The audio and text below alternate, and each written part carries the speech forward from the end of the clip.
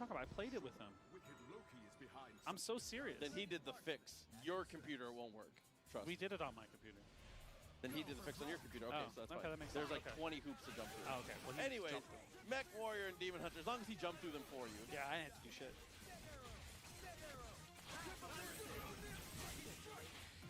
Oh, almost had the command throw here from Demon Hunter. I like that Demon Hunter's going straight in with the Hawkeye here. Probably seems like the team that we want to see. Decent throw, missed out on the jump up. Oh no, net arrow, not what you want to see in those moments. As you can see right away, gets the connection. It's upper to resub. Oh, it is. I'm just eating. Carlos Daniel with the $100 from Mexico says, this is not tournament related. Please buy food with fiber. Hey, listen, that's why we have Psyllium Husk here. I can't say nothing for these guys. I got chronic tummy hurting, you know what I'm saying? It's Chronic tummy? it's a genetic thing. Appreciate you though, homie. Oh, hammer almost connect there. Acid Rain trying to get the mix up on the way down. I love how aggressively Demon Hunter positions there, knowing that they have Acid Rain to be able to keep themselves safe. Oh, good neutral tech there from Demon Hunter, man. Going into the OTG here, you definitely should be able to kill Dormammu off this. I think you guys spin the 3. I agree. I'm a squirrel, by the way. Gifting a sub. Good to see you. Thank you very much. Appreciate you a ton. Big tap. Oh my fucking god. Demon Hunter didn't think it was What real. the fuck was that? Yeah, so he just acid rain into fucking volcano. Bold cancel. He expected that shit to hit. He bold canceled it. What the fuck? It does that? Why would it do that?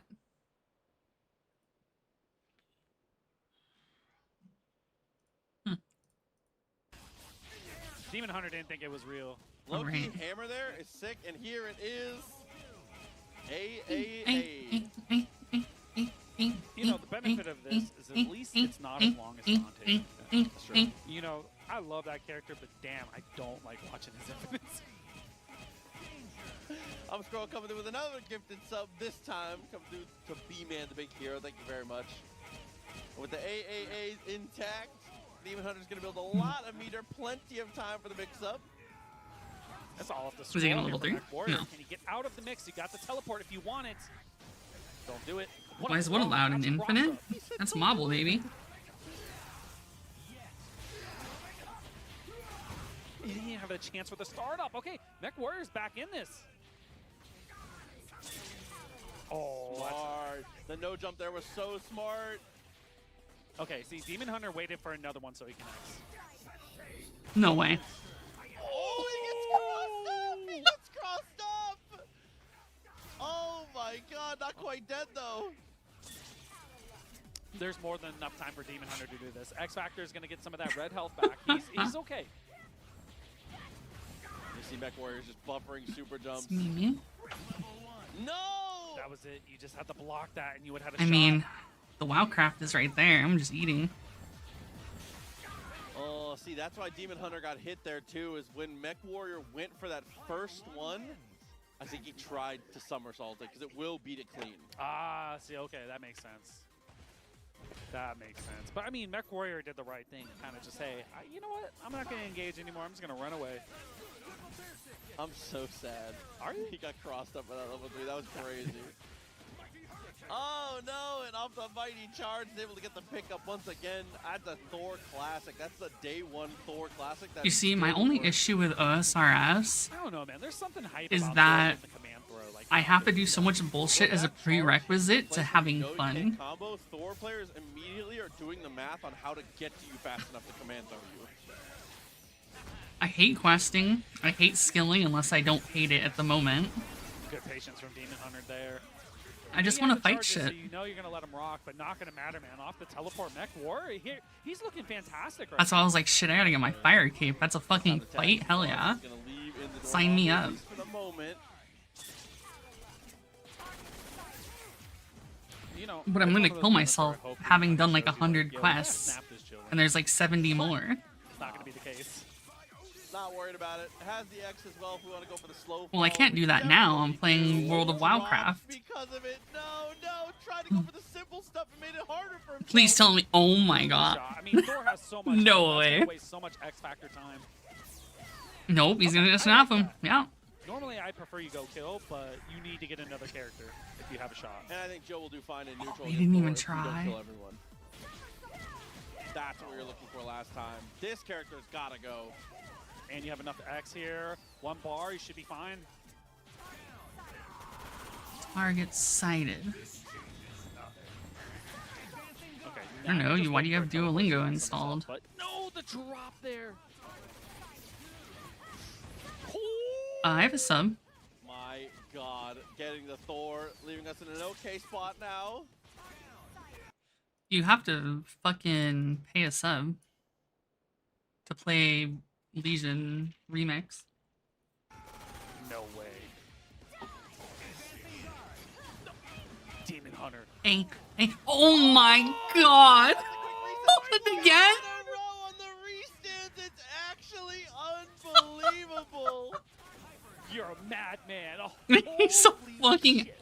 He's a demon hunter. He's a demon who happens to hunt. What the So you gotta fuck is snap this? this character. Dude is insane. I fucking can't. Yeah, I have 102 days of WoW remaining. Is Snap even gonna help there though? That was no X Factor. Man, just get the character out here. That's what you need to do, man. She's a problem. Meowdy. I forgot Hawkeye's been in this game. Yeah, well, I want to play a fucking video game that happens to be an MMO. You know, in real life, you don't want to go against Thor either, bro. You know this. And there's only one left. And it's WoW. All right, looking good here. Yeah, opted for the snap, as you should. Gotta take care of that scroll. I feel like that's Demon Hunter's one character like who can get away from his Jill if it gets to that point. Yeah, I know. I couldn't go back to my old games. I couldn't go back to an Ion private server. Hell, I can't even go back to Ion Classic, quote-unquote classic. Great launcher. I thought you should have just did flip ice arrow. Also true. Dude, I've been playing OSRS. Way farther forward. I'm burnt out on it already. There we go on the finish here. Okay, MechWarrior in great position right now. Ooh, until the killer bee does connect. And look, I don't. Got the side switch as well. You know, $1 a obviously day not to skill, play but WoW does is go like over the combo, insane but value. fine here with 2 bars. A singular dollar per day. Good enough for the damage there. Definitely takes the kill. Oh, good light on the way down. Almost had a shot with it. I'm playing Legion Yeah, with the hard Remix. tag, I think that's out of range here. I would never play Classic. Stalking player, look for the teleport. Okay, blocking into the air is not a bad idea, but MechWarrior taking full advantage of it on the way down. Well, it's not my fault that a single dollar is like 3 weeks of fucking minimum wage work for them. Oh. Yeah. I mean, you're not trying to hard tag Jillian for this. Obviously, you're trying to show what she can do again. Classic is not fun. And only people who like Classic are people who played it when Classic was relevant. And I will stand by this, because when I played Classic, that shit was dog shit. But WoW, like this, like Legion fucking Remix, this is fine. It's an MMO. It's chill. It's doing normal MMO things. Staying in the barrel stance. Oh, what a somersault here again! And that's why that one button interaction, all you need, Dormammu, don't dash up, do not dash up. Bro, Oh no. people need to fucking kill his Jill. Coming up our way, drops the combo in the launcher. Got the reset. Okay, MechWarrior, we're back. Damn, that was so close from Demon Hunter, though. That almost went too far sideways twice in a row. Dead ass. Situation. I would just insta-snap his Capitalize Jill. still. Like, seriously, snap his Jill. Just Almost kill had him. it there with the S. It just feels like Thor's S is so slow. Like, bro. yeah, It's insane because Jill, Lamau, the worst character in the game, right, like barely ahead of Shenko, is literally this dude's biggest fucking threat. And he's wiping the floor with so many people. Just fucking kill it. Great jam session call. Gotta get some space on your side. Shout out to Griff, by the way, come through the sub. Appreciate your helmet. As well as B-Man. I see you, big dog. Ooh, Kadante, and with the reset command throw. Great thinking, kind of like what you said earlier. As soon as they know the combo route's going to kind of drop at a certain point, they want to get the reset command grab. It's a full commit immediately. Don't you fucking sobbies me, you little slut. Does use the super to interrupt at least. I'll show you aggressive. Jill out of trouble, which is also extremely important there. Yeah, you need to save her at all costs, man. But the teleport, ooh, H on the way down does connect a little bit.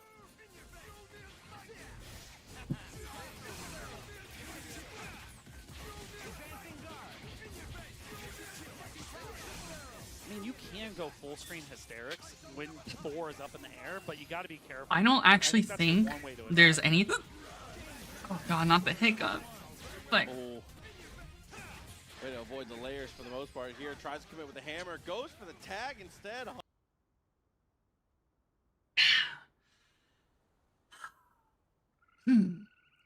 Jill's only reversal option is her target sighted level 1, where she does the flippy. All her supers do basically 0 damage, which is why when you have bar on Jill, it's basically reserved for strictly doing her fucking spinny level 1 for fucking invuln frames. That's all she has. Her buttons are kind of mid as a whole. They work better, obviously, in X Factor and Mad Beast. But, like, her whole game plan is pretty gimmicky because she's this fucking stance character. So she has to constantly be stancing, like, in and out of stance. Her damage as a whole, like, is just really low because of it. Like, her only time she has damage is, like, X Factor 3. Mad Beast, if you are not, like, the God Jill player, her level 3 is just a waste of fucking bar. And even then, like, his fucking goat shit that he was doing, like, the last game.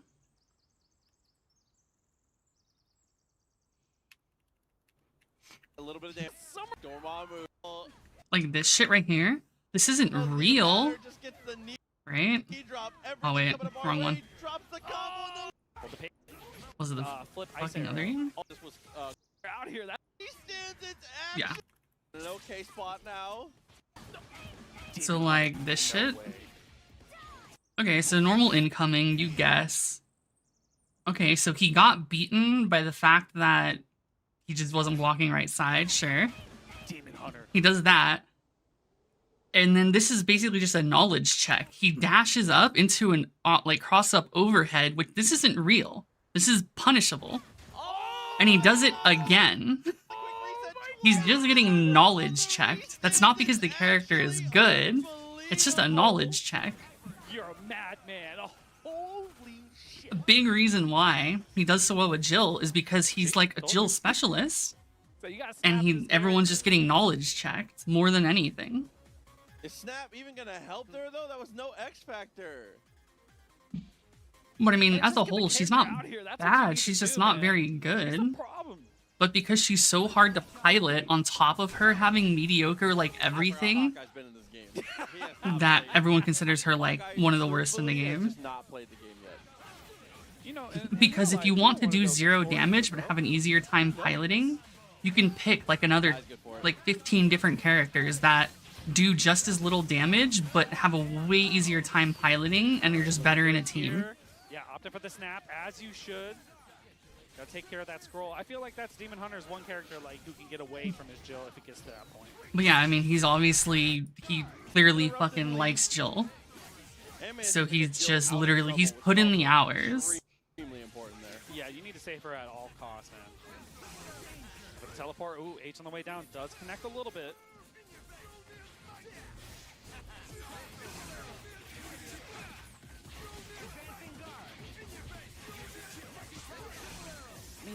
go full screen hysterics when Thor is up in the air, but you got to be careful, man. I think that's your one way to attack. Oh. Way to avoid the layers for the most part here. Tries to commit with the hammer. Goes for the tag instead. Hawkeye, the most he's done all set. Unfortunately, he's not going to get much else done. Man, I fucking hate the hiccups. For the chip, teleport, push guard. What a push guard right into the stalking player here. Good time to block. See how he just spams it? Because it's just like, it covers the screen, it's fucking basically fully invulnerable. Unless it's a dropped combo, that's gonna do it. Oh, But it's like, damn. Mech Warrior, listen, loses the battle because he gets clipped, but wins the That's war. unfortunate. 3-1. So you're saying you see color? Why don't you wait till the YouTube edit this? Listen, the Blue Ryu was fun to watch. Yeah. I lose my job. All right, my name is Proxy, and I work for Tampa Never Sleeps. I hit me with the, I'm Alex, and I approve this message.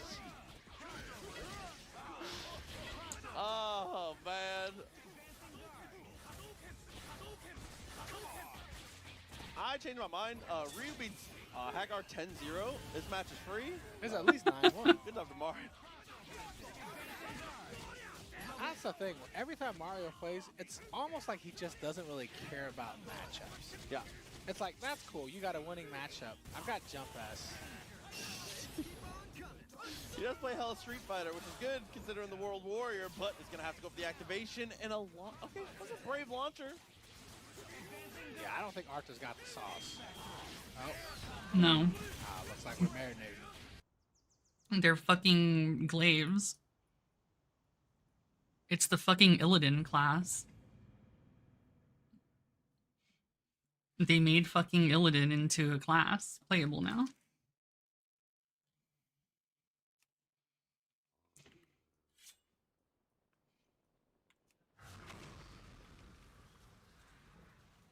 I can fucking...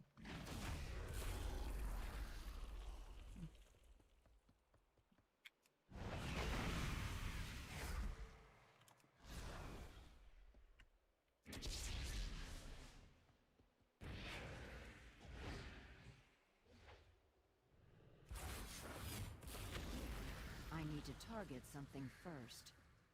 But yeah, it's the weed blades.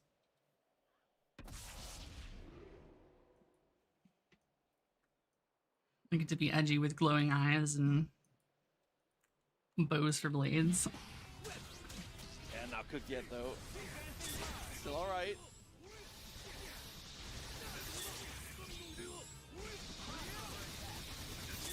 Well, this is actually a good combo. You killed your Ryu for that, actually.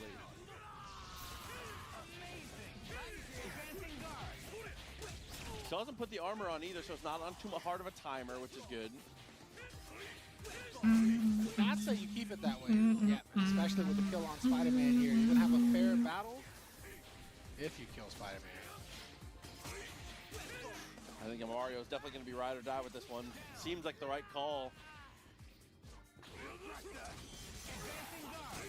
Oh, yeah, it's over. That was quick. Wolverine was in the movie for like 1 second, bro. It was a quick featurette. There's nothing. He was definitely a side character in this one. Wasn't there a movie that Wolverine did that in? It's probably the Deadpool movie. I think the first Deadpool movie, yeah, we definitely showed up for a paycheck on that one. Yeah. We didn't forward the story. I would too. I don't remember Wolverine being in the first Deadpool movie. Oh my. Projectiles trade. Oh, when the dust settles, Clem goes out on top.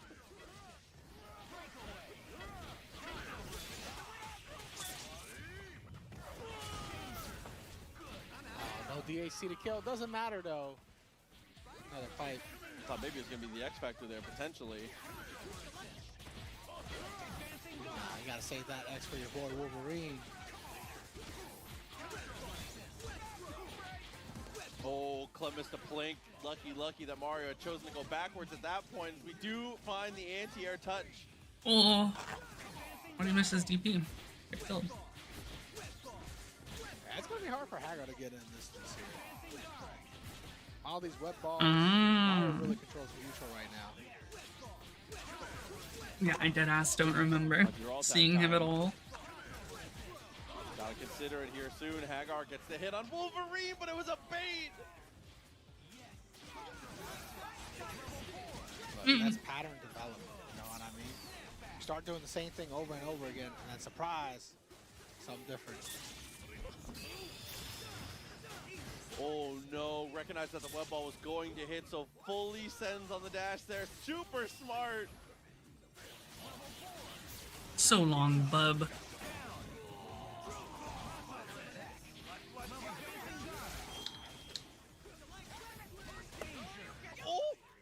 He almost had that conversion.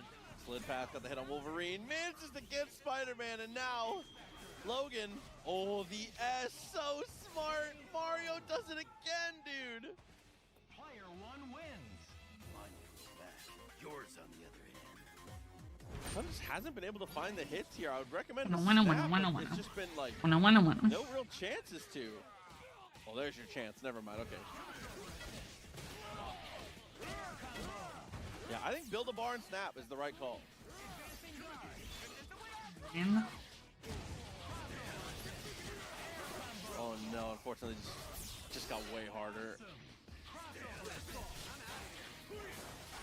Oh, and he tried to push block.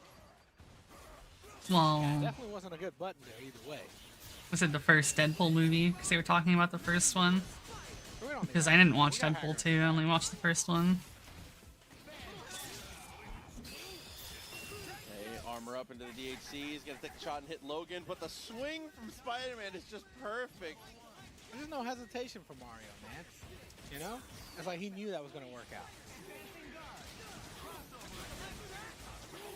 Oh, shout out to Dr. Watson, by the way, coming through with the sub for 30 months.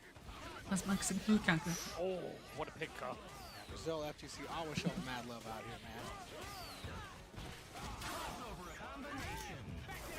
Team Super. I love seeing Hagar with these Team Supers, these multi-hits. And look at that extra extension at the end, but it's not going to matter here, Mario. Yeah, you have to X Factor that. So long, bub. Oh my god, it kills him the last hit.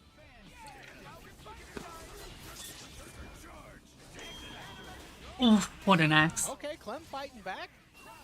He said, I got hands too. Yeah, I'd already seen the X, had already seen the transformation, knew there was going to be nothing to stop him here, but doesn't quite get the kill. Ryu still in this.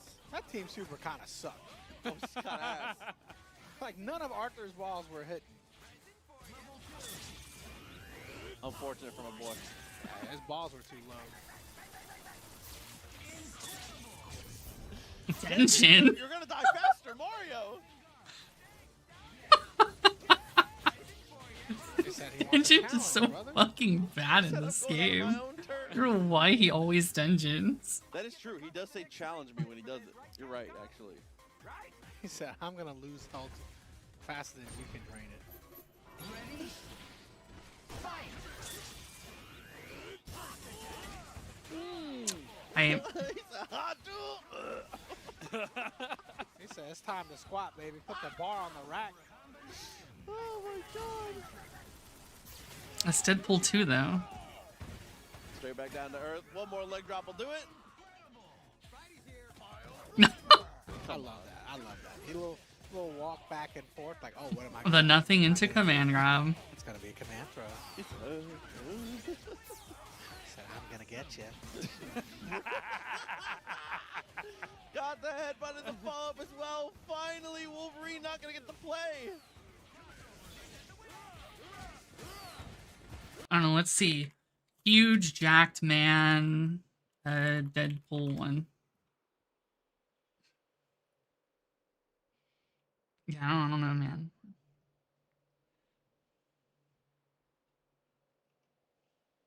Yeah, I know he wasn't, but they were saying he like had a cameo or something in the first one, which is why I'm like, what? Is that a yikes?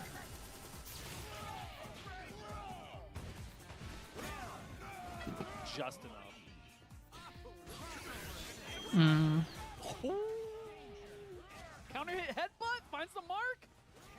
He I was watched the indecisive first about what Deadpool. That's the only Deadpool I watched. Too many choices. Oh my god. To be fair, when that pipe hits, that happens to me. I start doing the math and I'm like, Like a lot of places this could go. Clem fighting back hard. Did they ever put Cable in the fucking later, like, Deadpool or Deadpool and Wolverine, whatever the fuck movies after the first one? Oh, that path's looking better and better as we go. No, of course not.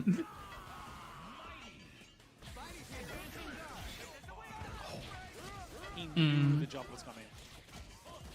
See? No way Clem thought that Mario was going to get that aggressive, though. That was No, like right away.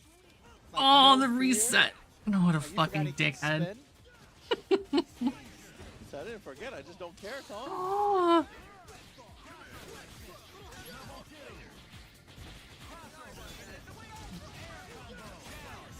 Okay, smart on the throw. The 2v2.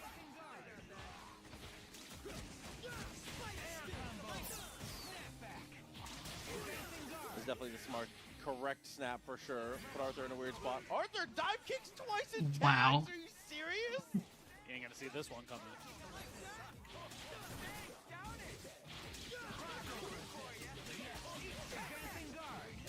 Ooh, trying to get the push guard there. You know what always bothered me? That Deadpool dresses just like Spider-Man. It's a thing in the comics. You know? I feel like when I first saw Deadpool as a kid, I was like, It's "This is Spider-Man." Spider-Man with swords and a gun. Yeah. It's a ninja That's Spider-Man. everyone's thought. Spider-Man with weapons. I mean, we're doing a good job of avoiding damage for the most part here for Mario, but little bits and pieces are really starting to add up. Hey, he's been running away for a minute. Yeah, I think Clem's playing this correctly, man. No need to engage. Now you should be careful. Yeah, smart for Mario, though. Needed to take a shot at some point. Was going to lose the war of attrition, so you had to make a play.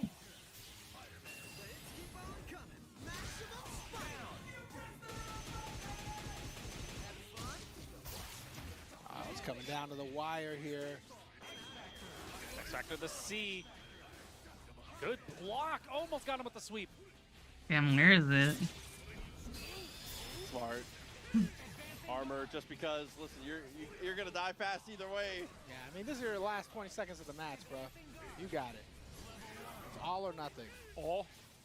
Oh, and we'll take it all, he says. Hyper. Bonjour. Alright, where is it? Surely it's in here. Loss. And where's the web ball lens? Damn. MVCI, Spider-Man, Reality Stone Infinite.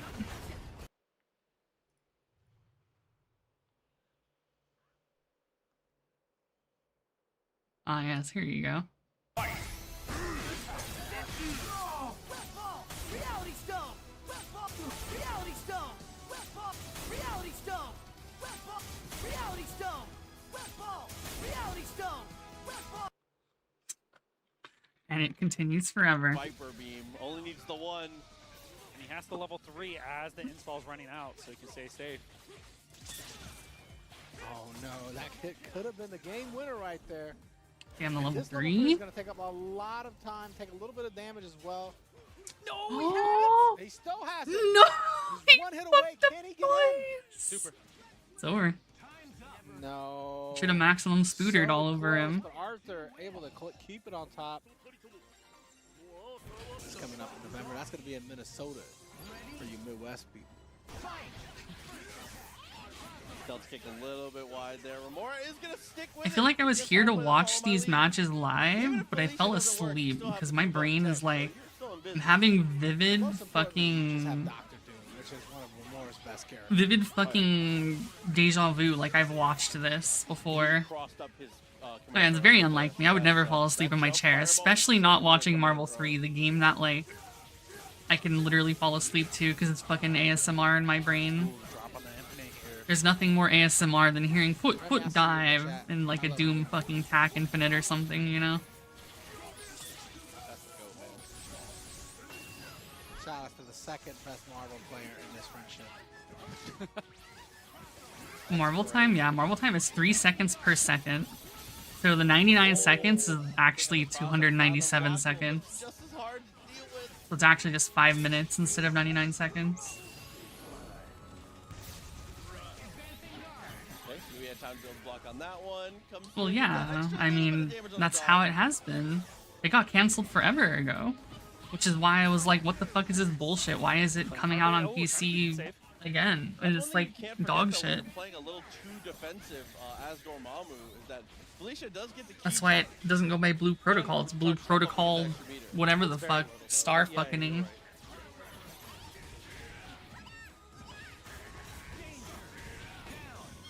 Remore did a good job positioning aggressively to save the assist there, but unfortunately afterwards, Mech Warrior had a great read on the defensive choice.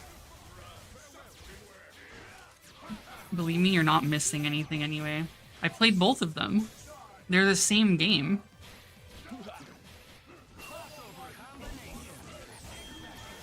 The only difference between the games is the progression system. Sometimes that's all you need. Foot dive into the wall. The original, it was like a Monster Hunter type game in terms of like crafting weapons and gear and shit. And now the current one is not like that. And that's like the only difference. They literally like bought the game or some shit. They had to make it fucking Blue Protocol Star fuckery.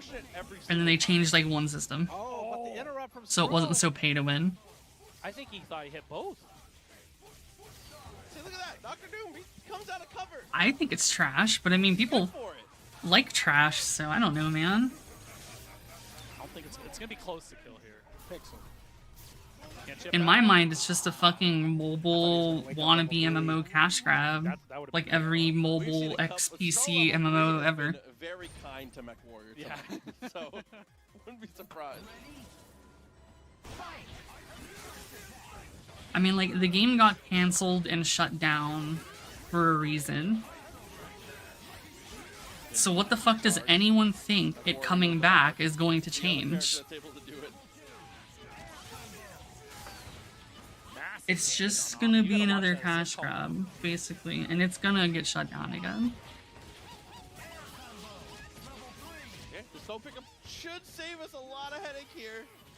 Damn, the Felicia reset. You know what? The fake TAC didn't work out, but it does. Oh, the snap whipped? Oh, this is huge for Mech Warrior, though. Oh no, I thought for sure Doom was going to be caught in that, but he actually manages to live to fight another day. Oh, and it has an The extra other day hit has left. come right now, and he's dying.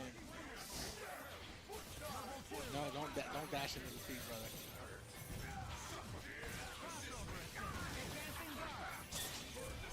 Missed out on the confirmed build. Stop Fucking here. Amy Really is need so the X fucked. Factor's gonna whip out on the super, actually, just getting swamped.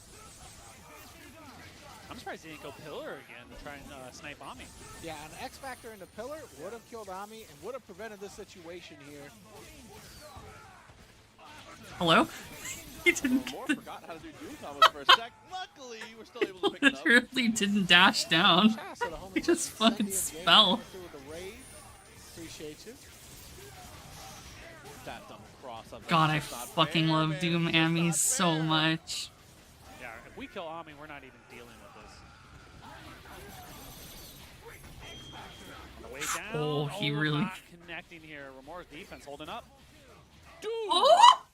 What a conversion. God Just a damn. Of the butter gun. Just a pat of butter. God, I fucking love Doom. Had the ROM on deck for that. That was sick. The triple lights, beautiful choices, still not enough to kill. He did it last time. Warrior. What about it? What are we talking about? Come on, Mech. That was the same exact It's the way he same died. thing that happened last game. We got this. We got this. Shout out to Mufasa. Love you too, homie.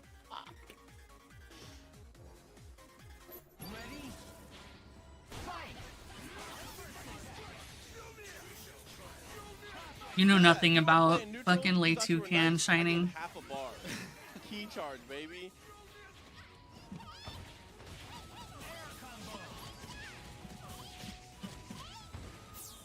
I believe. This is Mech Warrior's turn now. Reverse 3-0.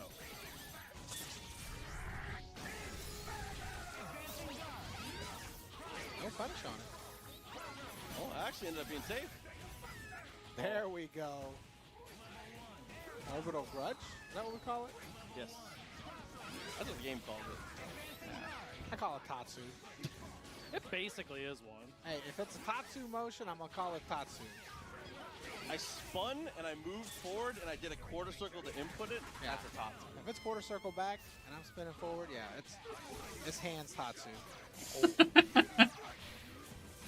Tatsu even. What does that mean? Hand Tatsu. Hand Tatsu? See, I can't stand it. That's the easiest layup for a Miku joke. Good confirmed. Miku? I don't know what that is. I don't know what a Miku is, bro. Oh no. You talking about the blue-haired singing girl? Yeah. Oh, okay. I don't Oh know. god, that was. Oh my What a sick conversion. god. I don't know what a Miku is, bro. If I have a child, they better be able to hit these types of fucking Doom confirms. Because if they can't, they're not mine. Holy What a sick fuck. conversion from Remora. I know about that, though. He's super very smart. With the X Factor, it's just too much to deal with.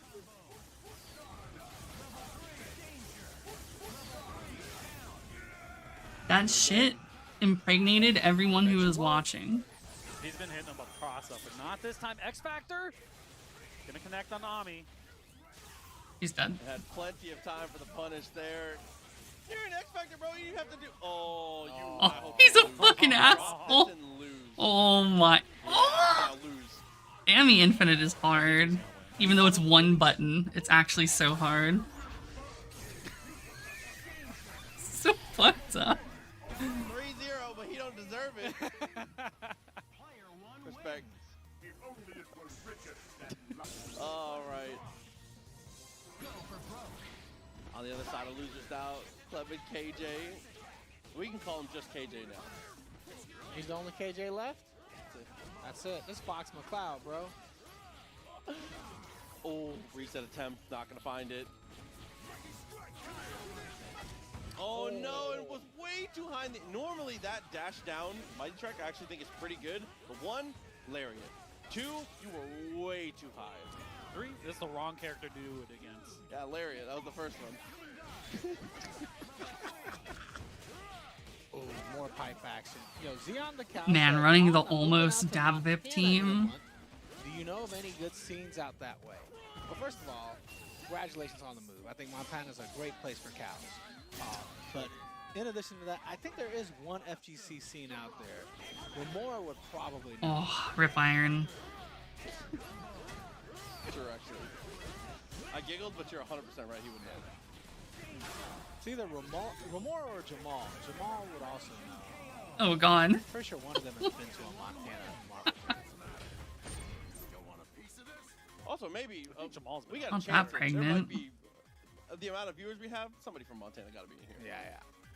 Kimchi God in the chat says, Marlon Pie, best Doom of all time. I think Marlon Pie was definitely one of the most innovative Dooms and the most stylish Doom. I can't say best Doom. See, somebody snapped up instantly and said in Billings, Montana. Ah, okay. Ah. Respect.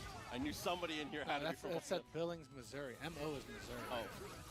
I thought that's M. Montana Wait. is MT. I'm thinking MZ, which is the college, which is not even in. I'm thinking MC? I'm done. What state is MT? I was gonna say. I'm cooked. Don't worry. Missouri? I'm cooked. Look at that team. Wow, Thor's There are down. way too many That's M cool. states. I mix up all the fucking M state abbreviations too. Fuck that shit. Okay, that makes a little sense. Huh? That's where my brain was at least. I'm always happy to see people find new FGC scenes, you know? I agree. Oh, dumped him at the dome. You hate to see it. We're gonna go optimal. Heck, Damn. For no reason. Respect. Yo, Eminent coming through with the sub. He should have Appreciate X you, and just homie. killed him. It's gonna be 11 months. No, he didn't get Iron Avenged. Iron Man comeback? We've seen some near misses. Iron Avenger his ass. Possible now. Please. It's like my favorite level 3. Yo, What? 81. Thank you so much for the sub, 7 months. Hell yeah. That works. That works from there? Crazy. And follow up. He's got- small, does he though. got it? You gotta get close. He didn't. Man, I sound like something I said before. My God, bro. I said, babe, he's small though. You gotta get close. Good job, Clem. Wow, Marvel. Big win for your boy.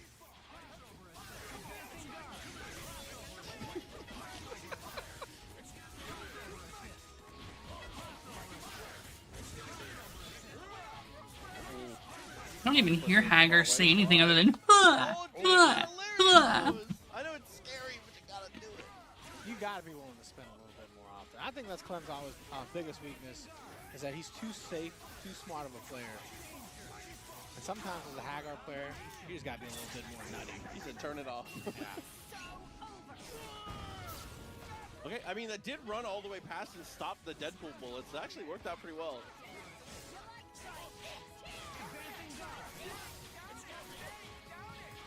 Yo, Zeke Press with the $100 contribution to Match Reno. That's crazy. With the message, can't wait till next ratio when Hagar's a 7, right, chat? This is the only Hagar left, right? Yes. This is the only Hagar in this bracket. And also, Hagar generally doesn't win. Yeah, X-23 is obviously the problem character. We got too many X-23s out here. We're killing Deadpool.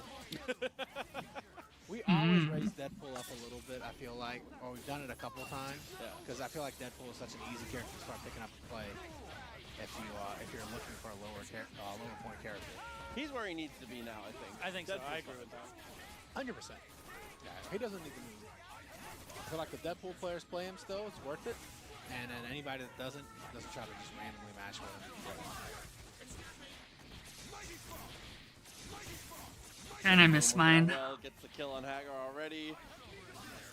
Arthur on his way in. Vine was the Nothing to peak show for of the this so short far. form, trying to like, take the DP content boom. After Vine, it's all been downhill.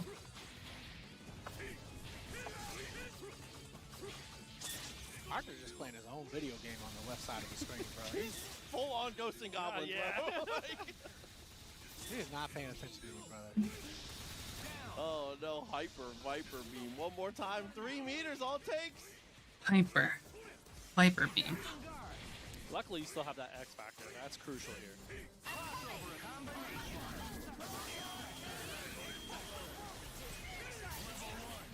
Damn, he really tried to hit the fucking follow my lead, but with Lucky J said, fucking "When proton I think of cannon. Virgil, I think of DXP, Clockwork, and Shady K. I don't know. That's not me. When I think of Virgil, I think about capitalism and how it's evil. I think about the fact that there's no ethical consumption.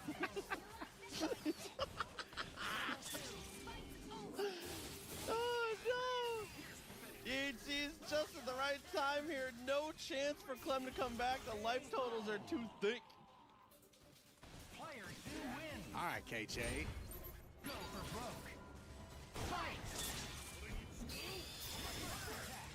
I thought it was gonna be armor tag instead. It's the face, you hate to see it. And he gets reset on the tech reset. forward. Again? No. Dash up. Oh yeah, hell yeah I Let's am. go. Did I install that yet? Because I'm in the beta. Yeah, I did.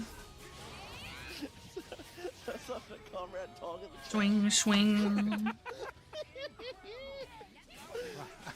I get down with the forks, bro. You know what I'm saying? Oh my god! Damn, shouts to everyone who's been here for 3 hours to get that one. Holy shit! If you were here for 3.5 Shit. hours for the callback from the Respect. Russian flags, Respect, bro. Type Toss shit. up with the heavy. that was your payoff. Oh my god.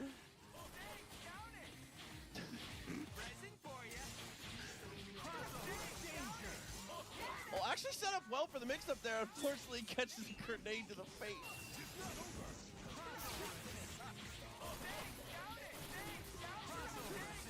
That air movement's so bad. It's so slow. He's trying his best.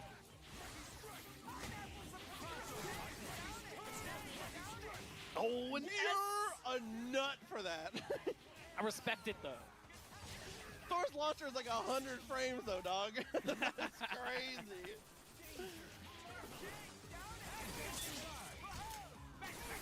Okay, off counter. You gotta do it. Nah, he's holding. He's holding. DHC at a possible point. I thought Arthur was gonna DHC in. to Wow, get the he got chip the out. tag. Instead, we're gonna get a raw tag.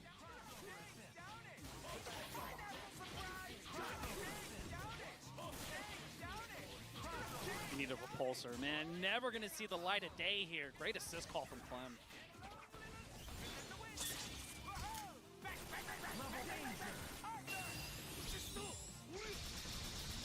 Oh, that armor. Dude, the armor's ticking out quick. If he comes in, he has a third left. And that's scary. You don't ever want to get to that point. That just means if you I kill mean, Deadpool right it'd be like that. okay. Oh, you're not gonna be able to push block enough in this. Too much chip right now. Oh, Deadpool. Arthur's gone. He hit. No. What? That super sucks. Yeah, cinematic doesn't really do much. Yeah, you can't really cinematic against an assist character, unfortunately. Clem proving to be too strong here for KJ McLeod, but still a great showing. Saying, Wanna. Bro. Into the danger room for this one. Straight away, we get the throw much too far for the rocket punch, though. TJ doesn't get the dash before he calls it. Porky J said, "It's my last night at Horror Nights." What does that mean? Halloween Horror Night? Halloween Horror Nights. That's your last night there, and it's They're the watching beginning. Marvel? Working it, maybe? I don't know. Yo, shout out to Ocarina Link with the 69.50. I mean, you can always just look at it and enjoy its What a existence. weird effing number prize pool. All right, yeah, we evened it up. It's looking good now. Appreciate you, Ocarina. You ever think, like Matcherino is technically just socialism? Sure. Oh, like kind of. Is it? Kind of. What do you mean? Like you have to, it's merit based. It's merit-based socialism. There you go, yeah. So it's democratic socialism, but not in the way we think. Talking about dem socks. Give me a nice beam. The zucchini. So you're saying it's fake socialism? I storm. Those aren't quite the same thing, you know. How did that not? Could use the flight escape. I think it'd be more of a social democracy. I don't know what any of those terms mean, bro. Just give me money, all right? True. I just want good roads and shit, brother. Actually, come on. Oh, that was a sick bait. He knew Kenny Bo was going to go for the launcher. If you jump at Kenny, Kenny's reaction time is good, and he will go for those anti-airs every single time.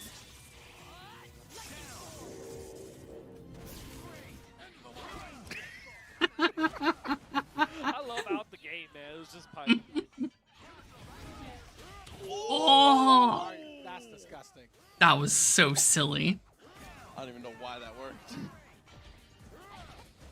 Oh, the meaty.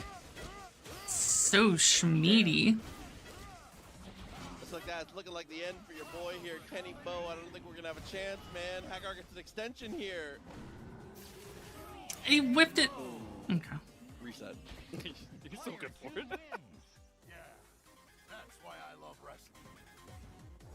No. He's good, but I know Kenny Bo is. he's known for his pipe. I know he does not like him. No Hagar. The pipe game goes insane. And Nemesis did a lot of that work. That's the mayor of Earth. Hagar's back there. See, You gotta put some respect on his name Can't be and his mad at pipe. Big Man, though. Oh, Hagar's back there again. I'm just saying, bro. Hagar is like Diddy, bro. Yeah, he's the all mayor over of the Earth and pipe. Say, I think he got sentenced today. hey, man, I'm just saying. Suge Knight said, if you don't want your producer all up in He's the meat, mayor of Earth. come to death row. What do you mean, fucking? Dude. T read him twice. He's the corrected GOAT. the command throw, but just a hair of his face.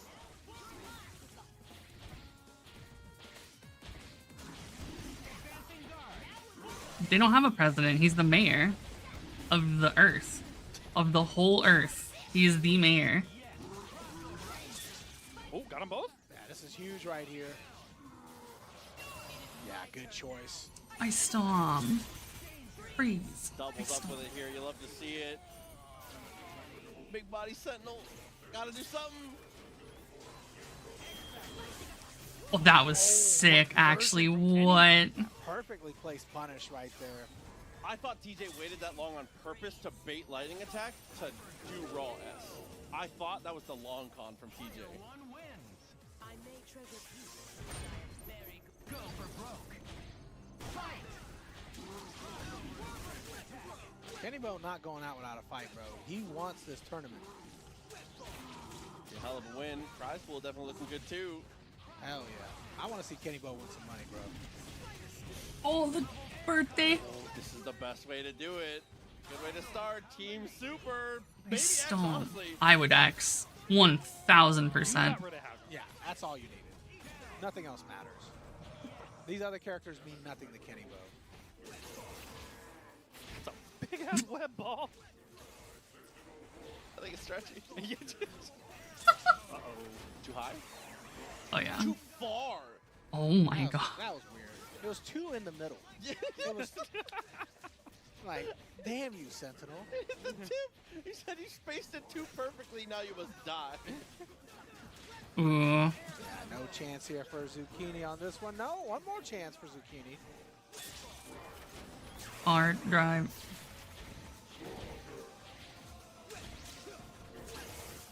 Kenny just gotta be careful with the assist call, man. Don't get into trouble. And that's the perfect way not to. Oh, Legend's still in the chat. Hey, Legend, where does Kenny Bo rank on X the is list? X Factor. The red X right here next to their health bar. It cancels anything they're doing instantly and lets them act Just frame game one, away, bruh. and it gives a health regen buff and a damage buff to the character, Yeah, TJ and it gets stronger based on how many characters are dead. So there's level 1, 2, and 3 X Factor, starting to make an impact.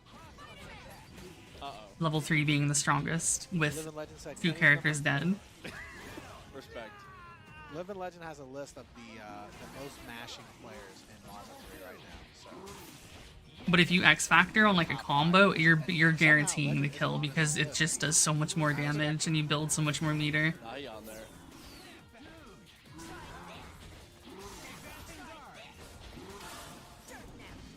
Oh, Dirt nap. Way to try and avoid the dirt nap here again and again. Just sticking out hitboxes and get her away from me, dude.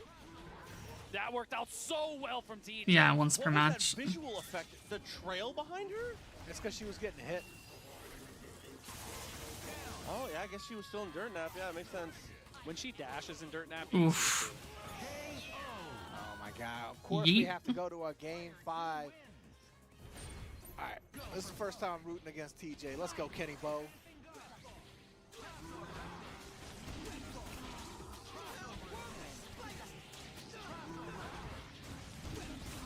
We got a little less rocket launcher. Yeah, you're definitely gonna get in trouble if you whiff one. Oh, what is... Oh, he almost had just that. out of range here. That was almost a sick confirm. You're throwing webs in every direction. He's webbing everywhere. Oh my God, the zucchini comes down with the heavy, but actually whips. Luckily, Storm got out of there just in time. Yeah, I think Zucchini was definitely thinking he was gonna kill Storm for it, but you gotta remember that thing tracks against the point character. Yeah.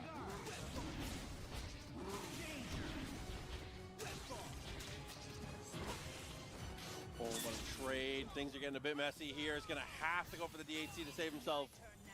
Ice Storm. Decent chip, though. Well, his noodle has to hit the whole screen because he has nothing else going for him. Snap?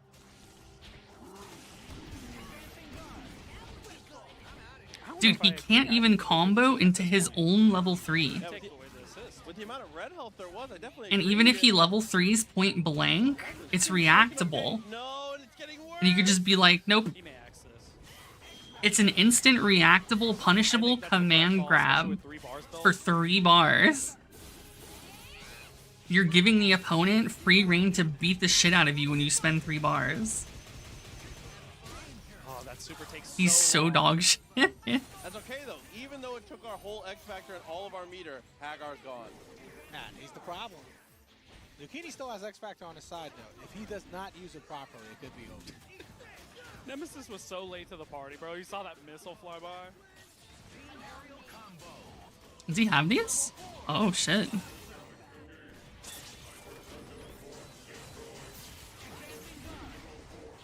Yeah, Hagar's a problem. You have to kill him. Huge lead as long as Zucchini doesn't have Hagar. But Zucchini's not out of it. Hagar's one of the only characters. He's like the only character who has an invincible assist. That launcher's so sick though. And make himself invincible if he's on point. Okay, no X gonna hold. Alright, TJ got a chance. It costs his health, but having an on-demand invincible button is kind of insane. Yeah, went for the super instead of going for the X Factor there, and it ends up being his undoing. Freeze. Ice Storm. The real Kenny Bow. Guaranteed top 2. I'm sure that's findable. Surely. Loser semis here. Clem has been kind of killing it. Remora sticking with the Felicia. I think he's just been sticking with the Felicia Dumami team just to prove to everyone, like, bro, it really doesn't matter if I pick 0 or not. I'm still going to be in this top 3. Oh, MVC3 is entirely Kusoge. Top 4. You already know. Remora This got game a is Hagar dog button, shit, dude. Everyone dies from a single hit. You have, like, Now listen, that's what happens on a when bell you win. curve, some of the characters are at the very beginning and others, like, there's like His initial issue. 80% of the cast is in like the first half and lower half of the bell curve, and the other half, or like the other remaining like 10 characters, are all jacking each other off at the very top out of end. the hands of my opponents. True. I don't care that I win it. I'm just happy you don't win it. Hayden, for the love of the, he was right. He was so right. Characters have so many useless things. There's infinites like this. This is just an X infinite. This is even a TAC. Oh, but he dropped, and you know Clem was patiently, Clem was patiently mashing that lariat. You just time it on the opposite. That's the Hagar button. That's invincible, by the way. He's rapid firing. Oh, evasion in the chat. He said, was "Oh, it's mashing late show," it. And then I saw the viewer count go down by 1. Oh boy, dang. He said, "I'm out of here, bro." Hell yeah, Paradigm knows ball. Yeah, this is the. Yeah, this game has infinites. It has Salt, man. full One of Florida's screen finest. Now fucking with New York. Now supers. actual Dr. Salt kinda Characters calls are his own shot, but absolutely he calls himself disgustingly Dr. Salt. broken amongst a Well, bunch of other characters who are I didn't absolutely think he had his disgustingly back. terrible. No. Now he's a medical doctor, living up in New York, fancy penthouse. And There's no one of the balance. nicest people I've ever met. It's straight ever. Kuso. So sick. What a nice guy. I love Larry, man. All right, Remora here to win, bro. Let's go. I love to see this team. All right. It's unabashedly terrible, but it's terrible in its But when it comes own to 0, I'm the biggest hater. unique and enjoyable way that nothing has Doesn't ever matter, bro. like been able to You're playing replicate. this with a whack-ass combination. You're still making it work. Nice try, NSA. 2377. As made obvious by the fact that it's still being played to this day. How many years later? So nuts. 15 years later almost? God. Shouts to the group effort. Everybody contributing, man. Lots of big donations here from y'all. Appreciate it. Oh no. And it's not even like a small like community. It's pretty big by all like considerations. That delayed headbutt was actually just that was tech. That was disgusting. Yeah, I'm just thinking about it now because you. Yeah, it's like how everyone still It's plays like Melty. a pipe, a metal pipe Like, all the is Melty actually players still play really Melty. good in a sword fight. Yeah, like Great. Yeah, like you could actually during destroy some sword during fights. this game's heyday, there was no other fighting game that was so synonymous with the term FGC than Marvel 3. Like, whether you played Marvel 3 or not, you watched Marvel 3. It was the FGC. Try to This strike a metal game pipe. defined an entire generation of like fighting game players. Nothing else was as impactful, as widespread, Like, yeah, there's a And nothing has Mark ever out. like Those are really guns come like, close like spearmen since. are really good against horsemen. You know? Y'all don't play enough Civ, I bro. got the archers on deck, bro. Hold up. I don't know. I've been playing Final Fantasy Tactics. Did a little bit of that. That don't count. Man. Oh no! Rip his you're armor. gone just like that. You're about to get turned into a skeleton. Like, you for have to real. think, like, characters like this exist. Civ, I bro. got the archers So on deck, bro. Arthur, Hold up. A little bit of that. he's a character that has 3 states. He has naked, armor, and then golden armor, right? And when his armor breaks, he goes back to naked. And it can, when it breaks, it just breaks. So right here, he's in a combo. He could have killed him, but his armor broke. So now he dies. He dies because he was in armor. He was winning, but he dies now. Oh, what the drop here? And his character is so dog shit when naked, like, all his moves are just infinitely worse. And to get back to, like, clothed and, like, gold armor, he has to spend meter. A historic ball knower said phalanx is greater than everything. Which is terrible. That's alright. That's alright. Crossbowman. But people play him because they like him and they're good with him. in almost every Civ game. Clem 2 in a row. Ramora, you better mirror match him. Don't fake it. Just lock it in. There's no way. Remora, I think, would actually be a disgusting Hagar player. Disgusting, like the good. Why do you not fight Yeah, best when you're like, naked? bro, He still has Remora's his up there underwear A on. lot of characters, and I feel like if He has his had the underwear power- and, like, his fucking little circlet. His, like, fucking Sailor Moon circlet. He's got the Fucking reaction moon time power, fucking prism up and shit. for it. Yeah. Oh, but he played dagger toss. I don't know how I feel about dagger toss. I think that's what Clem's playing too. I think he should use. Bottle. Yeah, I think he should use bottle toss. Have double OTG. Okay, Ramora. The pipe. That's why. See, if he had bottle toss, double OTG. If he had combos, Nancy. Loki, he won the neutral though. That was it.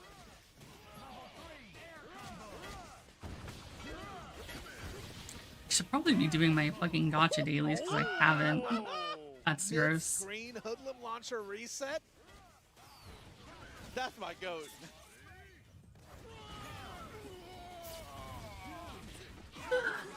Kenny Bo in the chat talking that smack, bro.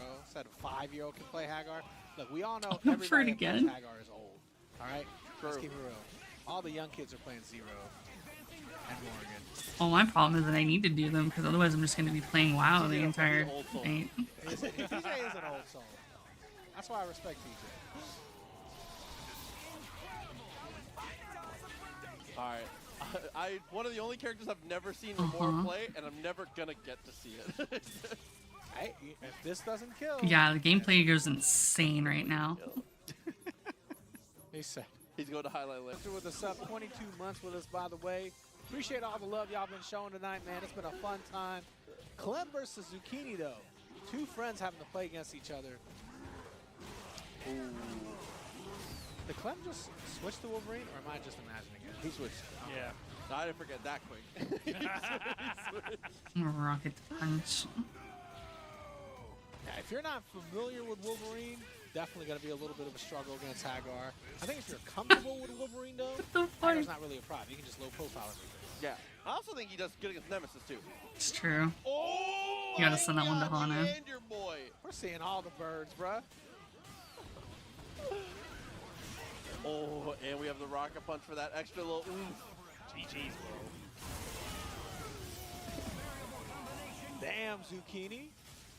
Yeah, TJ and Clem have been training partners for a long time. They've played with each other many, many years. Oh, I'm sure they played with each other many years. That's a lot. Yeah, yeah. TJ not old enough to be like more than that. That's a sizable percentage of his life.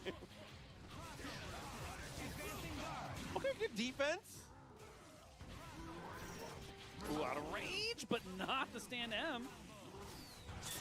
Yeah, I think he might have super jumped for that air throw, and that's why he didn't get that rocket punch to touch him out. I forget it works that way. Yep, definitely. If you super jump, you can't call assist unless you've had to block or get hit by an attack. Yeah, even if you get hit, that's crazy. I always forget.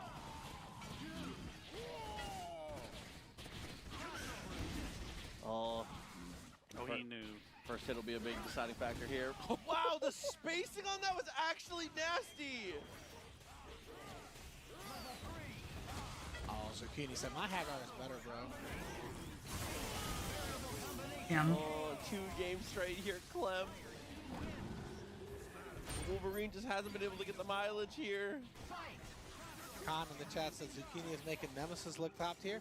Yeah, it's easy to make Nemesis look good when there's no Zero Morrigan on the screen. This character fights a lot of the mid tiers. Yeah, a lot of characters look good when it's not that. Oh no, stuck his hand in the cookie jar though. Down.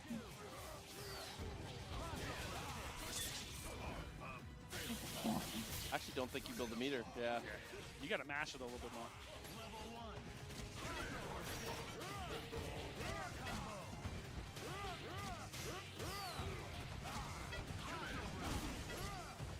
Okay, with the rocket launcher, a little extra something.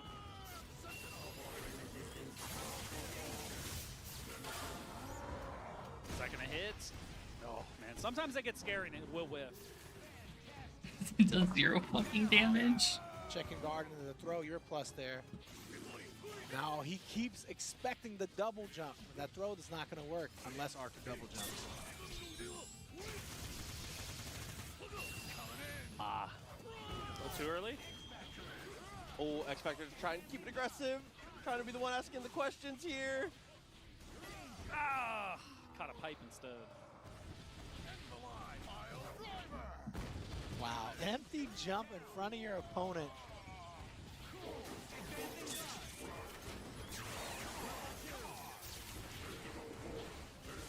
I think there's still always a chance, especially when you have X. I'd say this is dead even in my opinion. Oh, the armor! It's heavily TJ favored. Dead even. I wasn't even low. You weren't even on the ground. Oh. There's mashing though. Hey, the zucchini is good for it, man. Takes the victory. And he's going to get that. That was fast as fuck. See it. Kenny Bo, can he hang on here? He's already on the winner side of Grand Finals. Zucchini's going to have to win 6 games. I want to see Kenny Bo win, TBH. I mean, this That'd be is either sick. a Kenny Bo victory or a Nemesis victory, so I'm pretty excited either way. I'm not going to lie. It's going to look like it might be a Hagar victory, brother. Moonside coming through with the sub. 5 months with us. Thank you so much, homie.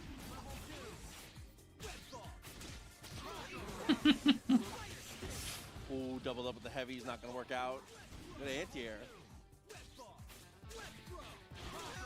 Kenny's playing this neutral nice and comfortable right now. I like it. There you go. You found your opening. Go in. Once Hagar spun a couple of times, you can just go in there. You're going to bop him. He's not invincible anymore. Kenny looked like he's playing nervous, but in the good way. You know what I'm saying? When you're like cautious and you're like you're aware. Oh, I feel the zen. Yeah.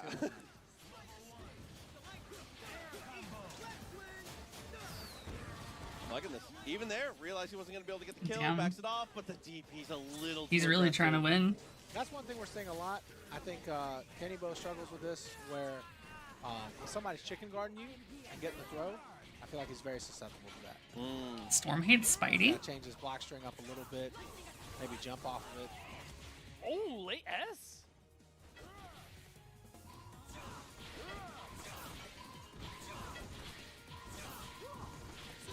I think Kenny Bo has the right idea against Hagar with the S, though. That's probably your best anti-air tool. There it is. Anti-air or not, it hits. Okay, just back off and you're good. Oh, you are no longer able to. Oh my God. That Storm said, hit. "Nah, slow down. Can't hurt my girl." But he's trying to bait the X, wasn't he? Why is it? Because he's not a real mutant? Because he got bit by a spooter? Actually.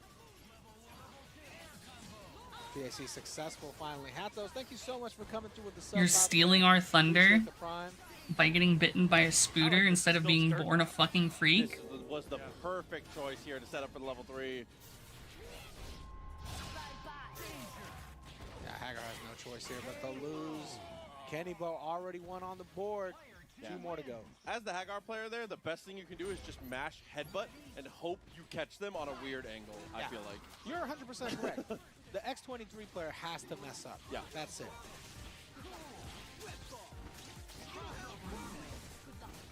Ooh, air to air went a little wide there. Managed to get the standing block afterwards as well. You saw that Kenny Bo defense though. He went straight up to an up block. He knew. Oh, my you God. got finally that Best pays defense off. is a good offense. Command throw. That's pretty good. Yeah, I fucking hate spooters. I've never been bitten, but I fucking hate It's always spooters. so scary. I So always think it's gonna drop. I am here. yeah, hour. Yo, Big Dame out in Mexico. Shout outs. Lightning spear. Big Dave stay on the road. Nice Yeah. throw though. X? I think you X.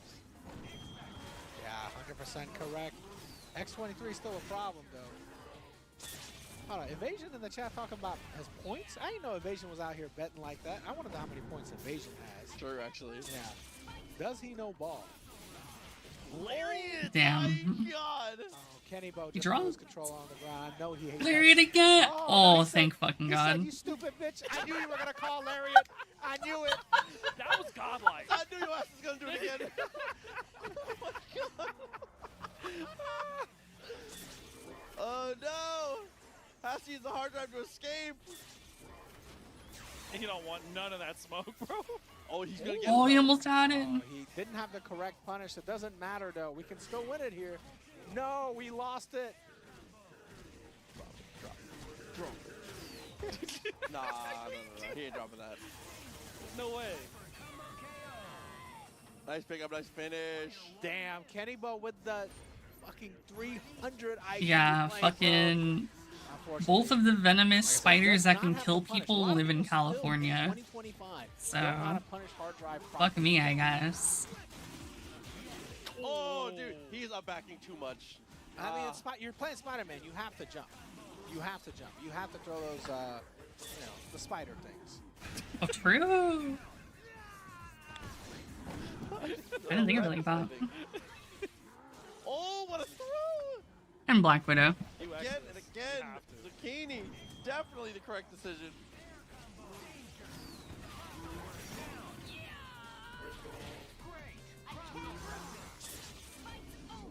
He said, you already called Lyric this time. Let's go. We already got step one out of the way, brother. Like, hell, I know where Oh, some this Black is so Widows much are, fun like, here. outside, If like, you around my hit Sentinel, garage. It's over. You gotta mix them up. so There's you can one keep that's, hard like, still next gets to, it like, a off. planter pot that's, Spider-Man, I like, mean, below the Sentinel's fucking, like, a water bigger problem hose, than like, Hagar, so- valve. I was like, shit, you ain't never catch me going out there, like, going next to that if I go outside. Cool.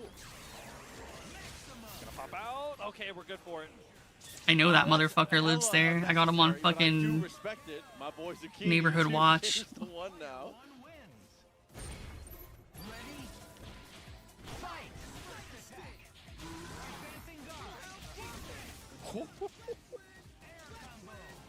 Okay, he needs a reset though. Yeah, for sure.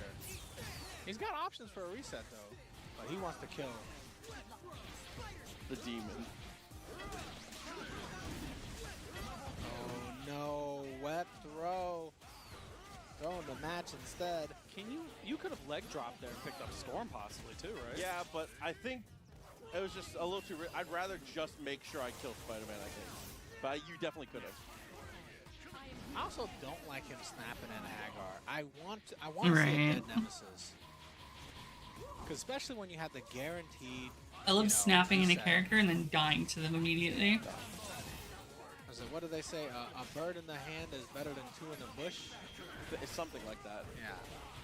Just thinking There are about definitely spooters makes my 60 fucking birds at some skin point. crawl. And there's definitely a bush. Like, I feel Yeah. all prickly, like shit's all That's crawling okay. all over me right now. I fucking hate it. No, tries to escape, can't quite get out of there. That's a reset for the fabulous Zucchini.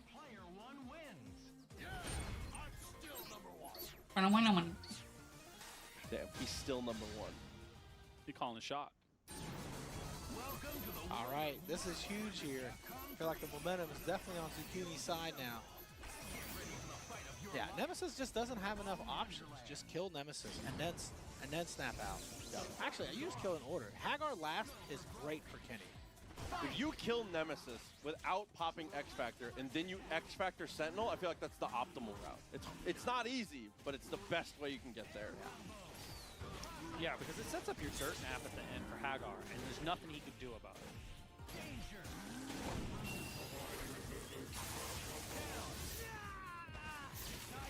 I am here. You're furious that hit. Oh my god. That's creativity, baby. What the The fuck? prize pool right now is at $600.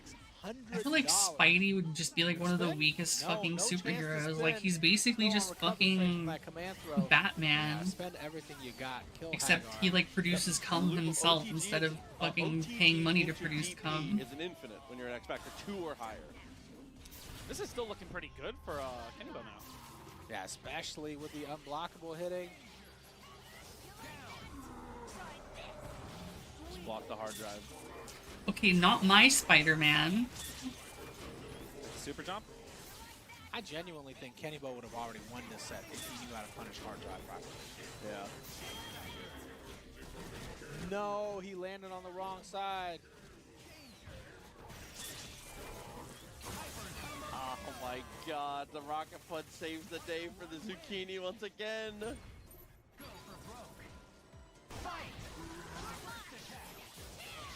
Oh, using the plus frames. Got a little frame trap there from Kenny Bo. He tried to sauce too hard. He was feeling it. He was doing good. No. He said, I got throw resets too. I love the pickup with Rocket Punch there too. Financial danger. Is that a punish? What if he's not playing for money and he's just playing for the fun of it? He's doing it for the love of the game. Oh, just out of range. It does not connect. Yeah, I think just going right into another super would have won that. Wow, had plenty of time to be able to close the distance though. Combos off the web ball. I think that's going to whip, yeah. Yeah, just below. And you're in the air? No, you're on the ground. Command throw. And you got Sentinel assist though. Yeah, Chris is sick. Ah, that might do it. Oh, out of range. Ah, yes. Welcome back to Caleb Hammer's Financial Audit. Today we have Turtle Parker. Oh yeah, so what do you do for a living? Use that mobility. Not get hit by that crouch. I pretend to not be a spider. Stay out of that range. Like that, it might be good enough. I don't think this is quite enough to kill, but still the situation is dire here for Zucchini. Does manage to tech away. I think you definitely got to take the damage right there for sure. Yeah, I mean, you're putting a lot of pressure on your opponent to make a move now. Or the hard tag. There you go. Throwing one of those Spidey things.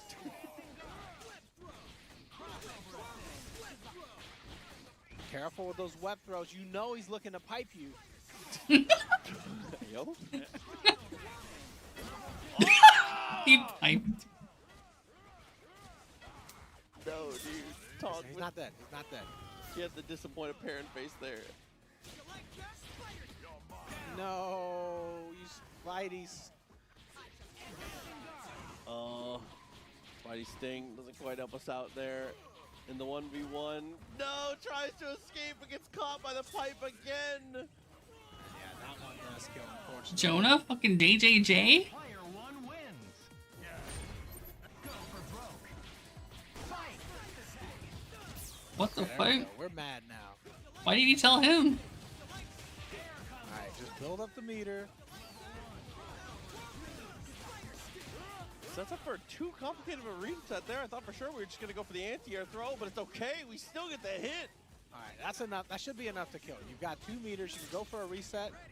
Drop. No! Wrong super. He's okay. He's safe, though. It's not bad. Storm's out of range? No, she still has to block, though.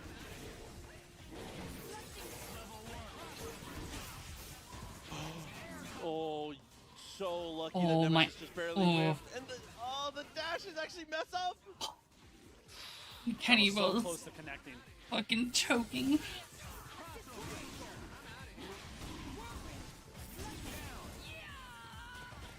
Storm, such a huge part of Kenny Bo's team. And it all came down to that wrong super from Spider-Man. That truly was, that might have been the dagger. I feel like he's safe on the way down and then he presses another button. Or am I So, crazy? I think so. All What out the of this, fuck? Kenny Bo gotta escape. Super's gonna run into the Lariat. He has to X. He got them both. Oh, he's got a chance here. He's still in. Oh my God, Damn, we're Spidey's all a just bad guy, I waiting. guess. X Factor still in play. Do not get hit by crouch medium. Oh, there it is again. And it's over. Crouch medium is able to save everything. The fabulous Zucchini. He does it. Big win on the race. Big ratio.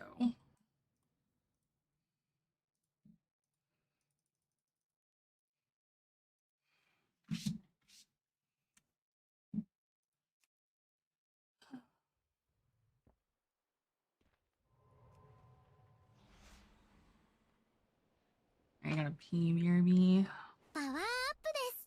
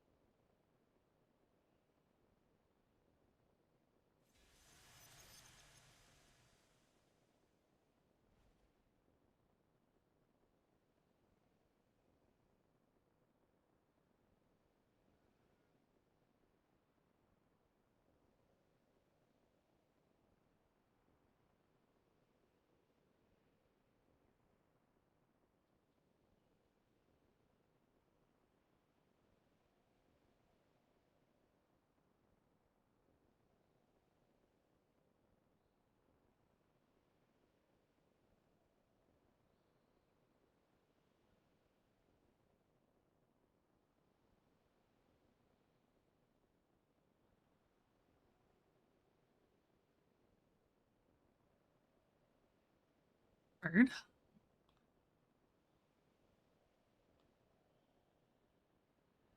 I hear the resum. なんかバードじゃなくて Wait a minute. They're two of the same.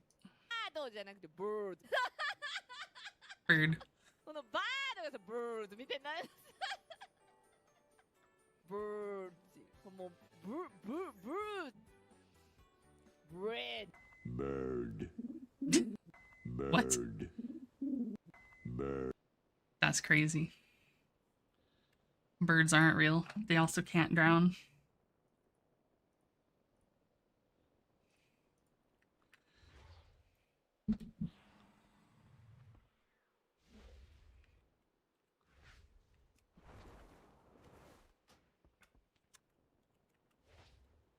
Actually, an MMO makes it easy. Uno. Memento. It's not the bird.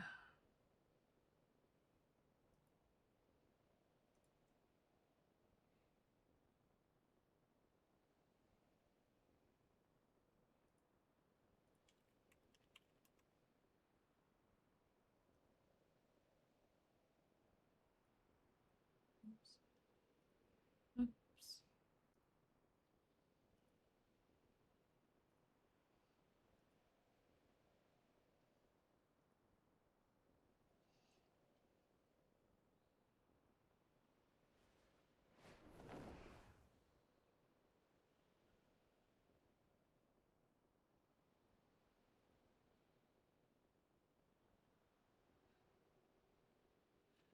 right, the YouTube layout. Anthony. Fucking for gore. Good afternoon. How are you, man? Man, I'm doing I guess it amazing, doesn't man. make a Better than I difference. have in so long, bro. It's crazy for real. Really? Dude, this is the best that I've ever felt in the last 5 years, man. Like, I'm 2 years sober. You know, quitting Alright, drugs and send alcohol me is shit. the best thing that I've ever done in my life, man. Very good. Very good. Is there anything you'd like to talk about today? Or? Well, I think I'm done with therapy. Excuse me? Yeah. I am nervous I think I'm about done. entering this place. Yeah, I think I'm good. Best No. hurry in before they change I their know mind about allowing I'm me good. safe passage. Yeah, I'm in a great place. Are you like absolutely sure? Because I mean, when people say that they're better, that it usually means that they need their therapist the most. I heard one time somewhere. Really? Yep. I actually think that you're delusional, Anthony. Yeah. I think you're confused, and I think you're very, very, very, very unstable, Mr. Griffin. I feel fine. Who's the licensed therapist? You know, just because we feel does not mean we are. Anthony, how are things with your wife?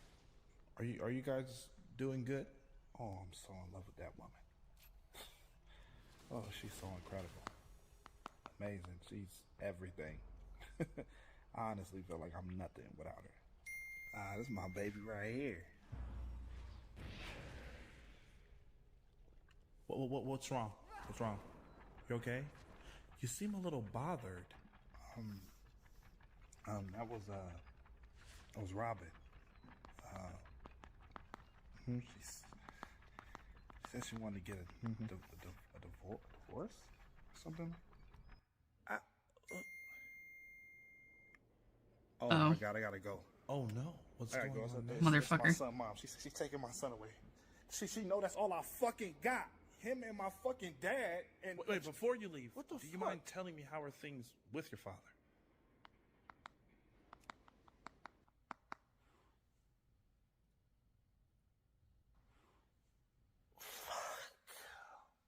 He's great. He's good. Hold on. This is actually him. Give me a second. Yo, what's up, Dad? Yeah, hello? Oh, who are you? Oh, what are you doing? You're strangling me. I'm on the phone with my son. You're killing me. This is murder. Why are you doing murder? While I'm on the phone with my son. At least hang up the phone. My son is hearing me get murdered. Who sent you?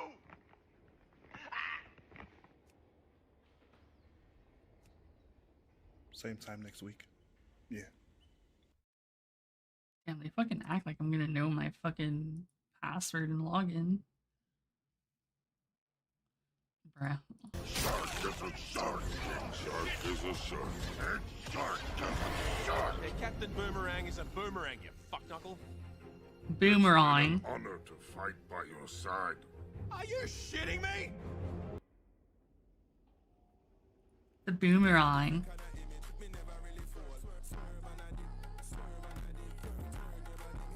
Yeah, you would be the one who gets this.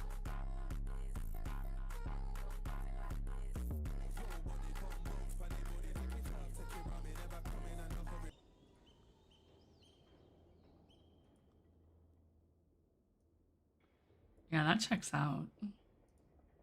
It's a Shining video.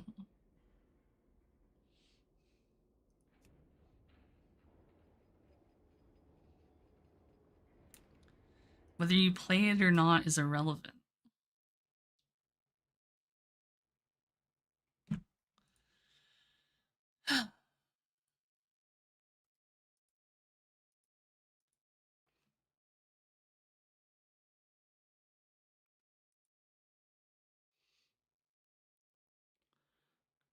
Nobody. I want an MMO. Do you remember that girl I asked out? Yeah. She hasn't gotten back to me for a few days, and I don't know what I've done. What Oh should I my do? server's fucking down. She'll message you back eventually. Do you reckon I should send a text? Perhaps not. Hey, baby. How are you? Just wondering what the I Spice did defeat? wrong. No. Hope you're good. Please respond. I'm really stressed. Should I send that? No. Sent it. I think you should just mellow out, give us some space. Hey, Trixie. Sorry about that last text. What I meant to say was, what the is going on right now? Are you serious? I thought we had something special, but it turns out you're just another one of those. No! I've been a bit too intense. Take a step back. Okay, I'll send her a more chill text. Connor? Please, please, please, please, That's my please, wife. please, please, please, please, please, please, please. Send. You're coming across really creepy. Oh, shit, I shouldn't text, should I? No more texts. Voicemail, straight away. What? Hey! Hope you got my texts. Really looking forward to our date. Just let me know if you can't make it. But just know if you can't, I will my own life. All right. What did you do? Cool. Why did you call her and threaten to yourself? That is so dumb. That is so dumb. Hey, one sec, I'll call her again. What? Sorry about telling you I wanted to myself. What I meant to say was, I'm absolutely gonna do it. Please respond to me. What is your problem? What did I do to you? Did you find out about my receiving pubes? That's not fair to weigh that on me, okay? You know that that's a condition that I can't help, okay? Okay? Love you. Talk soon. Should I delete that? Send. You're making it so hard to be your friend. If I was her, I wouldn't want to talk to you ever again. What the am I gonna do, dude? I'm never gonna find love. I'm never gonna get a text back. This is bullshit. She's calling. What? Hey, Trixie. Oh, it's her mum. Oh, wow, that's great. Thank you for letting me know. Thank you. Yes, thank you. Oh, she wasn't ignoring me at all. She's dead. Yep. Oh, she's dead. God, that's a weight off my chest. That makes it much better. You wanna go to the pub? Do you remember that girl I asked out? Yeah. She hasn't gotten back to me for a few days, and I don't know what I've done. What should I do? Just give her some space and she'll message you back eventually. Do you reckon I should send a text? Perhaps not. Hey, baby. How are you? Just wondering what the I did wrong. Hope you're...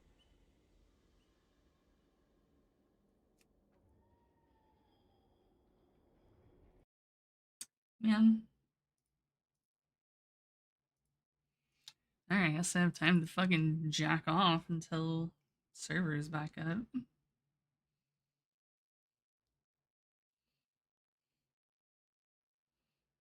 Right, I think I'm gonna try and do the church window gap. Yes, oh god. Got this. I believe in you. My server specifically is down. Yeah! Yeah! No! Whoa. Yes! Why on earth would you do that? What? Just as I was about to go off the ramp. I thought it was the perfect time to place a rail down. Why would that be the perfect time? Alright. It's hilarious. Everyone's Not even gonna watch the video.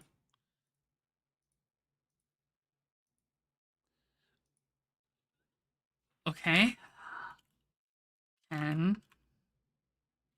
Yin D. Okay, she's there. Not Spectre. Sagat. Oh, it counts for 6 too.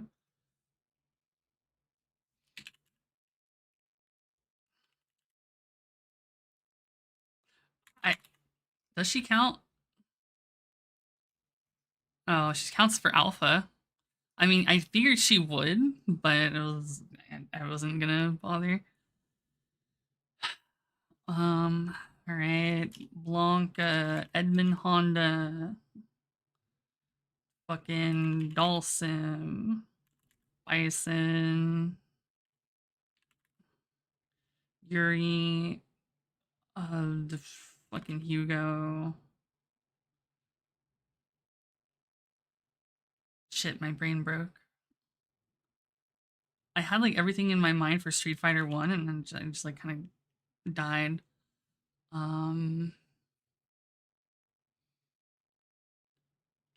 Falk.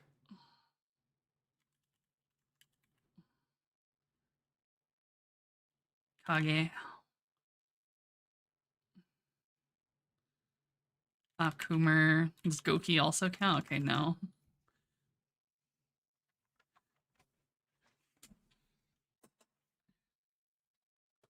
Fang? What the Tekken?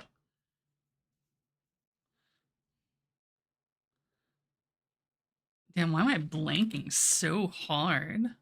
Was it Goken? Yeah, I think it was. Yeah, it was Goken.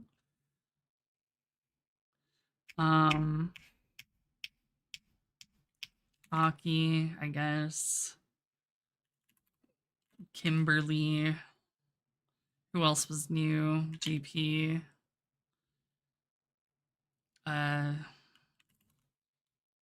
Fucking Camus.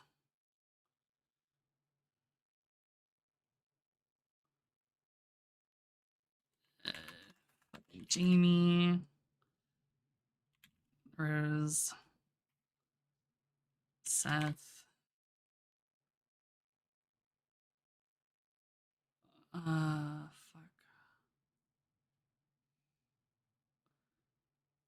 Okay, I was gonna guess them, but I assume they wouldn't be because they're not they're not technically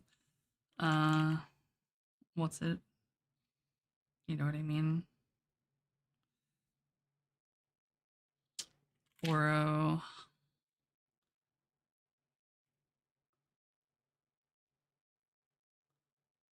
It's Fang. It's not Fang. But Sakura. Damn, why am I blanking on a name? Kareen, that's what it was. Yeah.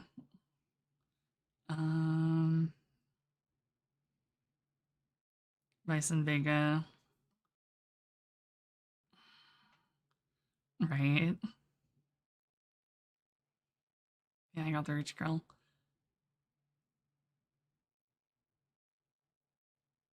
Why am I?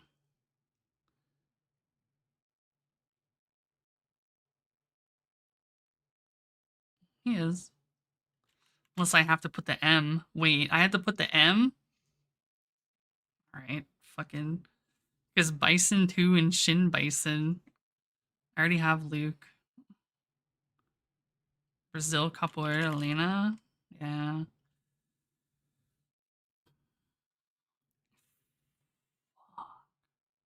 Why am I blanking on Street Fighter 1 so hard?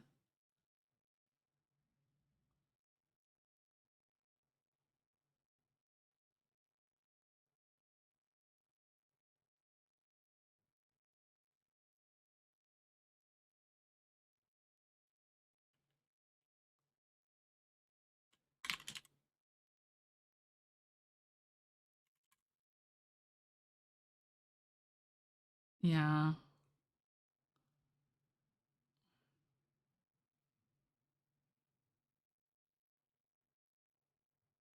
I already got Guile. Street Fighter 2.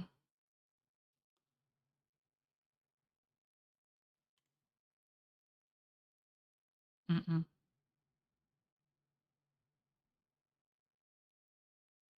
I already did Alex, right? Yeah.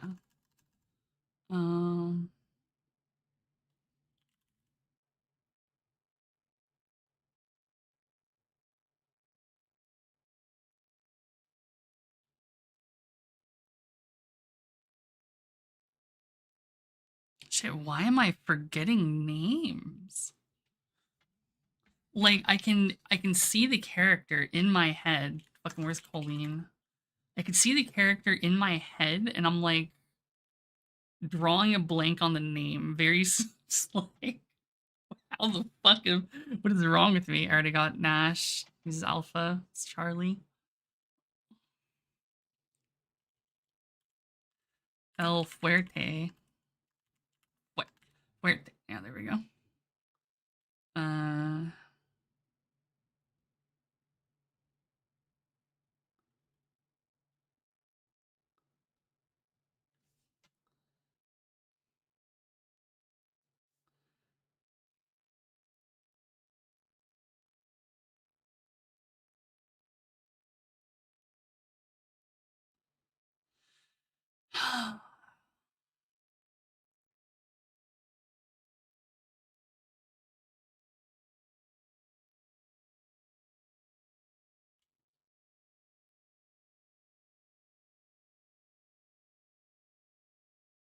I need music.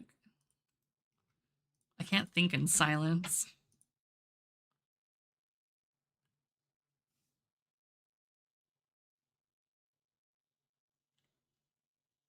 I wonder if we'll count. Okay.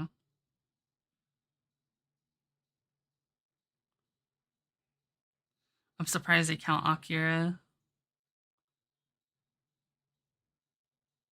Are you sure these aren't okay, they aren't considered. That's weird.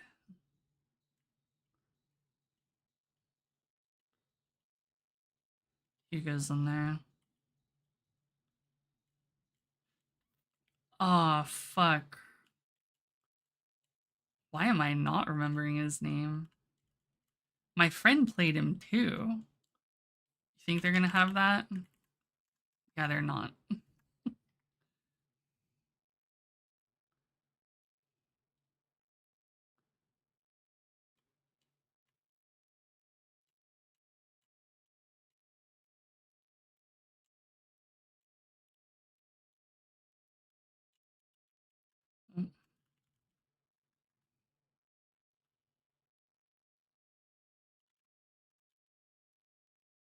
Yeah. I knew it was a G, but my brain didn't work.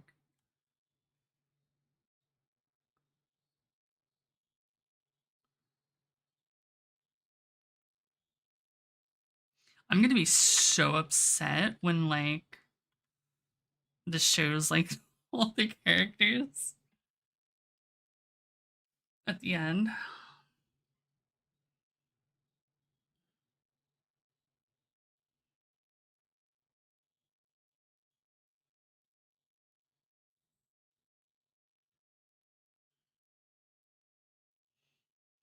Rose is there, Guy, right, or Urian.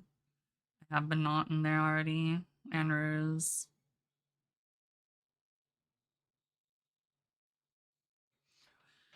Why can't I remember fucking Electric Chick, Street Fighter 5? What the fuck is her name? Why am I not remembering names?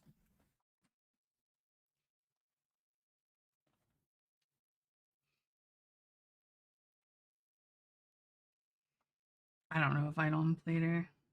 Brazilian, I already put Elena.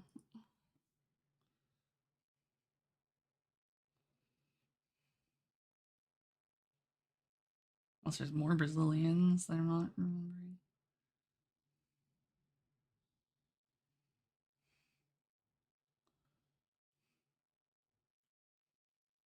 How am I not knowing the other like 3 original SF6 characters? That's what's getting me. It's like that shit's like relatively fresh.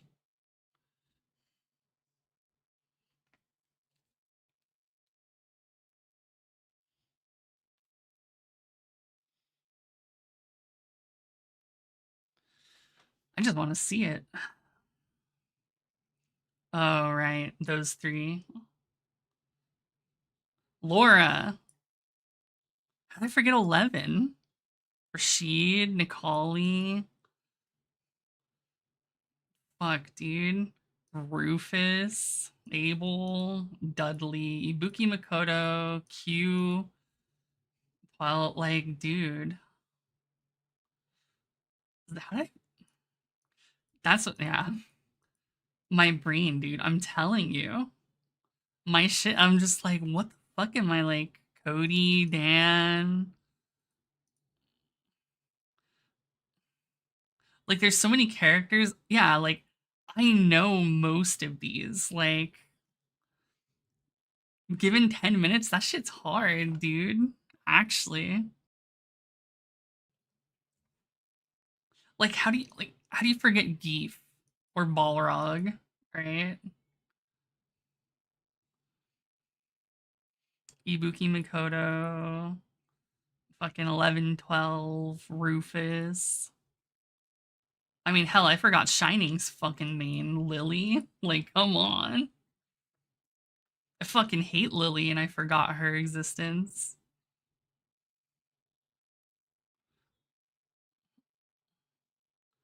Right? Like, that's what I'm saying. Like, there's so many characters that I don't understand how I forgot them.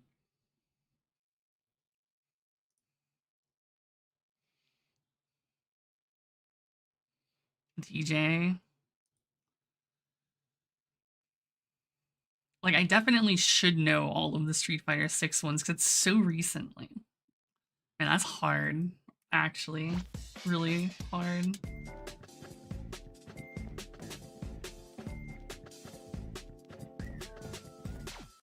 Oh, you claim to like Street Fighter? How about you name every character? Can he name every Hunter x Hunter That's character, what we're though? gonna be doing today. I'm gonna be trying this Sporkle quiz for naming every Street Fighter character. I don't know how this is gonna go. This might be a disaster, but I'm kind of tempted. Just to see how it goes. I'll put a link in the video description if you guys Oh, want yeah, to compete absolutely. with me, see if you can outscore me on this. But he is I the think I one should be who's pretty like good at this, the though, you know? biggest Like, Hunter I've x been Hunter playing Street simp, Fighter so for it'd be 16 hilarious. years at this point. How can this possibly go bad? I'm gonna set myself.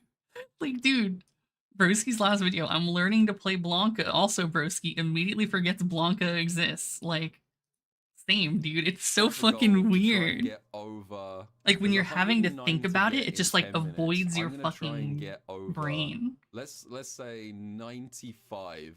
The only things that are gonna cause problems here, which I can see immediately, is this quiz includes Street Fighter 1 and it includes Street Fighter EX. And no one under the age of 70 has ever played Street Fighter 1. It's not really even a fighting game. And Street Fighter EX, I have actually never played.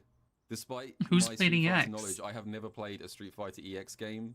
And this has a lot of characters, and they do not appear in anything outside of Street Fighter EX.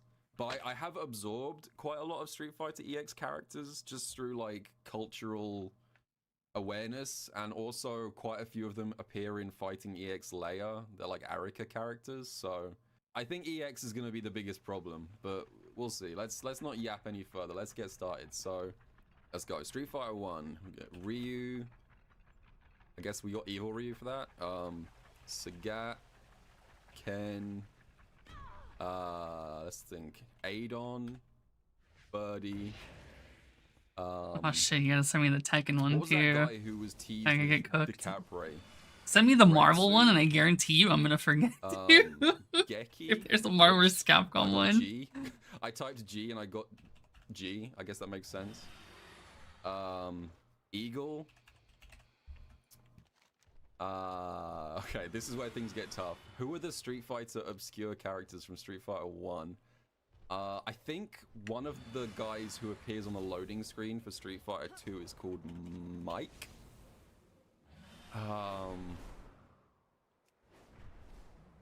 Who else is in this game? We're off to a bad start. We're missing 3 from the original. Makes only Street issues I never Fighter. played Tag Tournament. Oh, I think Joe. Okay. I think we'll come back to that.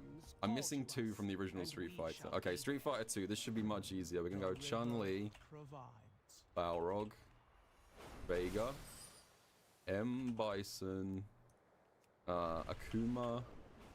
Akuma. Oh yeah, Street Fighter. Super Street Fighter 2. I guess is separate here. Guile, E. Honda. Sagat. Oh wait, we already did Sagat. I mean, extension is a mod. Cammy.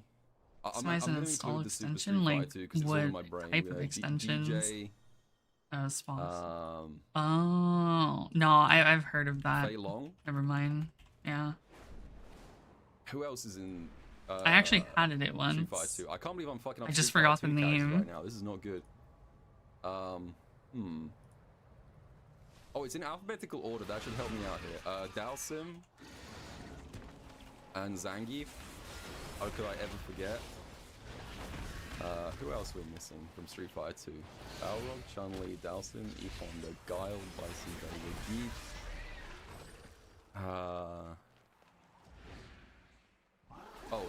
T-Hawk from Super Street Fighter 2. Who's the last one that I'm thinking of? It's got to be a B or a C. Oh, I was gonna say Cammy, but it's not. Chat is probably. I should let you guys know. Chat is almost certainly screaming at me right now. I can see a lot of movement out of the corner of my eye, but I'm not gonna look at it because that would be cheating. So they're definitely screaming at me right now. Who am I missing from Street Fighter 2? Alright, we'll come back to that. Whatever. I'll remember it later. Street Fighter Alpha. We're gonna have Guy, Cody, Rose, Junie and Julie, Dan, Sakura, Rolento, I think is Alpha. Yep. Who else? I need to get closer. Oh, are they? Hang on, Ingrid. Okay. Oh, I guess that's like a bonus answer. So if we're including like weird port characters, then I guess that also means Maki. Okay. And Yun. Oh, I guess Yun counts as Street Fighter 3, but he's actually also in Alpha 3 for some reason, in one of the weird spin-offs. Oh, what's the guy called with the? He's like a weeaboo with the sticks. Sodom.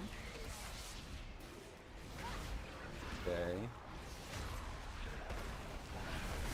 Who am I missing here? Street Fighter Alpha characters.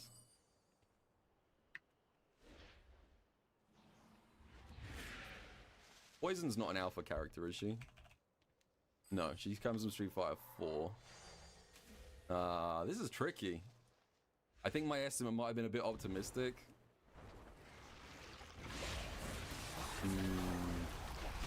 Okay, we'll come back to that. We'll come back to that. Third Strike. Alex. Remy. Oro. Hugo. Makoto. Ibuki. Necro. I really should have not missed as much as I did in fucking Third Strike. Who else am I missing? Elena. What has the wind brought? Call on me, should you have need. Oh, Urian and Gil? Question mark? Okay, Gil does count, even though he's not a playable character. Who are we missing here? It's a character between R and T.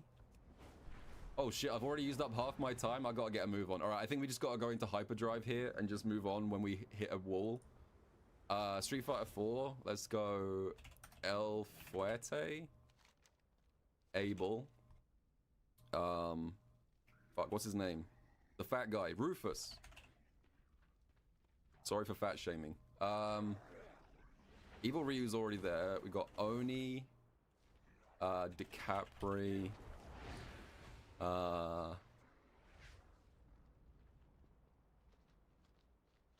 didn't realize the timer was gonna be this tight. I was leaving it too late. Who else was in Street Fighter 4? Oh, Seth. And Jury.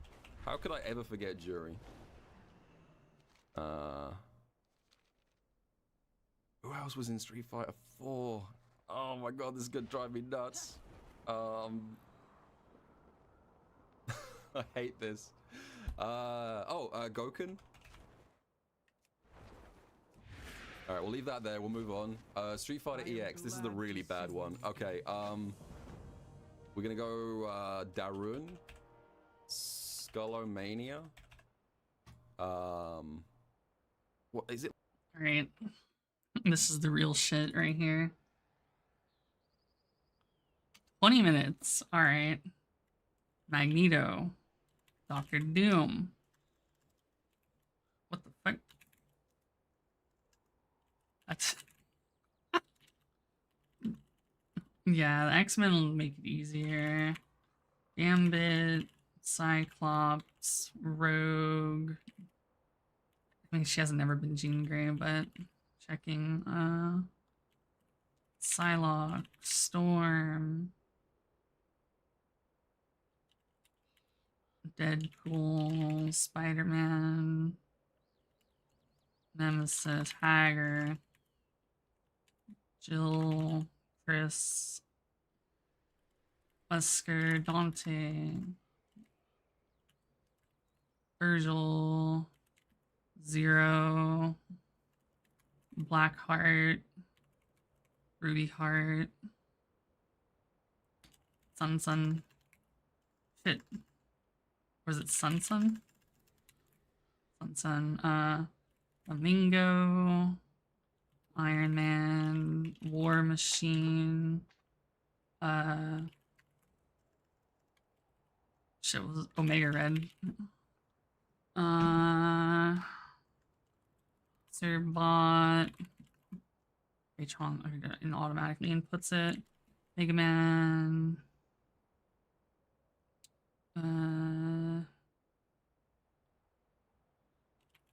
Captain America. Does this go to Infinite? It does. Okay. Winter Soldier. Black. What's her fucking name? Forget the dumb bitch's name. Fucking. Is it Black Widow? Yeah, it's Black Widow. Dormammu, I've come to bargain. Shenko. Morgan. Jetta. Monster Hunter. Ultron.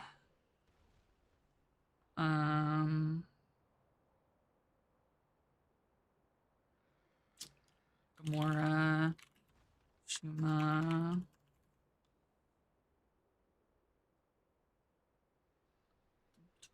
On Cruise. Shit, I forget how to spell this. Fuck, whatever.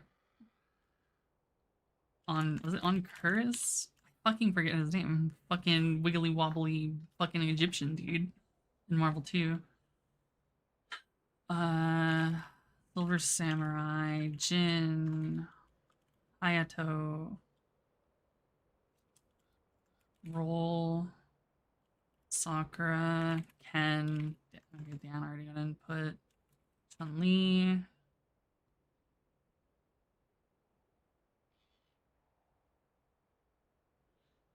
I need to think more from the other side. Is Ruby Heart.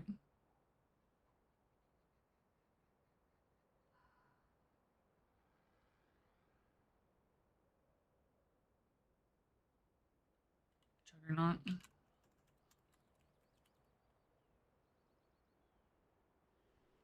Sentinel.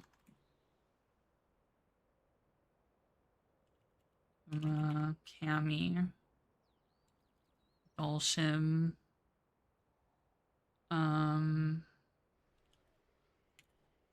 Kate. Retarded. Cable. X-Men. I'm for blanking on what other X-Men.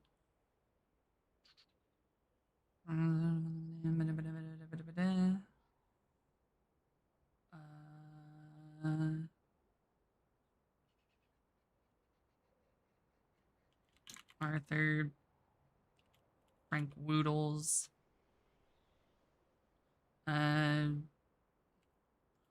Beautiful Joe,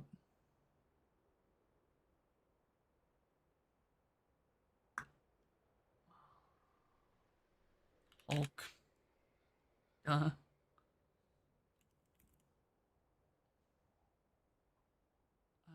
Dipigen? Yeah, Dipigen.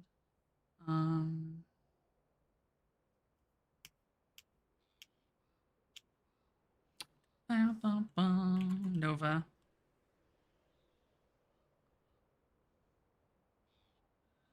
Trish. Mr. Right.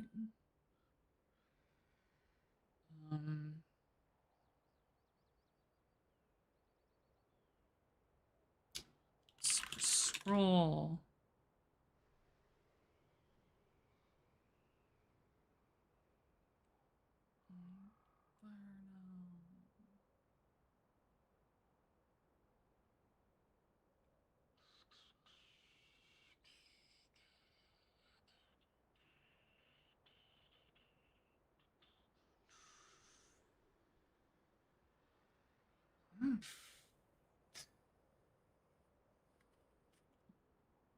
Hockey. Strider.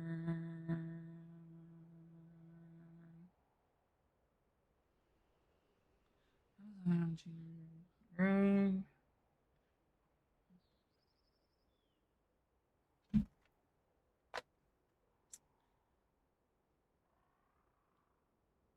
Am I forgetting World 3? X-Men 3. I just watched her.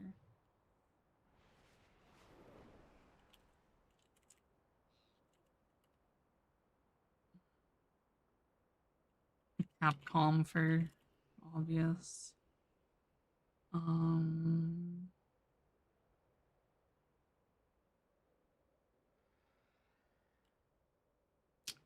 Shit.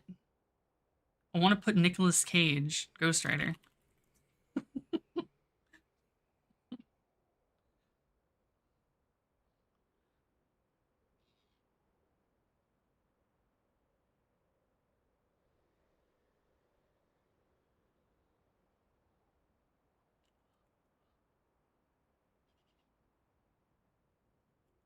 Amateras.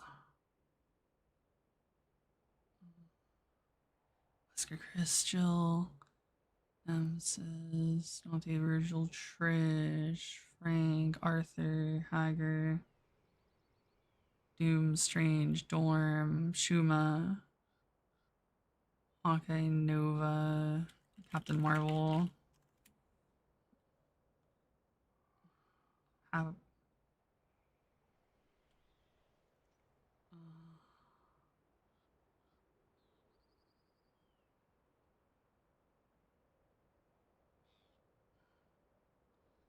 Shinko, Felicia.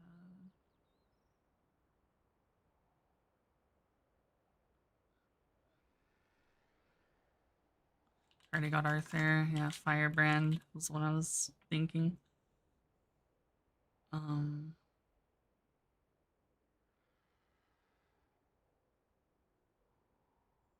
Already got those.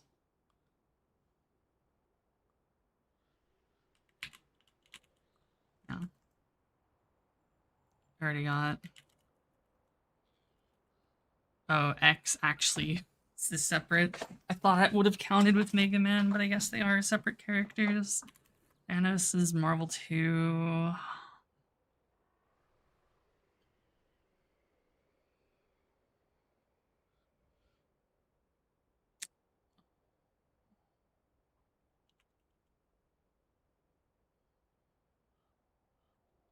And Infinite was really easy to... Look how lopsided Infinite was. 1, 2, 3, 4, 5, 6. 6 Marvel to 4 Capcom. I already got Hulk. Who are the fucking weird characters in Marvel that I'm not thinking, or Marvel 3 that I'm not thinking of?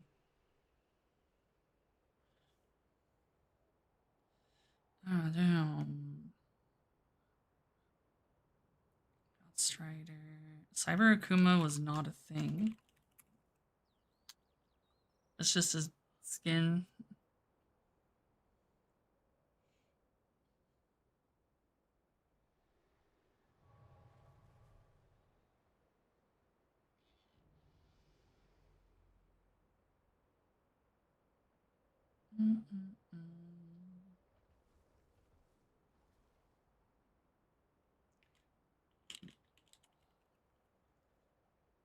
Yeah, I forgot his name. It's like on Curtis.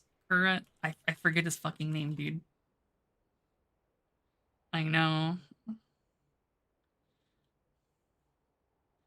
On it, Curtis.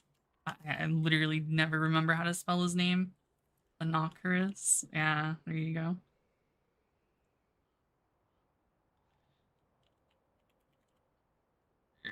Is it Sabertooth? Yeah.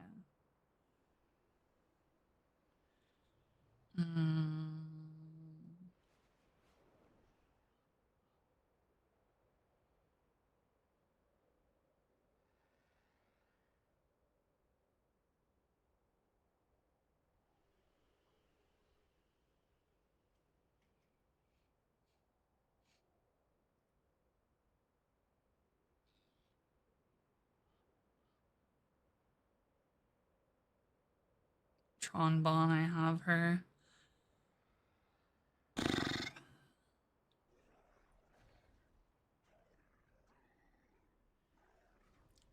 I don't think so, but Iceman is.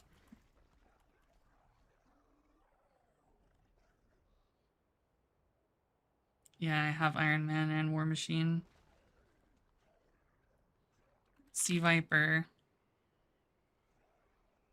He's in there somewhere. Probably Marvel 2. He's top of Marvel 2.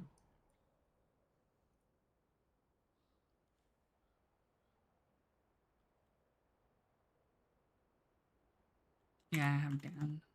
I got Dan by typing Dante on accident because it just automatically took Dan. I was like, oh, okay. I put Frank West, yeah, okay.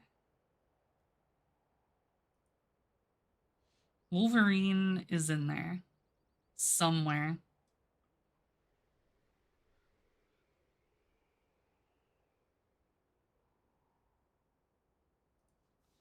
BB Hood. Wolverine. Wait. I swear to God, I typed in Wolverine. What the fuck? He was literally the first character I thought of with Magneto. I was like, Wolverine, Magneto, but I guess I only typed Magneto.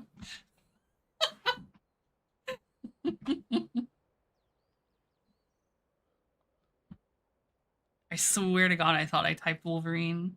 No, I literally, dude, the first two characters I thought of were Wolvie and Magneto. Those are literally the two characters.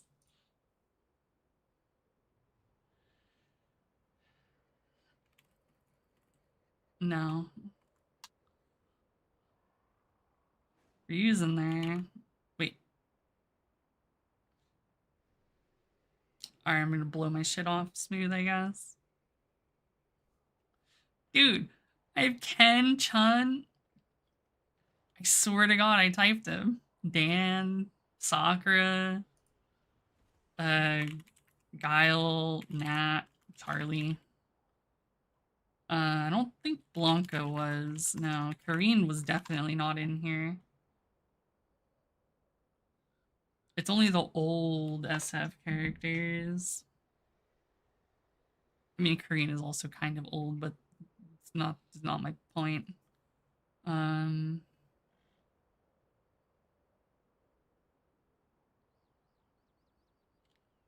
Zangief. Zangief.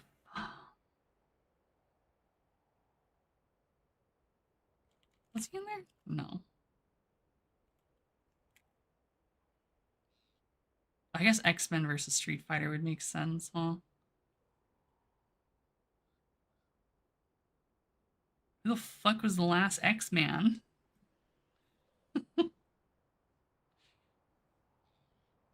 Like, there's no way that was Jean Grey, yeah. Colossus, that's Marvel 2. Psylocke's Marvel 2.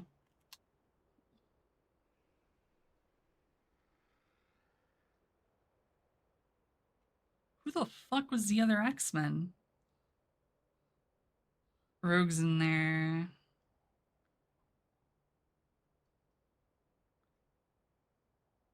Yeah, I'm actually getting owned on MC3. MC3.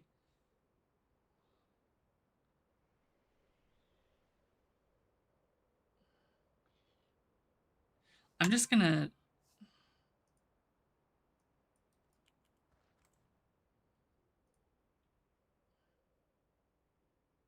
MODOK. Yeah, it's all weird characters left in Marvel 3, and I'm, like, not thinking of them.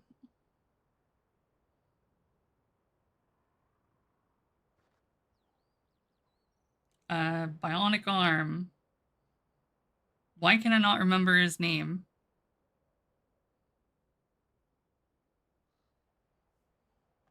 Can I just type Bionic Arm? Dude, how do I not know his name right now? Spencer. Yeah. This shit's insane, dude. How do I forget that?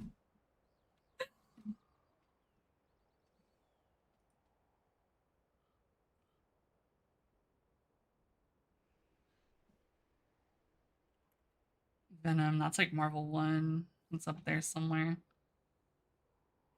Marvel 1.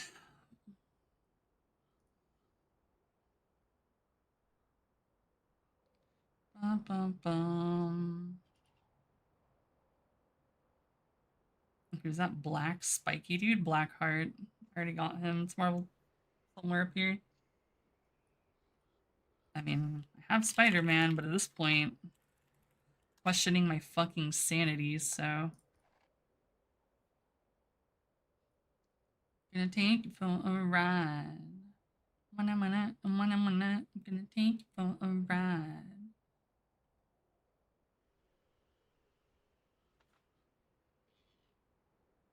No, he wasn't. I got Guile, right? Yeah. No, I got Nash.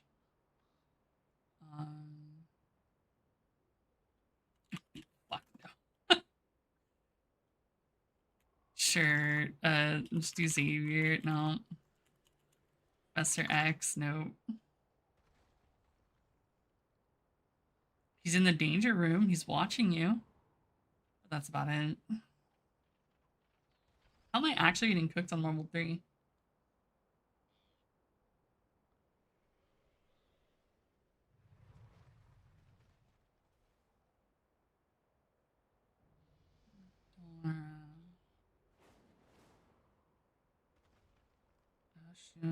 Scroll.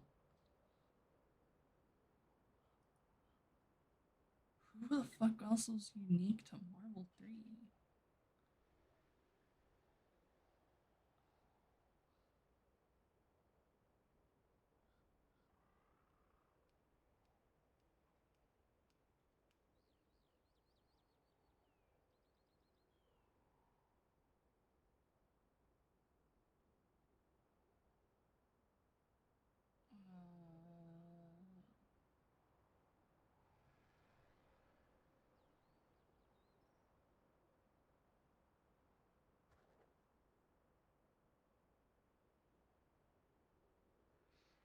It's gonna be someone so fucking obvious, I'm gonna mauled the instant timeouts.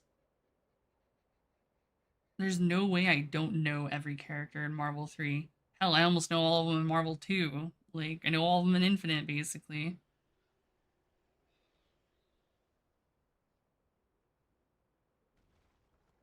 Oh, you're so smart.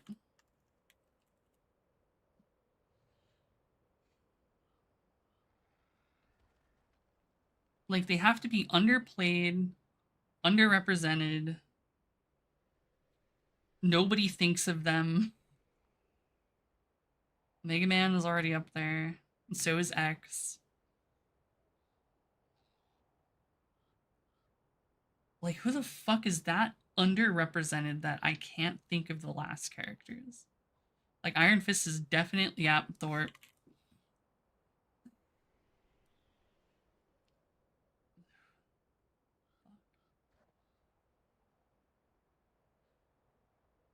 There's one more Marvel.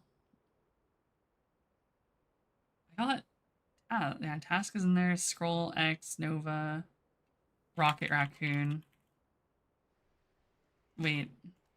Huh?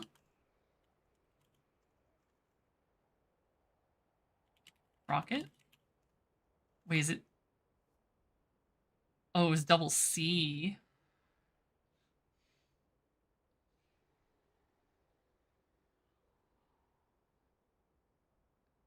There's more than mine. Yeah, like... yeah.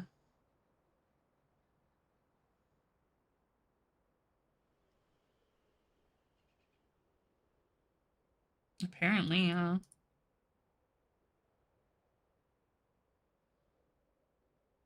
I should have gotten Onslaught. I should have gotten Rocket. Those are the only two I'm, like, upset about missing. Like, I should have gotten these. 100%.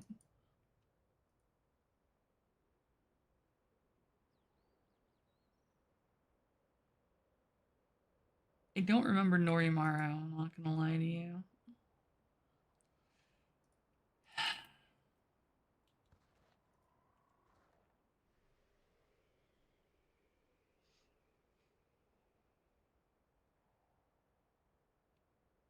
That shit's hard, dude.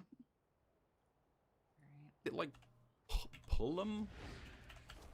Pullum. That is spelled right. Okay.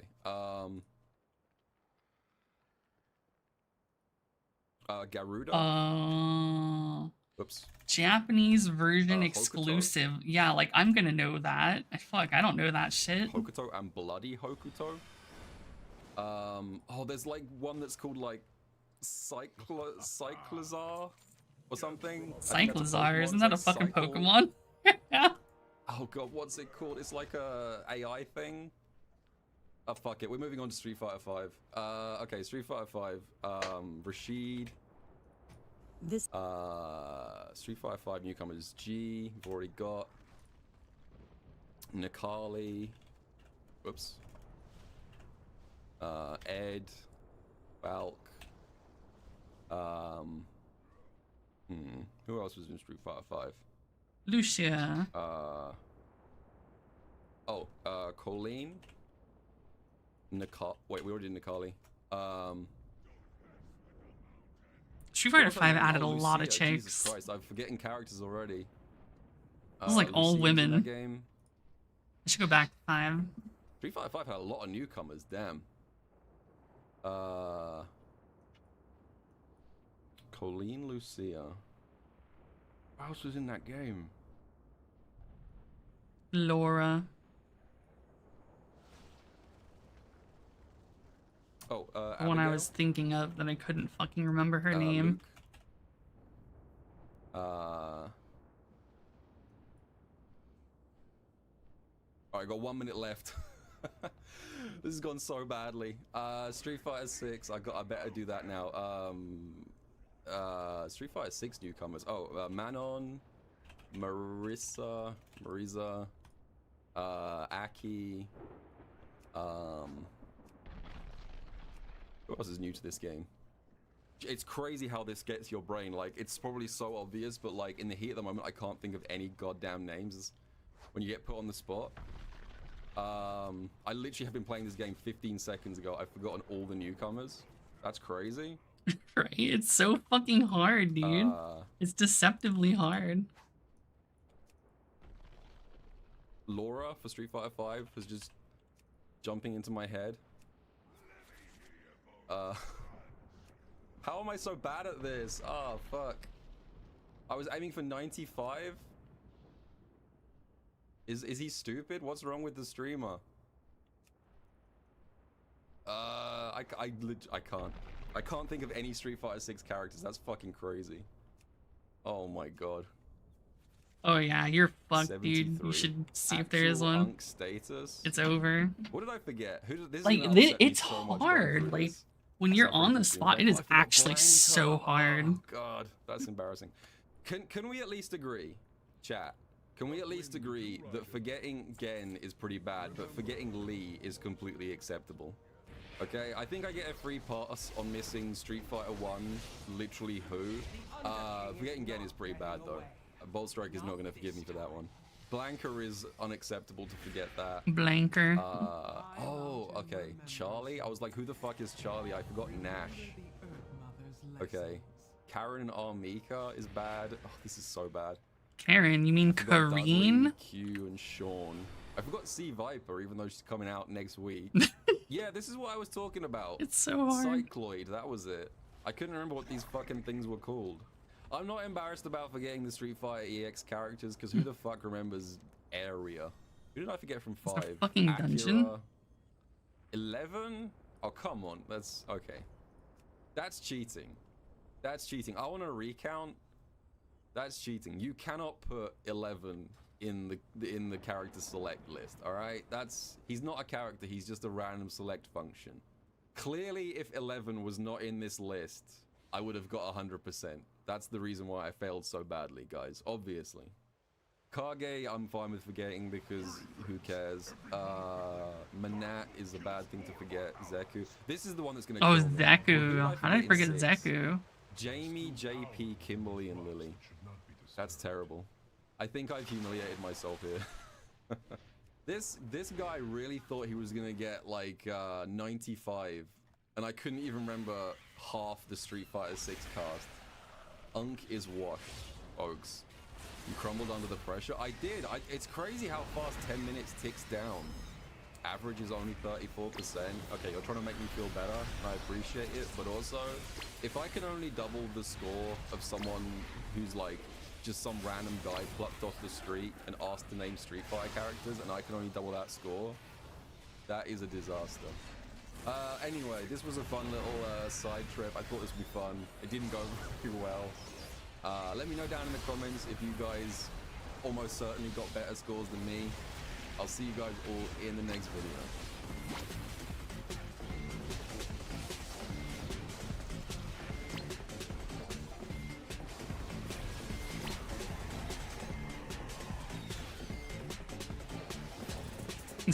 Setsuna.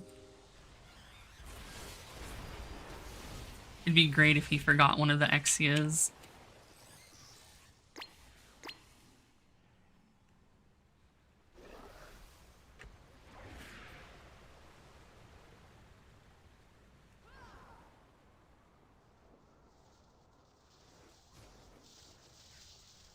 A bitch. What's this? Betrayer. You would lead these intruders against us. Darkrule cannot control the hammer, Ularog. He will destroy High Mountain, not conquer it. Either way, I will enjoy every moment. Rockmora, crush!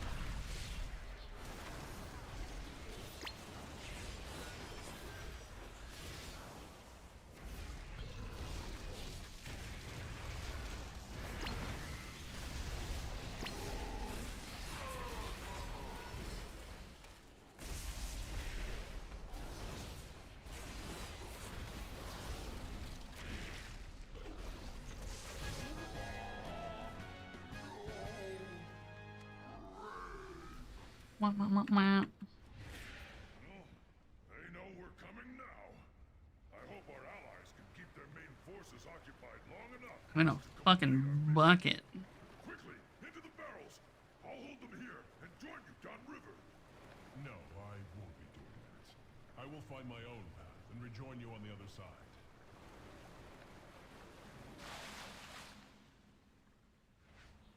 Where are you hiding your food, maggot? Please, you've already taken all the food we have. Wait, what did you just call me? These peasants have been hiding rations from the army. If you're not fighting, you're not eating.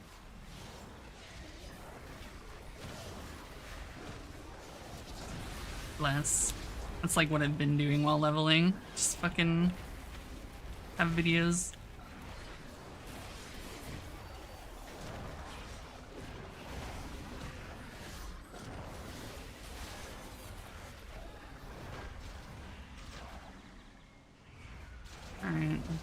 I'm stoned.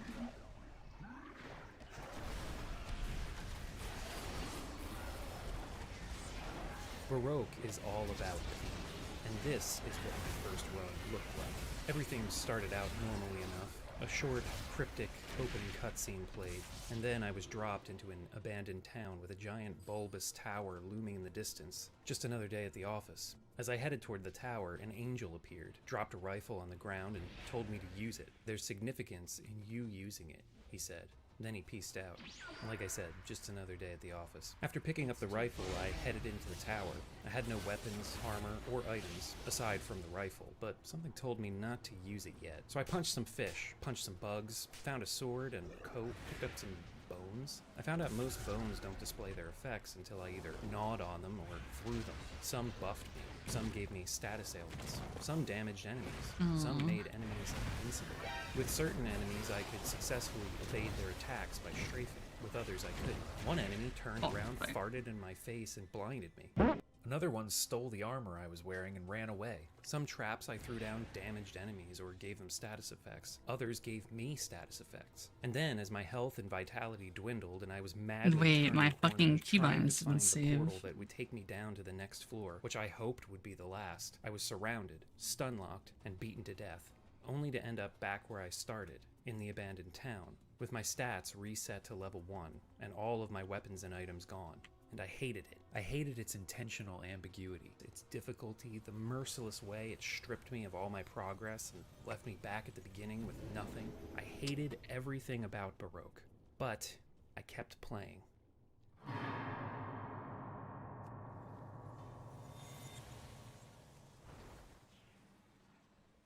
Baroque is a first-person roguelike dungeon-crawling action RPG developed by Sting Entertainment, originally released for Sega Saturn on May 21st, 1998. It was then tweaked, enhanced, or ruined, depending on your perspective, and released on the Sony PlayStation with a new subtitle, Uganda Mosul, Distorted Delusion, on October 28th, 1998. Uganda? It was then remade for the PlayStation 2 with an entirely new art style and third-person perspective, and this version was released on June 28th, 2007, followed by a port to Nintendo Wii on March 13th, 2008. Both the PS2 and Wii remakes got North American and European releases in 2008, but the original Saturn and PlayStation versions stayed in Japan. Even in 2020, when a Nintendo Switch port of the Saturn version became available to download, this also stayed exclusive to Japan. For some reason, it doesn't seem like the powers that be want Western players to experience the original versions of Baroque. However, thanks to the efforts of Pliskin, a fan translation of the PlayStation version was released in 2022. This was followed by a translation of the Saturn version, also by Pliskin,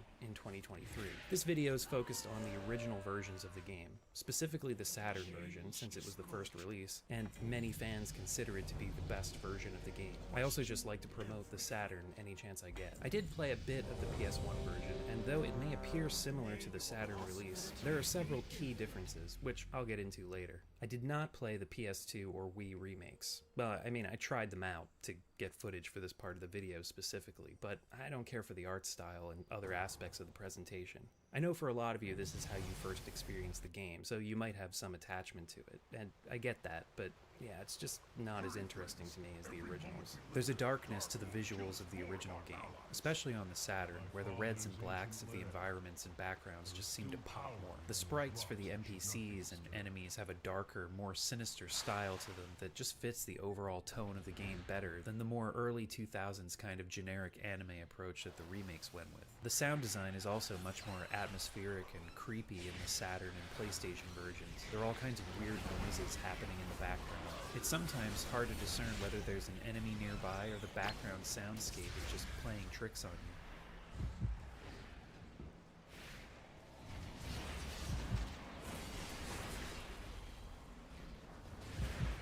The music, too, is more foreboding in the originals. The PS2 and Wii versions go for dark, techno tracks during cutscenes and exploration, which aren't bad at all.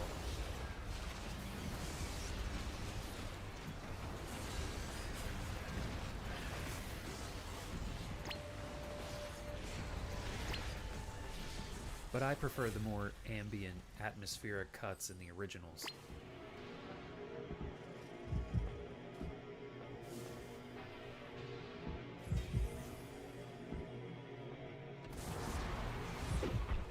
No matter which version you choose to play though, Baroque is a bewildering experience for first-timers. Its narrative is perplexing, its characters and world are just bizarre and unfamiliar. It's hard to find a comfortable foothold with any aspect of it.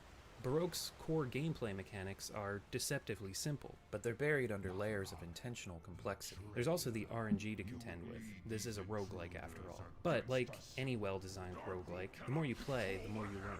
And the more you learn, the more you can begin to develop strategies for surviving and making it to the bottom of the tower so you can shoot God in the face. Baroque is a Japanese game from the 90s, so of course murdering a deity is the end goal. Or is it?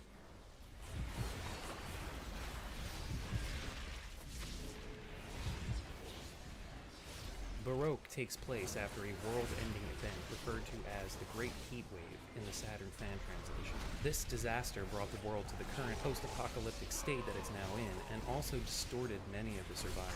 You play as a member of a religious organization known as the Order of Malhut, and I don't know Hebrew, so I'm doing my best here with the Sephira. So sometime before the Great Heat Wave, the Order of Malhut, who weren't quite the Order yet, but we'll get to that. Anyway, they discovered God in its physical form, and to protect it and learn more about it, they built the Nerve Tower, named so because it's wired directly into this divine creature. Because of their meddling, though, the world began to distort. Creatures called grotesques began to appear. Civilization was quickly falling apart. Then the Great Heat Wave happened. The leader of the Order of Malhut, the Archangel, whom we meet just outside the Nerve Tower, blames you for this catastrophe. To end this distorted hell of a world, he tasks you with traveling to the bottom of the Nerve Tower and destroying God with the angelic rifle he's developed. Baroque is an intentionally perplexing game, both in its gameplay mechanics and its story.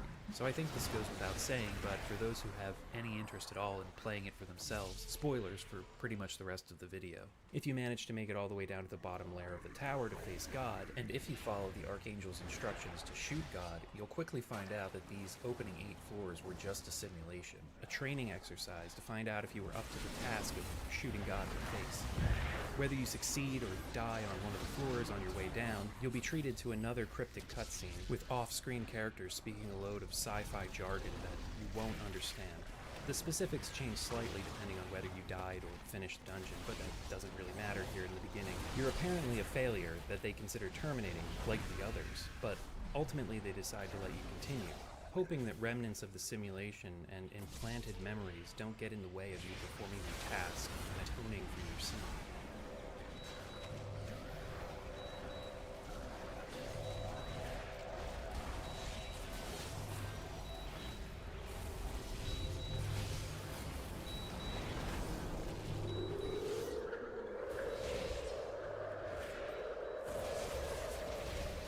Then you're back in the outer world, only this time the town is populated by strange beings like Neckthing, Sackthing, and the Horned Woman. I didn't just make up generic descriptors to identify these NPCs either. These are the names that appear on screen when you speak to them. Each of these characters has been distorted by the initial capture of God and the Great Heat Wave that occurred after, and each of them holds on to some guilt from their past that weighs on them. As you go through the game, they'll reveal more about themselves and the world to you. You may also run into other NPCs in the tower itself who may be connected to some of the ones on the surface, like members of a group known as the Coriel, who are trapped inside confinement caskets and just want to die. Boxthing, who is actually Sackthing's father, he believes that he murdered her and that she exists inside the boxy holds. Urim and Thumin, who originally were 2 separate characters that merged together during the Great Heat Cave, and a few others. Also out here, you'll find the Sentry Angel, who guards the entrance to the research lab, as well as Coffin Man, the guy who's building a training dungeon, goddammit. A character you won't find in the Saturn version is Thing, unfortunately, and we'll talk about his function later on. Back to that training dungeon though, going through it allows you to gain a few levels and items before heading into the Nerve Tower for real. Coffin Man will also give you some tips on certain mechanics in the game, goddammit. So let's jump into those. First off, whether in the training dungeon or the Nerve Tower, your goal on each floor is to find the portal that will send you down to the next floor. Each floor is procedurally generated, but as you descend, certain floor numbers will always contain certain NPCs or events. You also have access to a handy auto map that can be brought up at any time by pressing the B button. Before we get to the specifics of progression though, let's look at some of the core mechanics of the game. You have hit points and vitality at the top left of the screen. Vitality constantly depletes, but while you have vitality, your HP regenerates. You run out of vitality and your HP begins to deplete. When that drops to 0, you're dead. Your run is over and you start back in the outer world with your experience reset and all your items gone. Helpfully, most enemies drop crystals that restore a few points of vitality when collected. Health and vitality can be restored by eating flesh, either found lying around the tower or dropped from enemies. Different types heal different amounts, but flesh can go rotten, so you either use it or lose it. I haven't quite figured out exactly how long it takes for flesh to go rotten. It might even be another RNG factor, but it's usually good for several floors. If you are put in a position where you need to eat rotten flesh, you'll still be healed, but you'll also get a stomachache. This isn't just a no-brainer thing that happens. A stomachache is a potentially crippling status effect that lowers your attack and defense by 1 point each permanently. There are only a few items in the game that can relieve a stomachache, so, just like in real life, you'll need to think carefully before you decide to ingest rotten flesh. There are a few other items besides flesh that also heal you, but it's best to hang on to these when you find them, since they don't go rotten and you can save them for emergencies. If you eat certain flesh types when either your HP or VT is full, your max values will rise. Early parts of runs often involve deciding whether to save your stock of flesh for when you're hurting, or consume them now for the stat boosts. As you kill monsters, you'll gain experience and level up. Leveling up increases your base attack and defense, and also raises your max HP. Your VT, however, will remain the same, so the only way to increase it is through flesh consumption, or augmenting it with equipment and other items. There are only 3 equipable items in the game: swords, coats, and imitation wings. Swords are the only weapon type. Well, except for the angelic rifle. That thing one-shots every enemy in the game, but it only carries 5 shots total. Maybe it's best not to shoot it at all.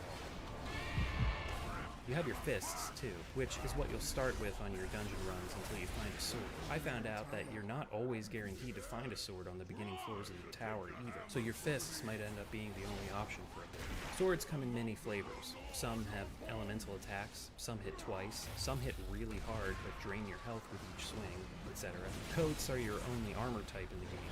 Much like swords, they have a chance to provide a variety of bonuses beyond just increasing your defense. Imitation wings are your accessory items. They grant stat boosts and other effects while wearing them, such as increasing health regeneration, decreasing vitality drain, boosting experience from defeated enemies, protection from status effects, and so on. Your character can be further augmented with brands and parasites. Brands can be applied to your weapon, your coat, and you can even brand yourself. You can only have 1 brand on a sword, coat, or yourself at any time though, and they can't be removed unless you find an erasure brand, or die, of course. One of the most useful brands I found is Wave, which, when branded on either your sword or yourself, grants a chance to release an energy projectile when you swing, allowing you to attack distant enemies, or attack through enemies when they're lined up just right. If your sword has an elemental affinity, the Wave attack will also have that affinity when it connects. Having Wave is incredibly useful for some of the late game enemies that can easily shred through your health or derail your run with crippling status effects. Worms infest the character and can also provide various bonuses or boosts. You can also only have 1 worm infecting you at a time. If you use another, the first one will die and become a corpse in your inventory. Other items you'll find in the tower include injections that provide healing, permanent stat boosts, and other effects, boxes which contain equipment or other items but have a chance to explode when being opened, torturers which act sort of like magic spells. Using them will hit all enemies in a room with an effect. But they can also do other things, like bring all the enemies on the floor into the room you're currently in, clear out half the grotesques in a room, or turn them into rotten meat. Getting creative and using multiple torturers, one after the other, to combine effects can really make your life easier in some situations. Patterns, which are like traps, they can be installed and stepped on yourself to affect enemies, or reversed so they can be thrown out for enemies to step on and hit themselves with whatever effect they have. Figuring that out provided some of the more frustrating moments of my early runs. Finally, there are bones, which can be gnawed on or thrown at enemies. Bones can provide both positive and negative effects. Some increase experience gained for a short time. Some grant invincibility for a short time. Some teleport you. Many cause status ailments. A lot of the time, bones and other items won't be identified. You can either roll the dice and try them out to see what they do, or wait until you find an ID parasite or identification bone to reveal their hidden effects. This brings me to one of the most important mechanics of the game: throwing. Every item in your inventory can be thrown, and throwing items at enemies to cause damage or inflict status ailments is going to be a huge part of your strategy. Enemies are susceptible to the same status effects as you, even the positive ones, like invincibility. Also, items that heal status effects for you cause status effects for enemies. So, while a detox injection will cure you of poison, it will inflict poison on any enemy it's thrown at. I can't overstate how essential throwing is in Baroque, not only for doing damage and crippling enemies with status ailments, but also for clearing your inventory. You can only hold up to 20 items at a time. Certain items, like bones, can be stacked, so be sure to press the Y button every once in a while on the inventory screen to organize your stock. They don't stack automatically. But yeah, 20 items is not a lot, because there are items lying around everywhere. And there are so many risk versus reward scenarios in every single run because of inventory management. Do you take the chance and see what that unidentified parasite in your inventory does to you? Because your inventory is full and there's another brand on the ground you could pick up if you use that parasite? Or do you just drop it or toss it away? Or throw it at an enemy, see what it does to them? Or just leave this new item and move on? So many decisions like this need to be made, and you don't have a ton of time to contemplate because your vitality is constantly ticking down. You need to keep moving forward. I mean, you could pause the game or open the menu to give yourself more time to think about it, but you know what I mean. You're on a ticking clock. Every step you take deeper into the tower and every decision you make along the way is part of a chain of either positive or negative events for you. You might be on a super lucky run only to get derailed by one poor choice, or you could be at the end of your rope, sure that the next enemy encounter means death, only to be handed a literal box of hope that fully restores your HP and VT and heals all negative status effects. You just never know. This is the essence of roguelikes, and probably one of the biggest elements that make them so appealing to so many players. That moment-to-moment risk versus reward decision-making and edge-of-your-seat dice rolls. Praise be unto RNGesus. And Baroque excels at this. But then of course there's the element that will drive away most players, and that's the punishment of death. Losing all of your progress in the tower, along with all the items you collected and the experience you gained. Now, losing progress, well, you gain the knowledge of the enemies and what each floor is going to throw at you. Losing items, well, that's just how it is. There are tons of items to collect. You never know what the game is going to throw your way. But losing my level ups and stat gains, that was a tough pill to swallow at first. I haven't played too many roguelikes that feature an experience-based level up system, so when I died and started back at level 1, I just thought, what's the point of even doing this? At first. As I started to get used to item management, understand when to boost my health and VT and when to save healing items, how to effectively deal with most enemies or just run away from some of the ones that I knew could ruin my run, I then started to realize that being set back to level 1 every time I died wasn't that big of a deal. The tower's not even that long. It expands from 8 floors to 15 after the simulation. Some things change, like when you first enter, this tiny little creature comes flying towards you, screaming about how it's in pain.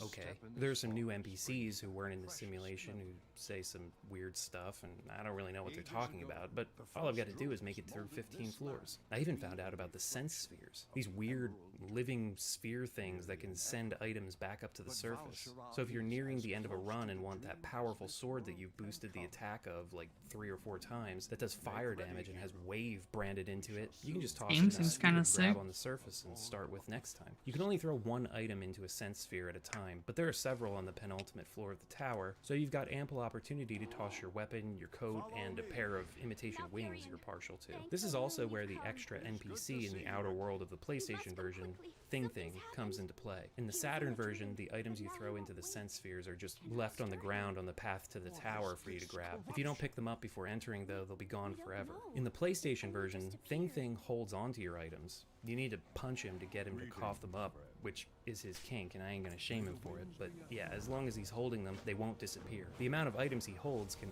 also be upgraded throughout the game. But anyway, holding onto items, what's even the purpose at this point, you know? This is the end. I died several times trying to make it this far and had to start over, clawing my way back down to this point. But overall, this was a pretty good game. I went from not really being down with a roguelike with experience and level-based stats to actually enjoying myself, reveling in the dice rolls, throwing my hands up to RNGesus in defeat or praise. I've cleared this penultimate floor of enemies, found the real Archangel pierced on some weird spiky orb thing that Turns out to be another sense sphere, actually. And that was just his projection on the surface who gave us the rifle before we entered. But, yeah, all that's left is to touch the sense orb he's impaled on and head down to the bottom layer. I suppose the game will just let you keep playing after the ending. It's all procedurally generated, so if you enjoy it, you can just keep playing. That's nice of the developers, allowing you to do that. And here we are, the bottom of the tower. This god looks different than the one in the simulation. No longer a projection, now the real thing. The image of a woman crucified in this wireframe prison. You should probably look at the It warns me to video. stay back. I Unless have you no like WoW, past I to preserve guess. myself. It has no pain to preserve itself. If I come any closer, I'll go mad. No problem. I equip the angelic rifle and fire the shot. The one shot. The only one that's needed.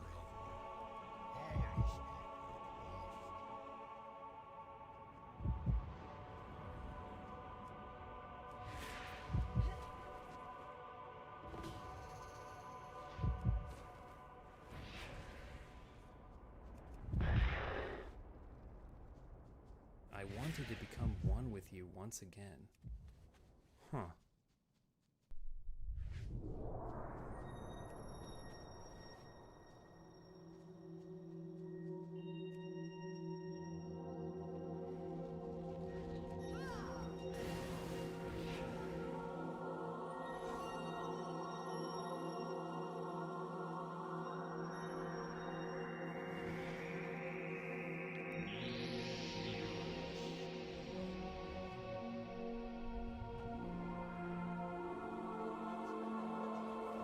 What the fuck?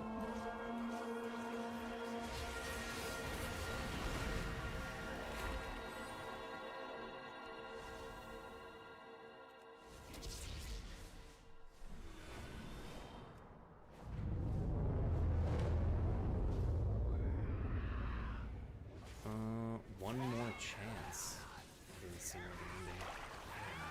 Wasn't there an NPC early on? The dialogue was garbled and parts were cut out, but it seemed to be saying not to use the rifle.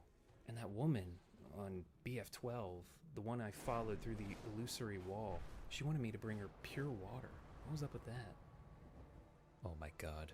It's not over. There's more. There's so much more.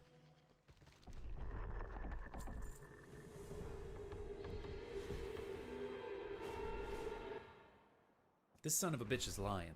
Well, not really. I mean, he believes what he's saying, but his way is not the way to end this. The Archangel wants the god of creation and preservation dead, because he believes that killing her and collecting the orb she leaves behind will allow him to return the world to its former, non-distorted shape. Unfortunately, he's left impaled on a sense sphere, unable to move, so he uses the main character to carry out his plan. However, from the cutscene that plays after you choose to follow his orders and shoot God, it's clear the main character has different ideas. At this point, you're probably still just a little bit confused about what is actually happening in the story of Baroque, and why it's even called Baroque. There's some information you can glean in the game by talking to NPCs and viewing certain cutscenes, but the triggers for many of these events are difficult to figure out, the dialogue in particular. In fact, the PlayStation version has a scene list that keeps track of every single line from every NPC, and apparently filling out this list completely is one of Baroque's biggest challenges. Certain events need to be triggered in certain orders, and it can take dozens of runs through the game to get everything. And even then, you might not get all the lines to unlock. The criteria for certain dialogue can be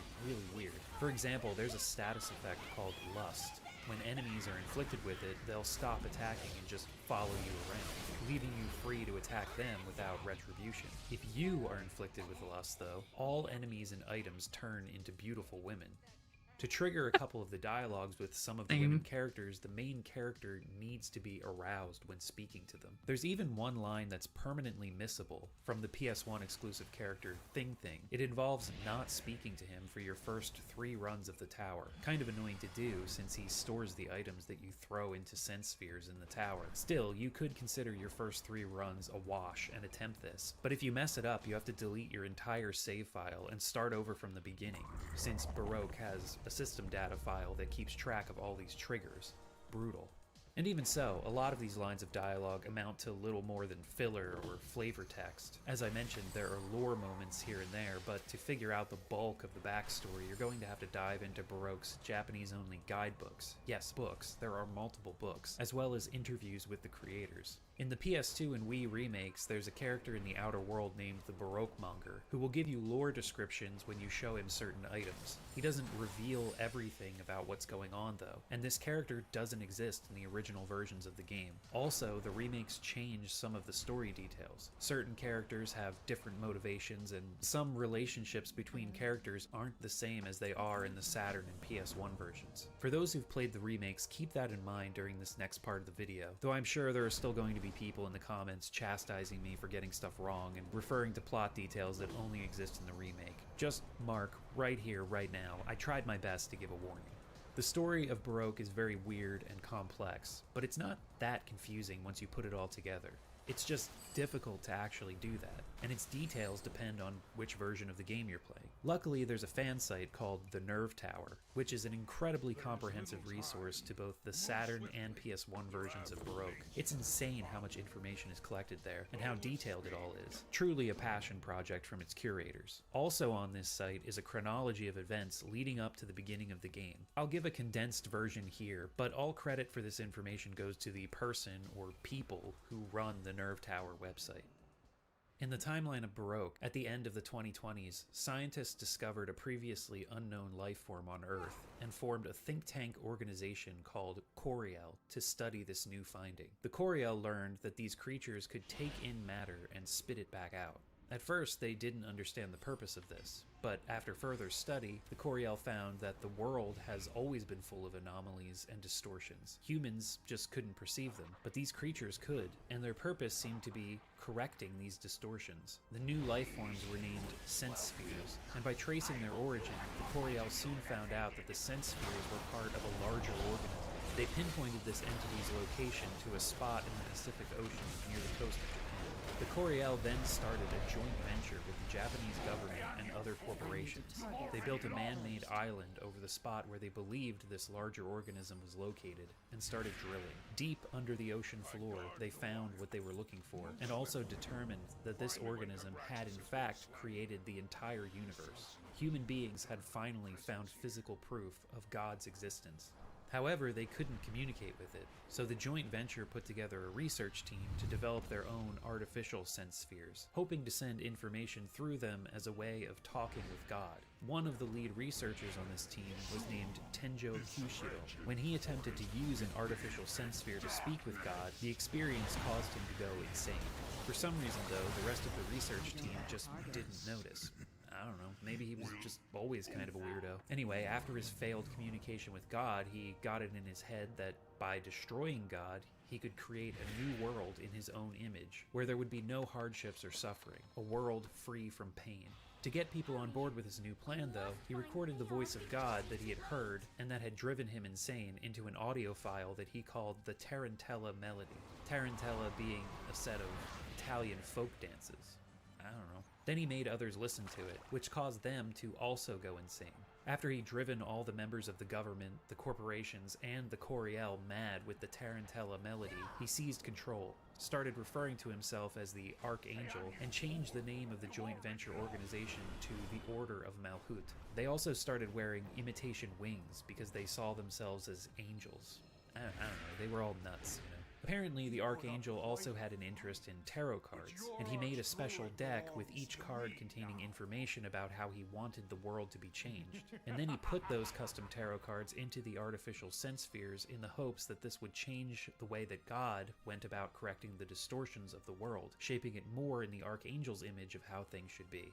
Again, he was off his rocker. The Swiss make the best watches, because they have all the cheese. But yeah, God kinda saw through the Archangel's plan here and started making more sense spheres to counter all the corrupted data it was receiving from the Archangel's tarot shenanigans. But the artificial sense spheres were still going out into the world where they were driving new people crazy. The normal public started using the term Baroque to refer to the people who went mad from the artificial sense sphere's influence. Baroque is also used in-game to describe delusions, so the people who went Baroque as it were, had lost the ability to suppress their delusions. Now, Baroque is most commonly used to refer to the ornate style of music, art, architecture that was popular in the 17th and 18th centuries. But the word Baroque is from the French and literally means irregularly shaped. So for some weird Japanese-English reason, in the world of Baroque, people started using the literal definition of the word to describe these crazy people.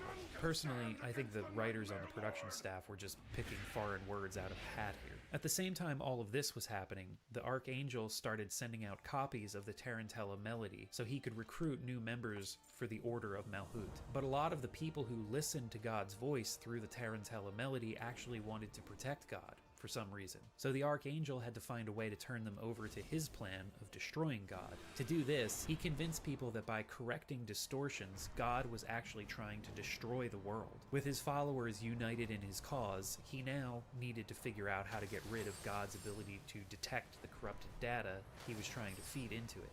Through research, which seems to be wielded as magic in this story, the Archangel found out that God could actually feel pain. Just like humans experience pain as a result of injury or a warning of danger, so did God. So the Archangel just needed to take away God's pain receptors. Then he could finally destroy God. 2 researchers in the Order were selected to develop a way of extracting God's pain-inducing chemicals. These researchers would eventually become the NPC's Neck Thing, and another NPC we haven't talked about yet, the Guardian Angel. Though at this time, they were still just ordinary people who were crazy and wore fake angel wings. But besides that, they were completely normal.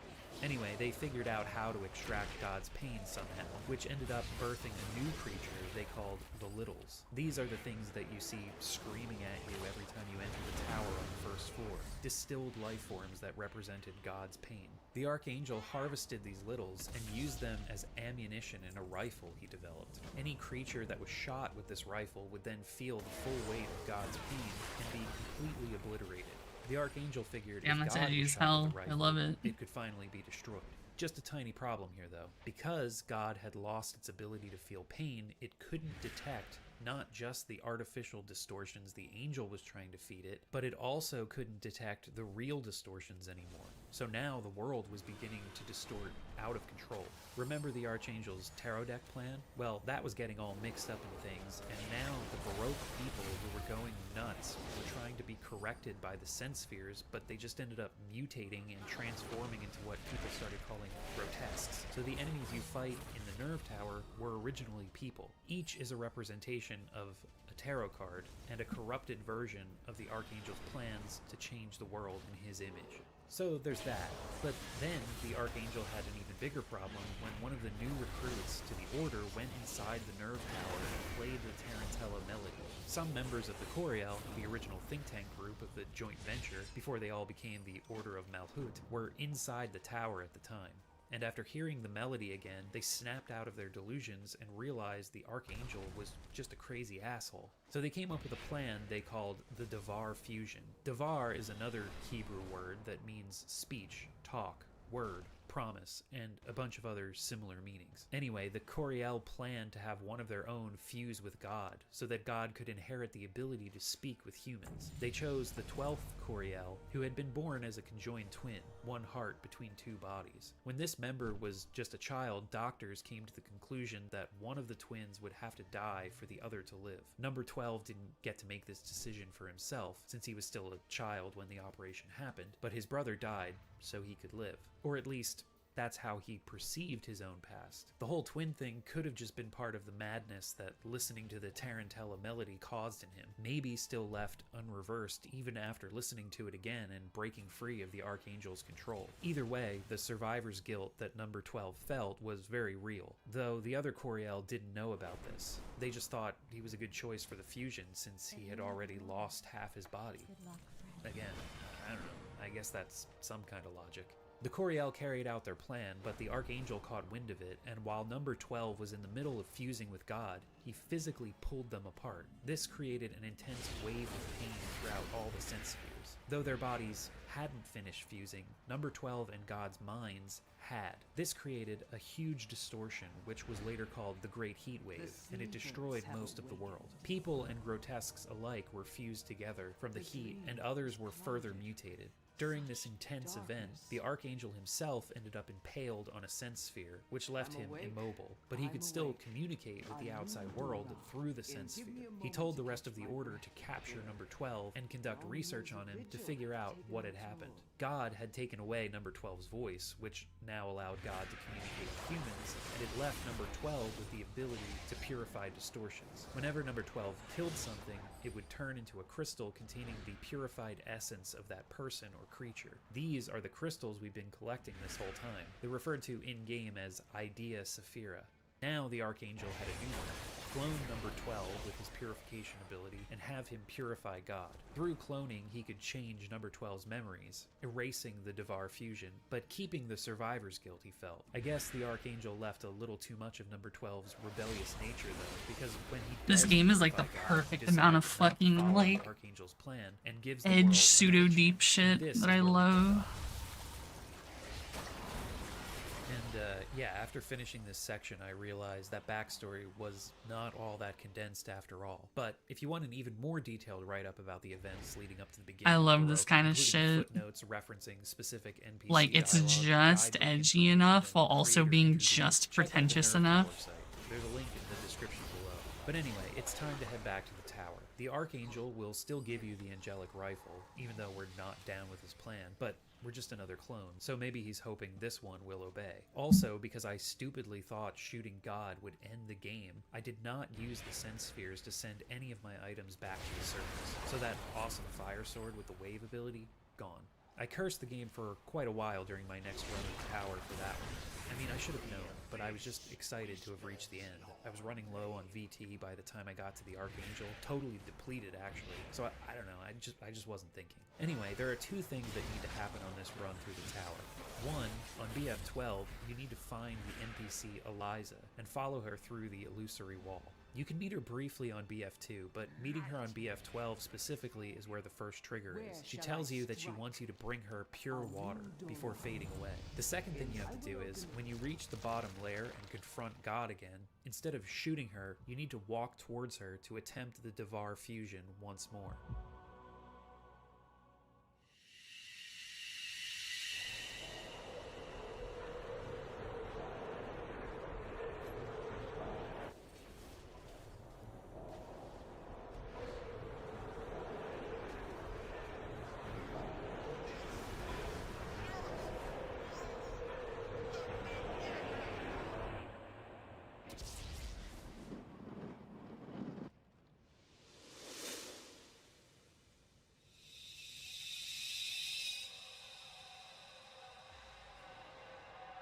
So true, brother.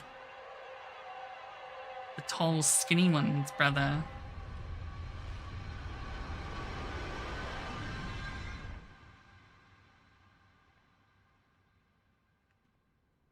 Well, that didn't work.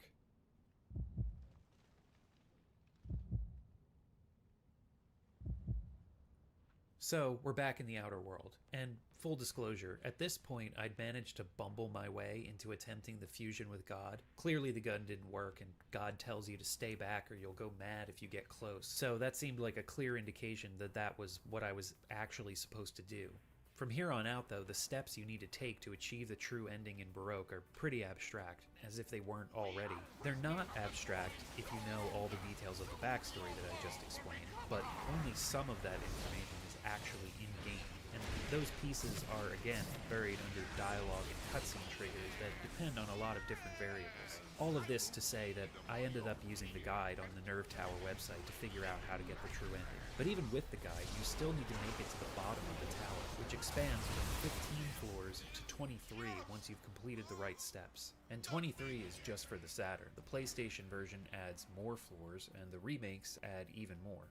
Once again, there are two goals we need to accomplish. In the last ending, when we attempted the Devar fusion again, there was a cryptic bit of dialogue from God. She said, "You have no past to preserve yourself.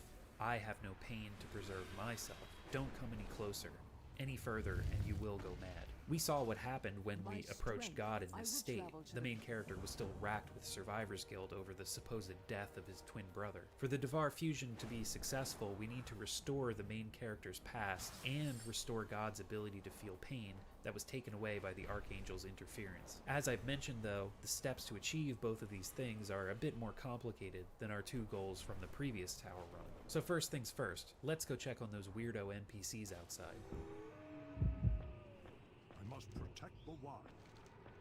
Well, this is new. Neck Thing has buried himself in soil, crushed under the weight of his guilt at extracting the pain from God and causing this predicament everyone is in. He claims he has no right to continue living in this world, but perhaps he can find peace if he burrows into the ground. He also mentions he's hungry and wants a heart seed. This is just a higher level vitality healing item. You've most likely already run across several in the tower at this point. Now, you can run through the tower, find a heart seed, throw it in a sense sphere, then either die or complete the tower so that when you start again in the outer world you can grab the heart seed and give it to it. Doing this will have Neck Thing turning into a flower that will sprout heart seeds. He'll do this for a few rounds of tower runs before finally turning into just a crystal, his Idea Saphira. Anyway, we need Neck Thing's Idea Saphira to advance the story, but fulfilling his request for a heart seed takes a long time. So instead of doing that, if you have no heart of your own, you can just kill him right then and there, which is what I did.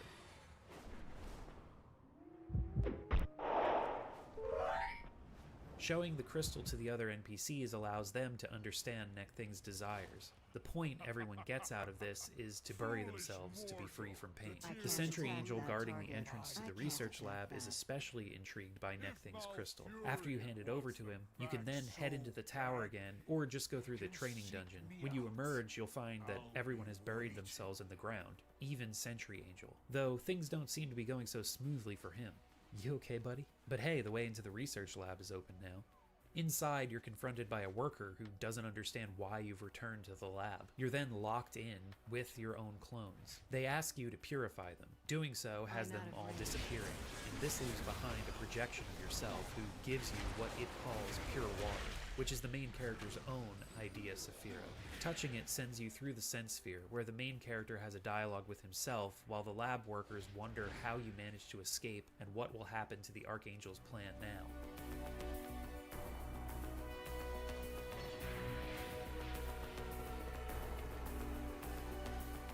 So remember how Eliza was asking for pure water when we met her last time? Now it's time to enter the tower again and hand over our Idea Saphira to her. On BF2, we find Eliza through the illusory wall, where she explains that she wants to use the water to birth a sense sphere and restore her insane mother. Hand it over and she'll thank you, then tell you to meet her again further down the tower. There's something else we'll need to do before we see Eliza again though. On BF10, we can enter the Guardian Angel's chamber. Inside, you'll meet the Guardian Angel watching over a sense sphere. This is the other researcher who helped Neck Thing extract God's pain. This was also the character who appeared in the simulation and sort of told us not to use the rifle. Meeting her here will trigger a cutscene where you'll see the meeting between the Archangel and Guardian, where he tells her to extract the pain from God, creating the Littles. However, the Guardian Angel warns that a team of worker angels are on their way to try to kill the Littles, so the main character needs to get there first and purify them. We've actually been running into some of these worker angels on our journey through the tower. Also, I got attacked by this goddamn enemy while I was talking to the Guardian Angel, which ruined my understanding of what was going on until I could go back and do a frame by frame through the footage. So yeah, that can happen while talking to NPCs, even during important events. If you haven't fired the Angelic Rifle yet during this run, which I hope you haven't, you can hand it over to the Guardian, and she'll give you a permanent stat boost item. Next, we need to meet with Eliza on BF12 again. She used the main character's crystal to create a sense sphere, and by interacting with it, he can regain his past. This cryptically explains the decision to kill one of the twins, as well as the Coriel's decision to select number 12 for the Devar fusion. It also relates how Archangel discovered their plan and ended up encasing missed this second very important meeting with Eliza on 2 separate runs through the tower and couldn't figure out why I wasn't getting down to the lower floors and just kept facing God again after BF13. I finally remembered that Eliza said to meet her again in the tower's depths, and this event causes the tower to divert beyond this point, so you can proceed further down. Luckily, once you've completed an event, it's always complete. You don't have to redo the research lab or handing over the pure water to Eliza, so if you end up missing an event like I did or die on your way through the tower, you can just keep going until you reach the next event floor. Anyway, after speaking with Eliza again, continue down to BF15. Here you'll find an area where the Littles are kept. They ask you to purify them, and when you do, you'll receive their crystal. If, however, you've used the angelic rifle during the current run, they won't let you enter. So you'll have to either die or complete the tower to start over again without firing the rifle. Lastly, on the next floor, BF16, we need to speak to Alice. Alice is another character we've been running into along the way. She and Eliza are actually both aspects of God, created as a way to bring about the Devar fusion's success. Eliza's purpose was to help the main character regain his past, and Alice's purpose is to help God regain its pain. Give her the Little's crystal, and this will expand the tower to its final 23-floor configuration. Now you just have to make it to the end. The last 5 floors are the toughest, and it might take several attempts to make it all the way through, especially if RNG isn't on your side. I had to try like 4 times before I finally made it down to BF21, where the Archangel now resides, and was able to proceed to the bottom layer and for a final time attempt the Devar fusion.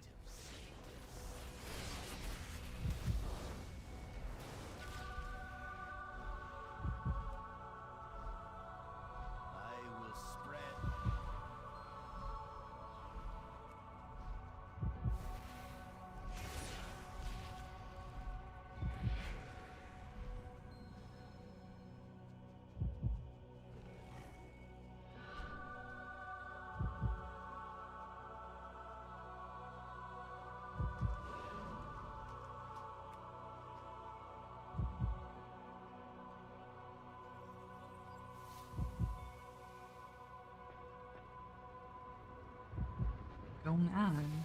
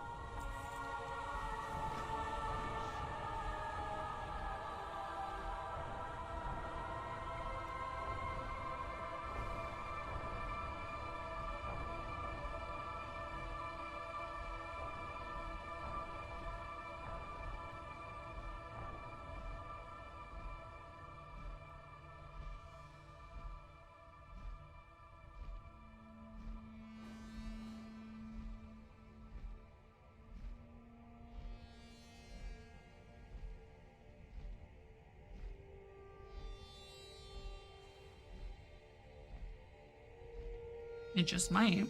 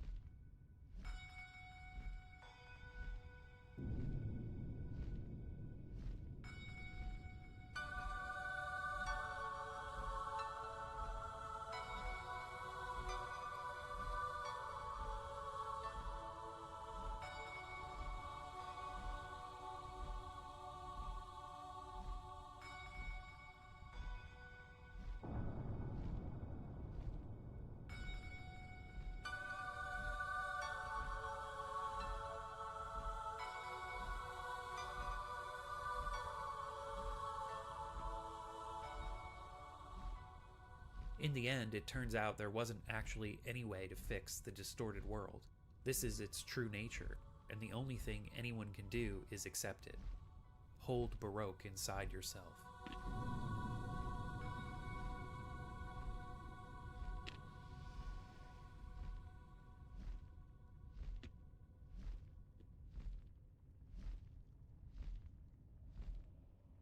So in the beginning, when I said Baroque is all about pain, this is what I was talking about.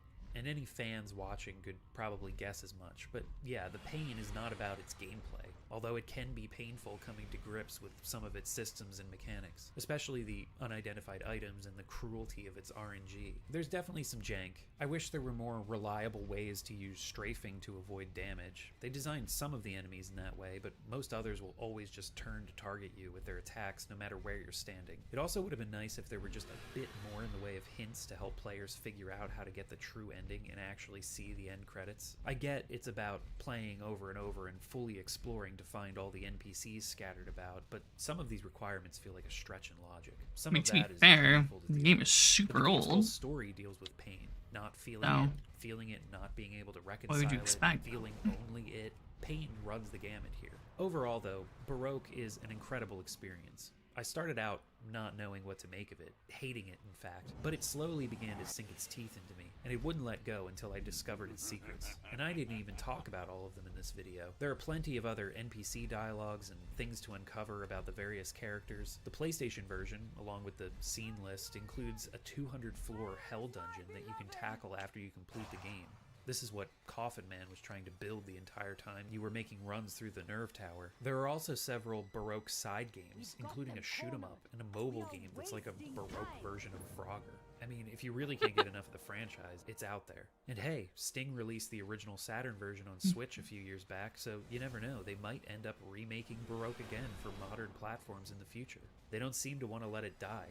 The pain never ends. But unfortunately, this video has to. And that's Baroque. Thank you all so much for watching. Many people have requested this game in the comments and such, and it's what the patrons and certainly YouTube members voted did. for, so yeah, all these people who are on screen right now, they voted. They support this channel monthly, and if you want to join them, click the Patreon link in the description or hit the join button on this video page for a YouTube membership. You'll get to watch videos a couple of days early, get exclusive updates from me, and vote in occasional polls to decide what games I cover. If you donate $5 a month or more, you get your name read out loud at the end of videos like these Dungeon Architects, Antichrist Alex, Benifer94, David Carr, Goats and Goblins, Glenn Haven, Half HP, High Food Court, Izzy Lexus, Joshua Ayers, Justin Darnell, Captain Ketchup, Kyowa, Lunar Vale, Meownarchy, Nick Wolf, Richard Cutting, Shannon Gates, Stefano Urendia, and White Light Eyes, as well as these dungeon connoisseurs, Adon, Alberto Amatucci, Alfred Correa, Angen01, Bunzo, Chaos Arcanum, Charm Slurm, Chiral Spiral, Crassus Zero, Crippler Jones, Dazed Who? Clockwork, Dikadiko, Glitterthroat, Hokun Buyum, Indigo Happy, Irregular Rob, J Butt Airline, Gemma, Jet Daddy, Jogoth Joshua Weber, Liana, Macrophage, Minced Meat, Mr. Independent, Nicholas Polstar, Noel the I Monkey, mean, Normal AI, I'm not a Old Warcraft Death head, Limit, so I don't Olaf fucking know. Irene. Please keep making videos. Pretty Cody, Prince Goof, Rainbows 98, Rez, Ribbon Black, Robert Brandon, Sable, Samuel Pandiangan, Samurai 85X, Solar, T, True Axiom, Tuesday Twin, TV's Brent, Warrior Song, Shining as a dragon Grandma, fucker, and I guess. Zach Diedrich. Thank you all for your support. I mean, Thank you maybe, for watching. but The next video, also voted on by the Dungeon Dwellers, is going to be Haunting Ground for PS2. So look forward to that. For now, Baroque. Check it out. Dungeon Chill. Out.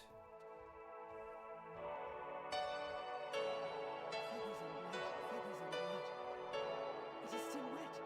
There may still be time.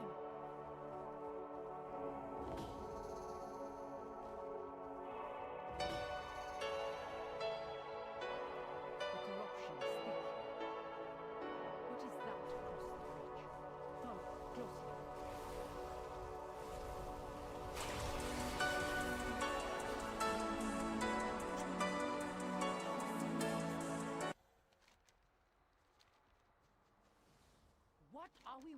for? What the fuck? Dick. We are wasting time. Right. Listen to that acceleration.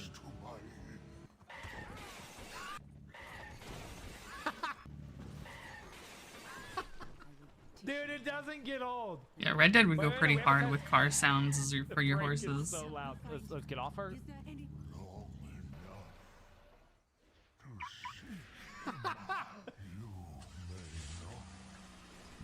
Listen to that acceleration.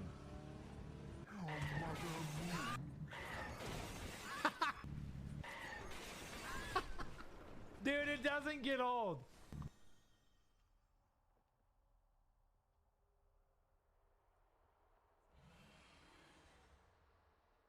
Hi, Dr. Bernard here. This Hi. video is based on a case published in literature. I don't, and I'm not going to, rag on chiropractic. If you need chiropractic care, see a chiropractor. Don't do it yourself. Very generally, if a licensed professional exists for some function, you hire that licensed professional when you need someone to perform that function for you. And in America, chiropractors are licensed by the state. If you don't need to see a chiropractor, then don't see one. I'm telling you this story to teach you medicine and anatomy. A mom did a chiropractic maneuver on her own neck. Yeah, This is what I've seen happened it. to her brain. CN is a 34-year-old woman presenting to the emergency room, foaming at the mouth. Paramedics tell the admitting nurse that they saw her complain of headache and nausea in the ambulance before she had a seizure, and after it was over, she was completely unresponsive. CN could never remember a time in her life when she felt healthy. Growing up, her parents never taught her hygiene because they didn't really practice it themselves. CN didn't learn to use toilet paper until she was a teenager, and when she did learn about it, her usage usually wasn't complete. It'd get swampy, and she'd get deep in and scratch the whole area. Because her hygiene wasn't optimal, her hands would touch all kinds of surfaces, and it'd get very many people ill. But the person who got the most ill from this was herself. Bacteria would get from her hands into her urinary tract, and the resulting complicated urinary tract infection would just feel horrible. She'd have a fever. Her sides would hurt in a way that it would make her eyes water, and it would bring her down to the ground. CN was always able to get antibiotics for this, though. And finally, a doctor was able to correctly identify her poor habits based on her smell in the clinic. Once she was finally able to clean it up, things were looking great for her, but only for a few years. One day, CN realized that she couldn't remember the last 6 months of her life.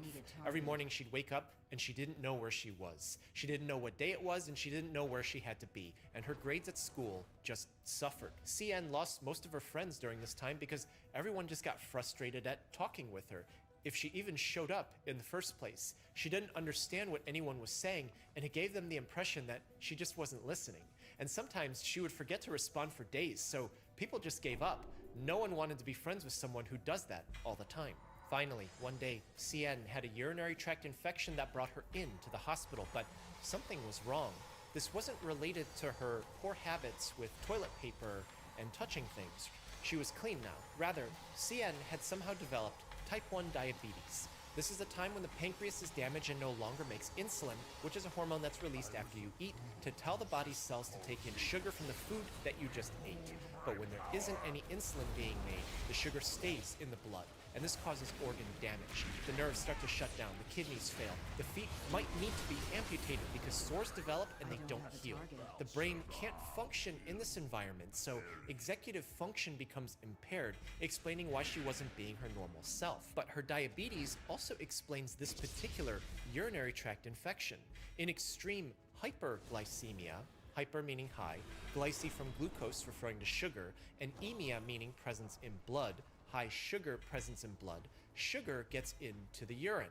And because sugar grows bacteria, when sugar's in the urine, it predisposes one to horrible urinary tract infections, just like the one that CN had.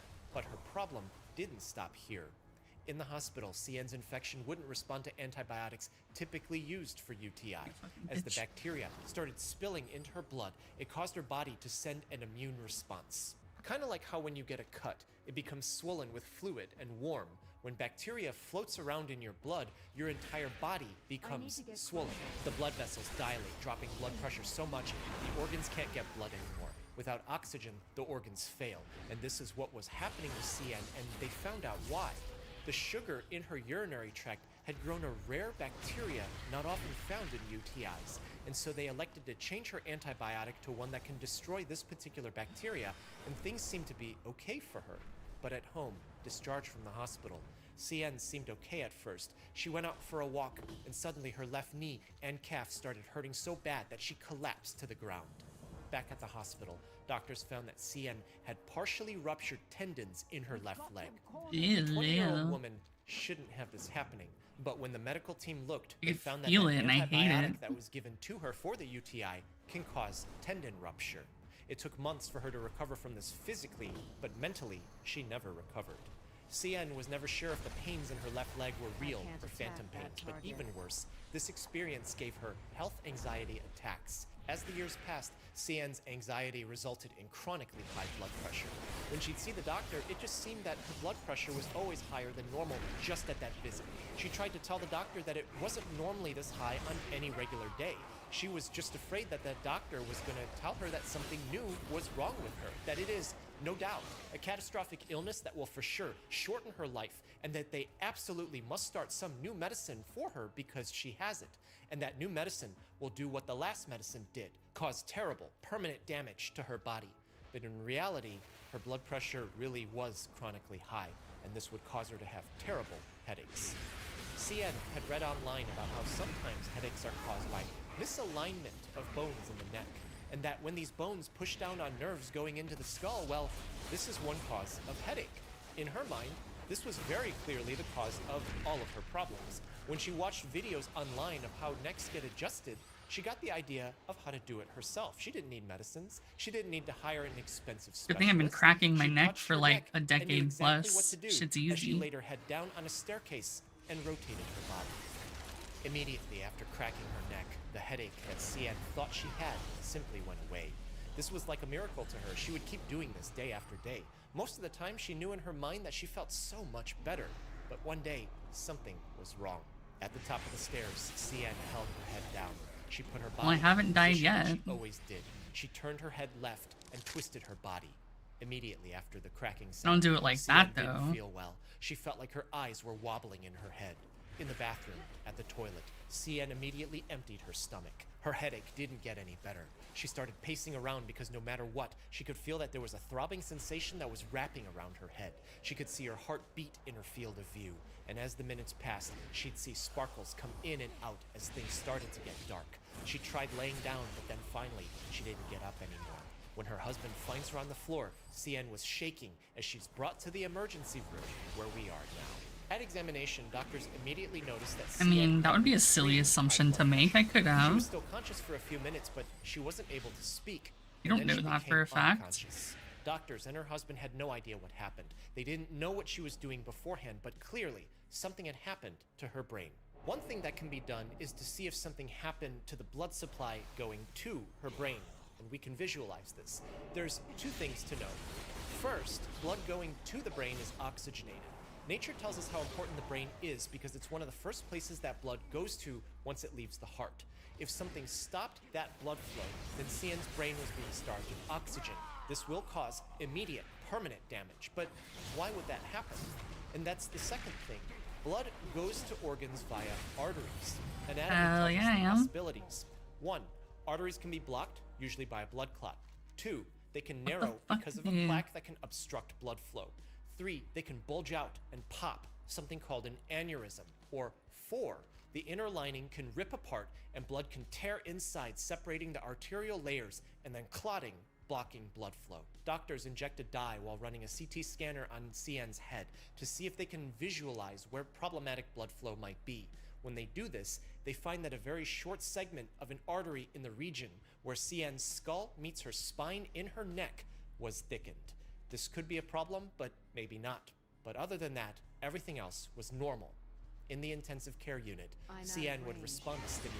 They would squeeze her trapezius muscle to get a response. But as the hours pass, no amount of squeezing would yield any feedback. Shortly after her arrival, a CT scan revealed that a huge portion of the front right part of her brain was bleeding.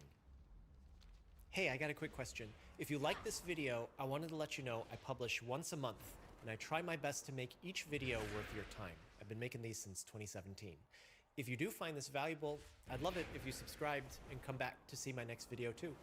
The brain is covered by thin tissues that protect it. Between these layers is something called the subarachnoid space. The CT scan found that CN's brain was bleeding right into this area, but there was more. The brain has fluid-filled cavities on the inside that serve as a communication network called ventricles. There's 4 of them, and they're interconnected. There was extensive bleeding into CN's ventricles, so much so that her brain was swelling. It was distorting, and parts of it were getting pushed off to the sides while getting crushed up against her skull.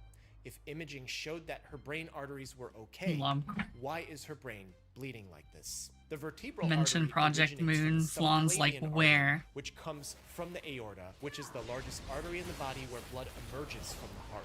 The moment that blood leaves the heart, one of the first places that it goes to is the right subclavian artery, which goes to the right vertebral artery to head directly to the brain. The problem is, the vertebral artery enters into the cervical spine and it passes through these holes called transverse foramen. As you go up towards the brain, you start to notice all these delicate structures that receive blood from this artery.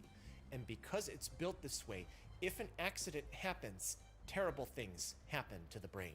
If trauma is applied to the vertebral artery, such as a twisting I'll never motion, forgive that bird. outside the body looks like a chiropractic maneuver on one's own neck, then the sheer stress can cause a tear on the inside lining of the blood vessel. Blood rushes into this tear.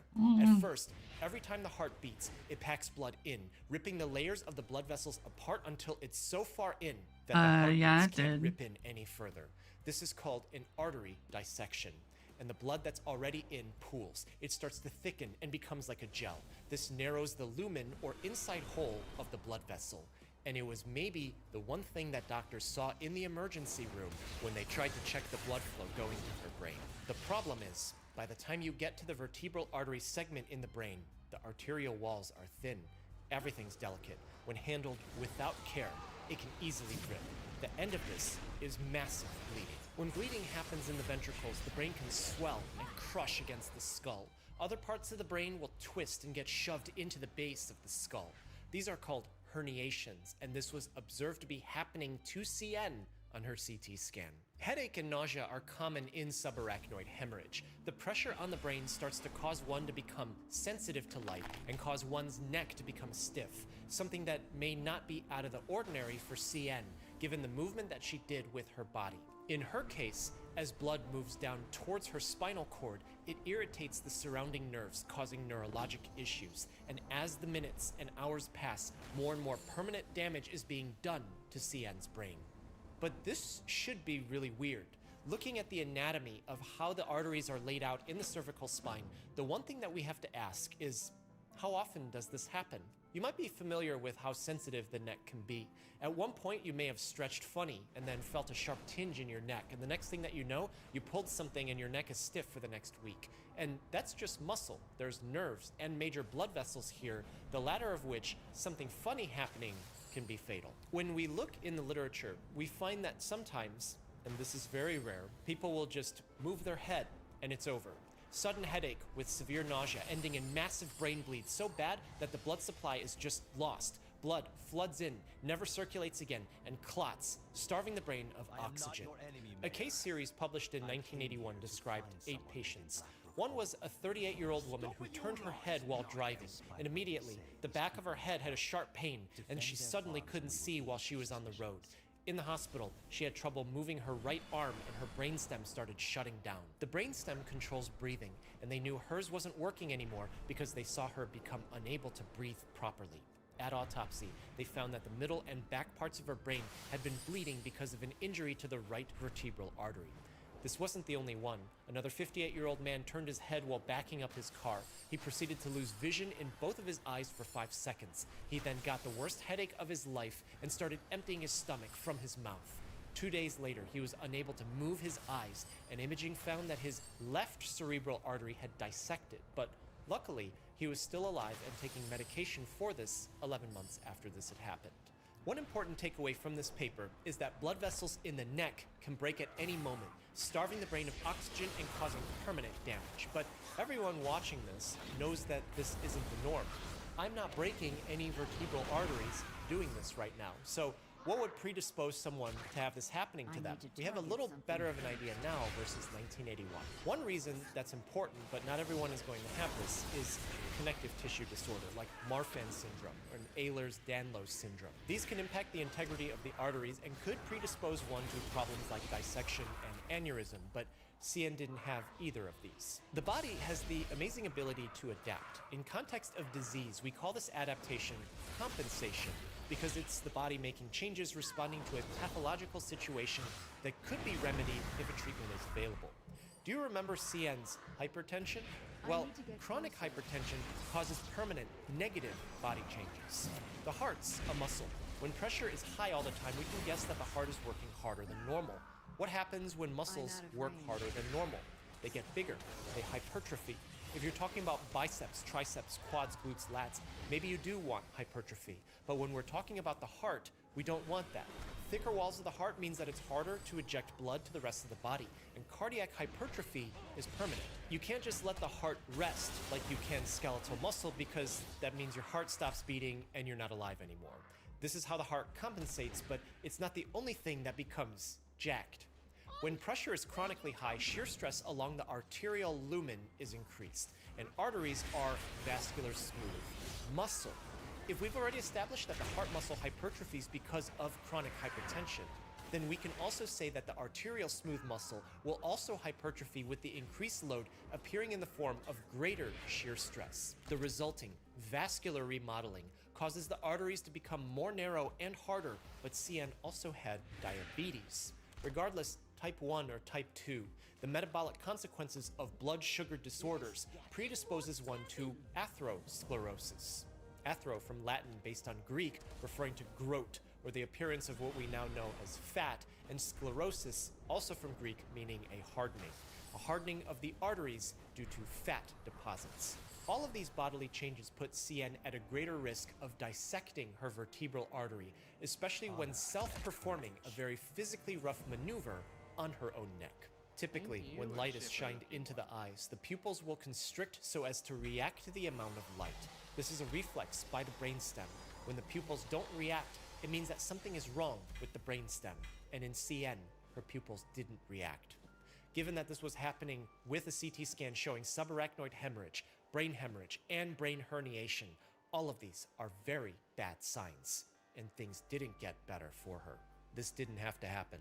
CN had a lot of past negative experience with medicine. She had a significant past medical history of recurrent UTI, type 1 diabetes, fluoroquinolone-associated tendinopathy, hypertension, anxiety, and possible autoimmune disease. If you take the chiropractic part out of this, her turn to self-performed therapy was especially high risk, particularly given all the risk factors that she did have. To say that she didn't know may not be entirely correct. We see it in movies and TV when someone snaps somebody's neck and then they collapse to the floor. It's just in this case, hers wasn't a movie. It wasn't a joke. She actually did collapse and she was never able to get back up again. At autopsy, evidence of injury on the left side of her neck were found. When they looked at her heart, they saw that the left ventricle had been starting to hypertrophy consistent with her chronic hypertension. Diffuse cerebral edema was found with subarachnoid hemorrhage at the brainstem and the cerebellum. Blood clot was found in the right vertebral artery that was going into the right base of the skull. And this made sense because her injury was on the left side, so there was a contralateral impact given the nature of her maneuver. They found that her brain did herniate, that it did crush down into the base of her skull, and another part started folding in on the brain, causing the blood supply to those areas to choke off. All of this confirming that she did have vertebral artery dissection due to self-chiropractic cervical spine manipulation that resulted in fatal subarachnoid hemorrhage and cerebral hemorrhage. One of the most comprehensive warnings that I can give about this is that everything has a risk to benefit ratio. If you don't need to do it to your body or put it in your body, then don't. On a macro scale, there's a risk on doing studies. On the clinical side, we have good data on interventions that wouldn't happen in nature. For example, you're not going to find someone who does heart surgery on themselves. Or if you take a Bullshit. medicine, I'll do it the right now. chemical or the Watch me. compound itself isn't something that's naturally made in the body or occurs in nature. So you wouldn't have accidentally gotten it in your body if you weren't actively trying to test it. And so we can study what happens to someone when they take it. That's fine and well, but studies aren't always clean cut like that.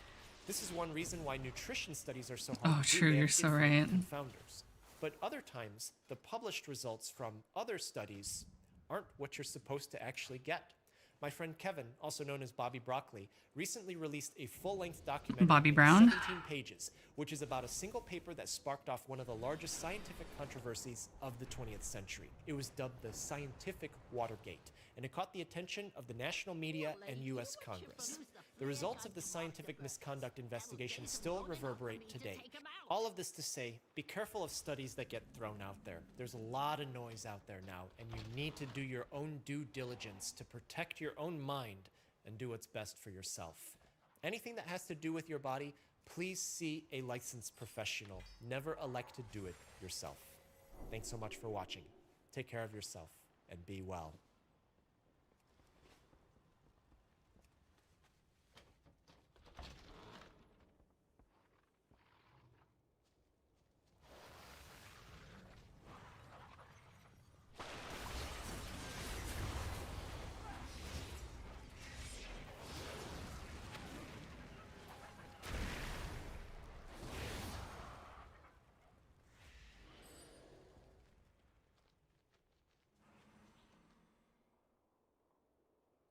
In 2005, Capcom would release a survival horror game that would bend the rules of the genre, an experiment in design and gameplay, a redefinition of the formula they themselves had crafted. And that game was Resident Evil 4. Of course, things sold like 3 million copies in 2005, was the most critically acclaimed game of the year. But a couple of months later, Capcom would redefine a different kind of survival horror, the stalker horror experience, and that game was Haunting Ground. Expanding on the building blocks of the Clock Tower series, Haunting Ground took the run and hide gameplay, added several other layers and mechanics, created a disturbing set of complex antagonists, and made the beating heart of the story the relationship between a young woman and the dog that she rescues from mistreatment. So today, let's enter Beli Castle to experience Capcom's forgotten survival horror masterpiece, Haunting Ground.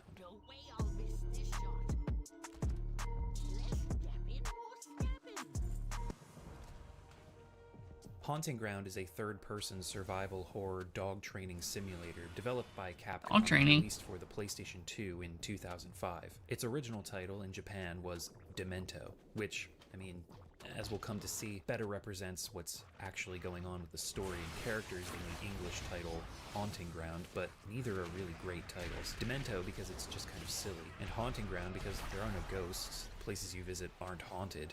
You could reach and try to make a case to justify the haunting part of the title, and we'll touch on that later, but in my mind it's a real stretch. Anyway, Haunting Ground had the unfortunate fate of being released a couple of months after Resident Evil 4, which changed the face of survival horror and action gaming at large for quite a while. This led to Haunting Ground just being kind of shrugged off by most critics. Capcom didn't invest too heavily in marketing for the game either, so it also didn't sell all that well. But the lack of confidence in Haunting Ground was already deeply baked into its development. The team had a desire to make a survival horror game with a female lead, but were certain that it would fail because they thought big tough gamer boys wouldn't want to play as just some girl. So they gave her sexy outfits. Boob physics ? And a canine companion Could've just stopped at Huey, boob. who is a king among kings and the real hero of this game. That's not to completely dismiss Fiona, the avatar that you actually control. She's a complex character who has more skills at her disposal than it initially appears, and the relationship between Fiona and the handsome white shepherd Huey is, in my opinion, one of the biggest aspects that holds the game together, both in terms of the gameplay and in the overall story.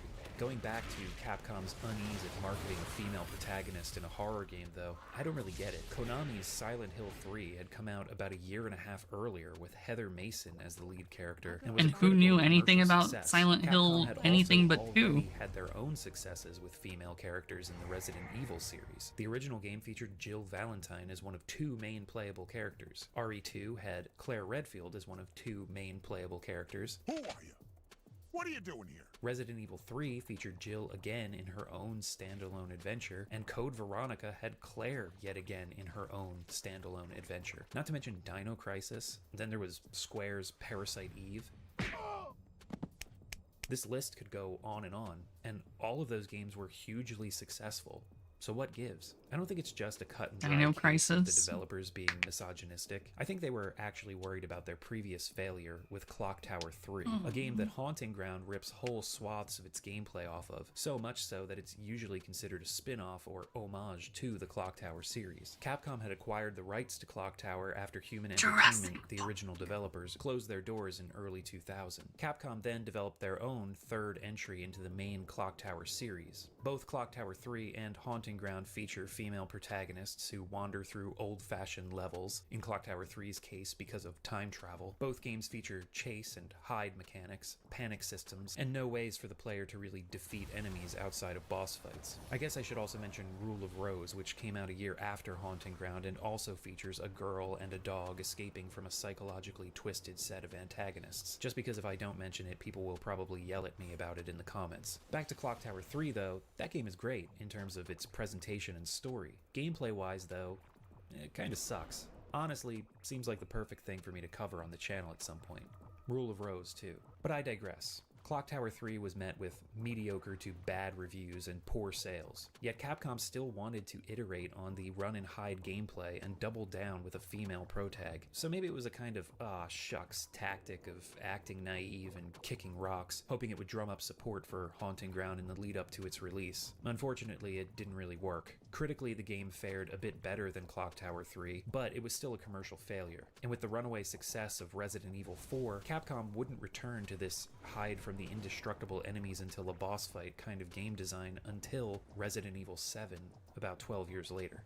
So I think it was more that they just weren't confident in the actual gameplay design, more so than worrying about having a female protagonist. But then, just blamed it all on poor Fiona. Hasn't she been through enough, Capcom? She's already got all these creeps trying to get to her womb. Let me into your womb. Yeah, maybe I should explain the story a bit. As established, you take the role of Fiona Belli. The intro cutscene that plays when you first start the game features lots of red and lots of skin, as Fiona walks through the halls of a castle with nothing but a bedsheet wrapped around her. After starting a new game, we don't get much as far as story setup. Fiona is already a captive inside some kind of cellar, and as she's unconscious, a large, deformed man reaches for her through the bars of her cage. Lightning and a crash of thunder scares away the big guy, though. There's a brief flash of a car crash, and Fiona awakens. 3 times? That bitch eepy. It is just as I feared. Lord Ravencrest's remains are gone. Ishnu Allah. Serve well, friend. Lord Ravencrest died long ago, but I will always revere him as my mentor.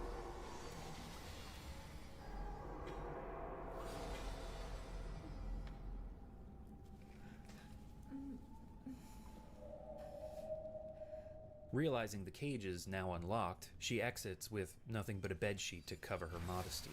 From beneath a nearby table, a dog jumps out at her. And she finds a collar nearby with the name Huey on it. With that, she exits the cellar and finds herself inside the yard of a large castle estate. From here, we gain control and are free to wander around and get the lay of the land. There's not much to do initially, what with Fiona being practically naked, but there are a few landmarks to take note of. An old tree in the corner of the yard, a locked door with a hole in the wall off to the side, too small for Fiona herself to fit through, she comments. Some cages and a kennel area, as well as a large locked gate. A set of stairs leads to a second floor landing, and then a third floor with an actual open door. And here we find a bedroom. Rescued our world from annihilation.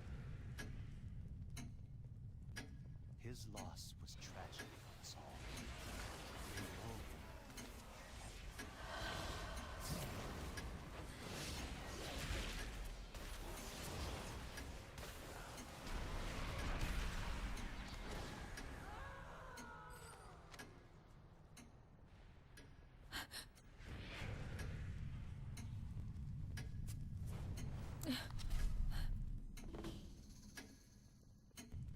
Damn, bitch, she just looking at her?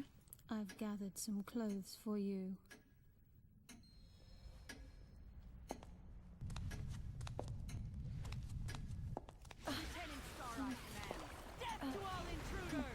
Wait, don't go.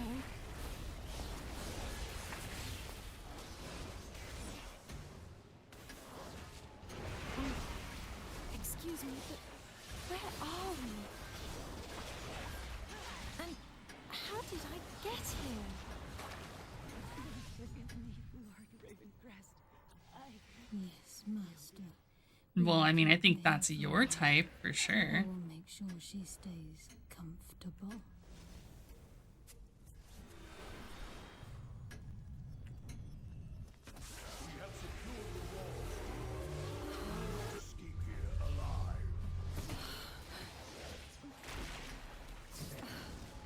The voice acting in Haunting Ground is actually pretty good. The maid here is named Daniela, and I love her emotionless delivery. It's perfect. We'll see more of her later. Don't worry. On the bed, there's a change of clothes. While changing, Fiona is watched from behind the eyes of this gallant old gent painting.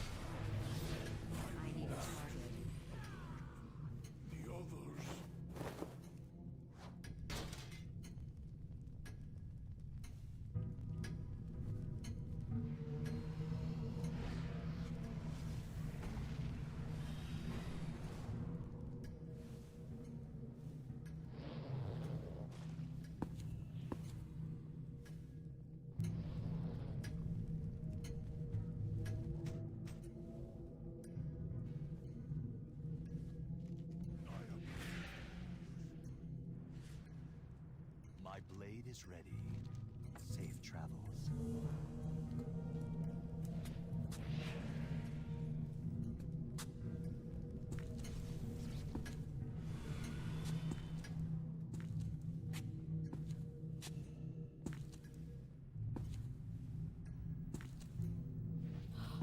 Wait a minute.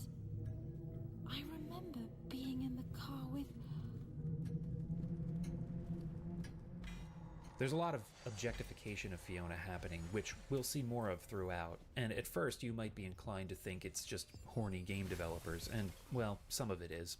But there are story reasons for Fiona's treatment here, which we'll look at more as we go. With her new tight-fitting outfit, Fiona is free to explore the castle. At this point, Fiona also gets access to several additional moves. She can kick, backstep, and crouch. Kicking can break objects, but can also be used to attack enemies. It's nothing more than a way to get some space, though. It doesn't do much damage. Backstepping also isn't all that effective. A lot of the time you're running from enemies, so the backstep is mainly used to perform the charge move. By pressing backstep and immediately tapping the kick button, Fiona will lunge forward.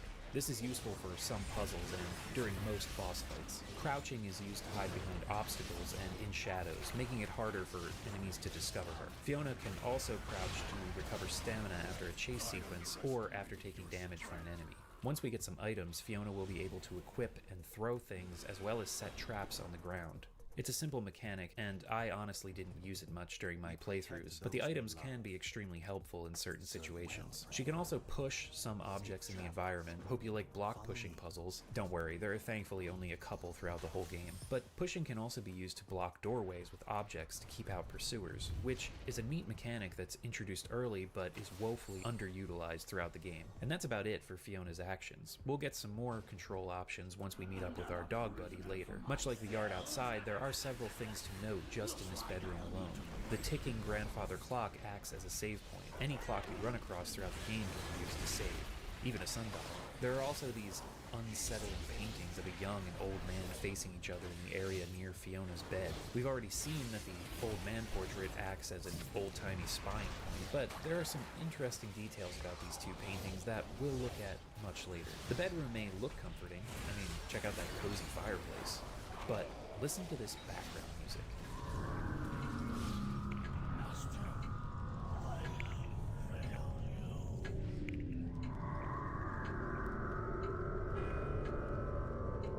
Aside from the foreboding piano, there's also this strange, squishing, squashing sound effect mixed in.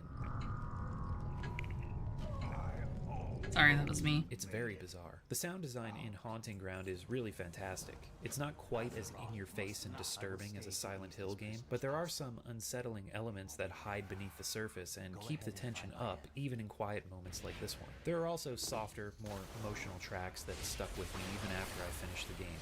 Huey's theme reminded me of a child's music box, and it's a really comforting piece that gives you a reprieve from the otherwise fearful atmosphere of the rest of the game.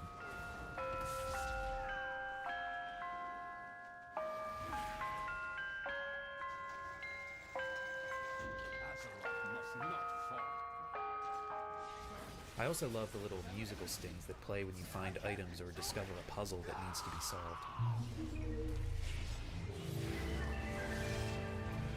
Visually, the game is spectacular. I think the PS2 is peak graphics. Games like this, Valkyrie Profile 2, Final Fantasy XII, Eco, Shadow of the Colossus, Okami, Dark Cloud 2, Rogue Galaxy, Metal Gear Solid 3, Black, Gran Turismo 4, Odin Sphere, Time Splitters 2.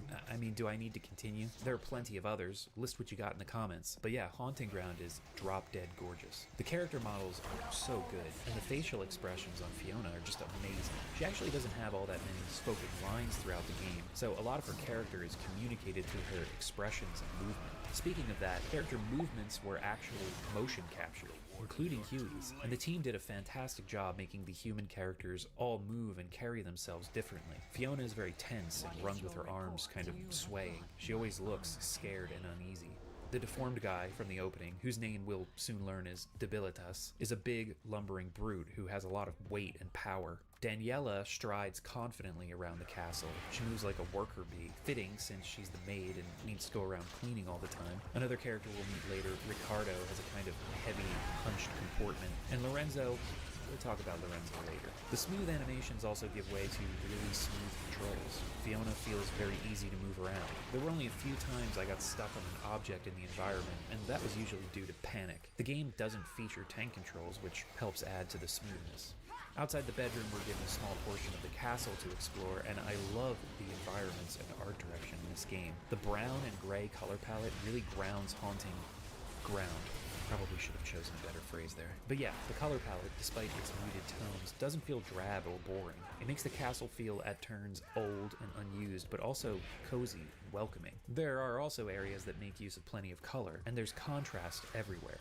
I mean, just look right here. The candlelight outside the bedroom doorway gives off a warm glow in direct opposition to the harsh whiteness of the electric lamp hanging from the ceiling just a few steps away. Just the fact that you have this juxtaposition of old candlelight with modern electric lighting is already beginning a theme of old versus new, comfort versus discomfort, safety versus danger. We're going to see a lot of these kinds of opposites at work in Haunting Ground, and the environments themselves become integral parts of the story. So, don't mind me, but I'm going to be luxuriating in these details throughout the video. The camera work is fantastic as well. When you first enter an area, you'll be dealing with a fixed camera angle, but since the environments are fully 3D, the camera will follow Fiona, swooping, tilting, or tracking. It's really well implemented, and I never had any complaints about the camera placement or the movement of the camera while playing. The controls can get a bit wonky sometimes when the camera angle switches. Usually if you continue holding the direction you're moving in, when the camera angle changes, you'll keep going, but if you let go, you're going to have to reorient in relation to where the camera is now placed, and that can get a bit annoying, especially while being chased, but it's a minor complaint. Also, notice that we can open and close doors manually. For the love of all things, leave the doors open. In the next hallway, there's a pillar with a splatter of blood. If Fiona inspects it, we get introduced to another mechanic, the panic mode. Witnessing distressing sights, getting attacked by enemies, and even getting too close to enemies or hearing them do something menacing can increase Fiona's panic level. At first, the effects are subtle. Fiona may stop in her tracks and the screen may blur a bit. As panic increases, the screen colors will start to invert. Fiona will stumble and become more difficult to control. And finally, when she fully panics, you lose all control of her and she runs wildly. All you can do is try to steer her away from walls and other objects as she'll just bump into them and fall down. At the end, she'll just stay on the ground and crawl slowly, usually giving the pursuer ample time to deliver a finishing blow.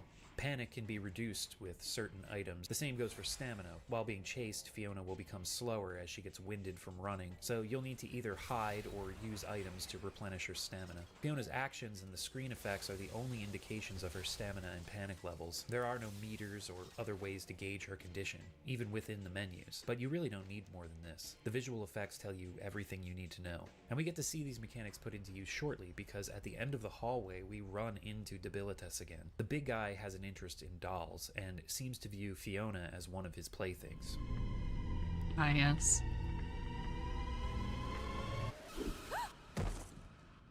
Close enough to what I assumed it would be.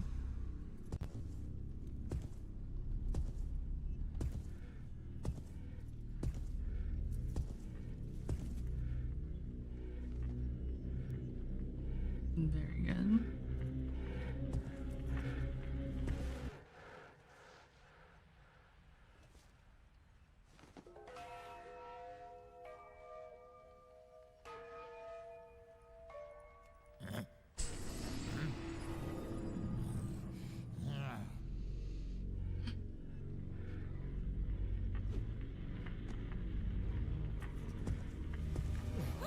Run away. There are actually a couple of ways to avoid Debilitus here, but only if you've played the game before and know what you're doing. The developer intended way is to run all the way back to the bedroom. You can shut the doors behind you now, but Debilitus doesn't move that quickly, and we're not running far, so it really doesn't matter. Back in the bedroom, we'll get a prompt near the bed and be able to hide underneath it. This will initiate a first-person view with the phrase hiding on screen. Unfortunately, we can't move Fiona's view around while she's hiding, which prevented me from getting good footage of some of the pursuers searching for Fiona. There are several set hiding spots like this throughout the game, and there are also some that can be interacted with to trigger special cutscenes and cause enemies to be incapacitated for short amounts of time. In addition to these designated and special hiding spots, Fiona can also hide in closets and dressers, behind doors and other objects, as well as in bushes. In these situations, the camera will cut to the pursuer and you'll see them search for her. When a pursuer leaves the area while you're in a game designated hiding spot, you'll get a coast clear message. In the other hiding spots, the camera will cut back to the normal point of view.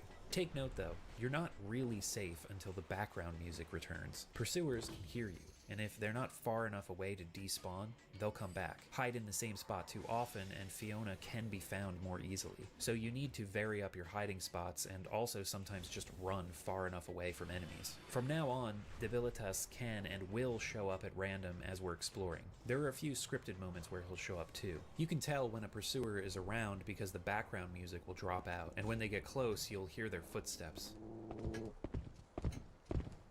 My little pink meat pie. Fucking voice.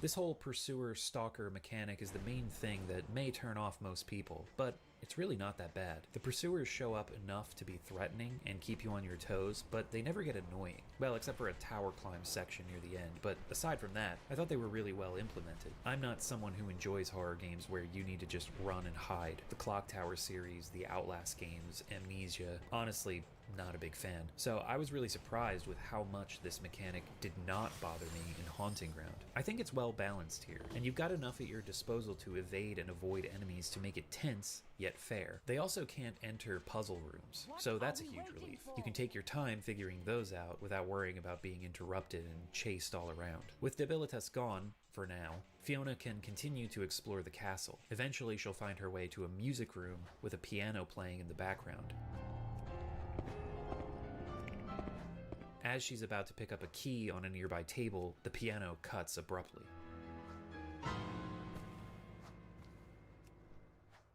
Ah, Fiona.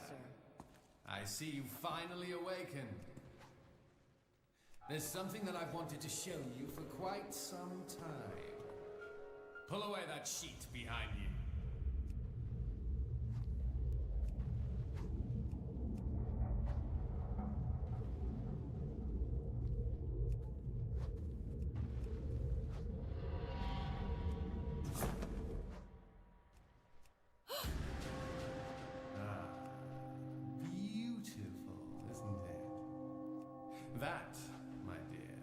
is what you will become in the future. There you go. Go ahead. You may touch it. You will be mine, Fiona.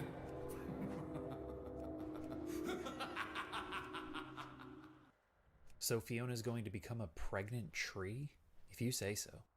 The key we picked up unlocks a door to a new area of the castle. We also get a short cutscene introducing us to the luminescence. In the hallway where we first ran into Debilitas, there was a study, and a chalkboard there had a note about these little floating orbs of light. They're tiny creatures that respond to Azoth. We don't know much about Azoth yet, unless of course you've majored in alchemy, which between that and philosophy, it's probably a toss-up for the most useless university degree. Don't worry, philosophy majors, I have a degree in English, so I'm right there with you. Azoth is sometimes referred to as the Philosopher's Stone. It's an alchemical solvent or universal remedy that is symbolized by the caduceus. Did you say caduceus? Yeah, Caduceus. I said caduceus. Which is related to the essence of life. According to alchemical study, all living things possess some Azoth, and for women, it's usually found in the womb. For reasons we'll learn later on, the denizens of this place want Fiona's Azoth, because Fiona herself possesses a high concentration of it within her. Let me into your womb. That's all you need to really know without being spoiled. Anyway, back to the luminescence. In terms of gameplay, they're annoyances. Let if me Fiona into the bumps into a womb. luminescent, they burst and send her into varying states of panic, which is not good. They can follow from room to room, but can be blocked by shutting doors. I also found that you can kind of cheese them by running through a doorway and waiting for them to appear. If you time it right, when you run back through that doorway, they'll disappear and you won't suffer their effects. Neat. Continuing on, we arrive at the kitchen, and after kicking down some boards blocking the stairs, we can enter a basement and find our first map, that's just or how it rather, is. castle sketch of Belly Castle. Hey, that's Fiona's last name. You can use the map in your inventory and then check the map tab to see the layout, but honestly, the environmental and level design in Haunting Ground is so good, I never looked at the maps except to get footage of them for the video. Every room and hallway is unique, and there are several shortcuts to unlock and alternate paths to take, so I never really got lost. Both the castle proper and the old mansion that you'll eventually unlock feature designs that loop back on themselves, which I'm a huge fan of. Back upstairs, we meet our friend Debilitas again.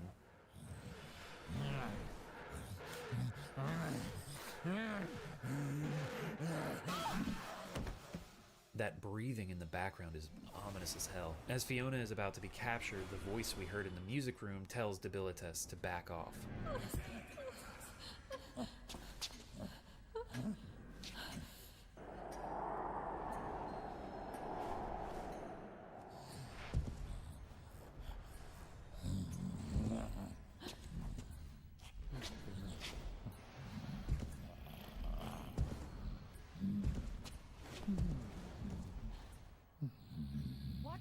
He looks so sad. This man introduces himself as Ricardo and reminds Fiona of the car accident and her parents' deaths. He also informs her that she is the sole surviving heir of Belly Castle.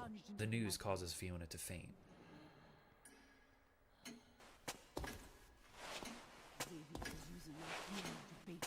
Dude, 6 sandals. Fiona awakens back in the bedroom, and it's nighttime now. Hearing whining outside, she checks the window and sees a dog tied to a large tree in the yard. We gotta go down and rescue that poor guy. Don't worry, buddy, I'm on my way.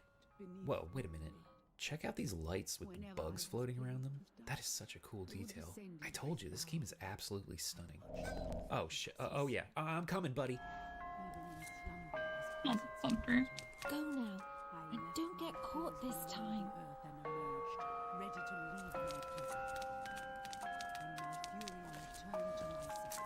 We worked as one, as if he had never been away. Have you ever felt Go. I must abandon my beloved and subdue the most brutal. It's too far away. Your dream is undone. After rescuing Huey, Fiona returns to her bedroom to find a surprise waiting for her. Debilitas. Heyo.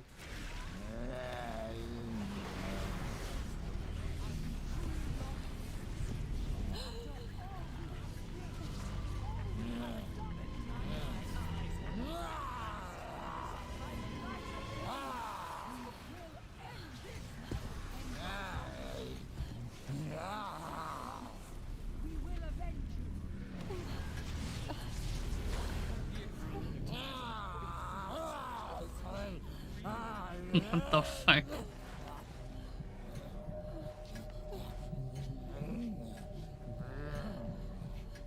Oh, it's so disturbing how he crawls towards Fiona here. This is our combat tutorial for Huey. Huey can be commanded by using the right analog stick. When a pursuer is near, up sends him to attack. While he's attacking, you can press up again to encourage him, and he'll sometimes hold on to an enemy for longer. Down will get Huey to stop attacking. R3 will have Huey stay, and if you time it right when a pursuer is near, you can press up and Huey will do a more powerful attack. It's difficult to pull this off correctly though. Outside of battle, the actions Huey performs change. Up sends him to search for items and interact with objects. Down will call him to Fiona. Huey. Right will praise him. Huey. Good boy. Left will scold him. No. R3 has Fiona give him a sit and stay command. Pressing R3 again while he's sitting will have Fiona ask him for his paw and a shake. Shake. Huey also stops and growls when pursuers or other enemies are nearby, giving you an added alarm.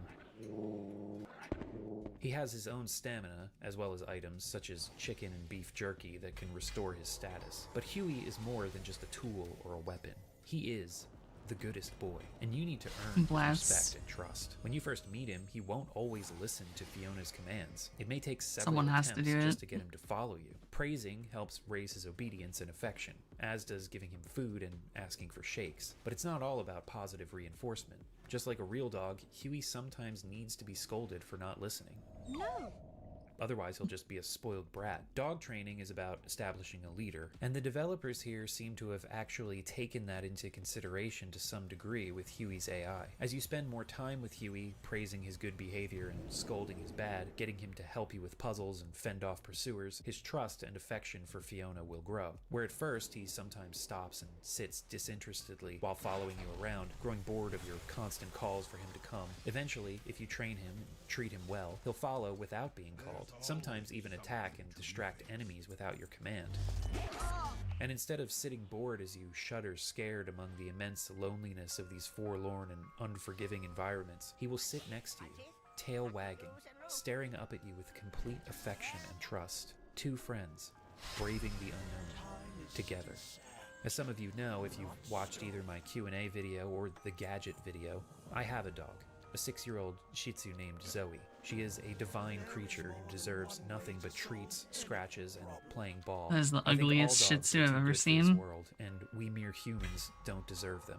Shih Tzus That's specifically true, though. have very independent personalities and are not high on the obedience scale. I've heard it described that they hear what you're saying when you give commands and whatnot, but it just doesn't align with their goals. And man, I see proof of that every day. As mentioned, my dog's goals are food, scratches, and playing ball, in that order. We worked hard to train her though, and she's a good girl. But when I witnessed Huey's aloofness and disinterested attitude upon first meeting him, I was reminded of Zoe, and I was determined to get Huey to trust me. It took time, it took patience, it even took a few deaths, but I did it.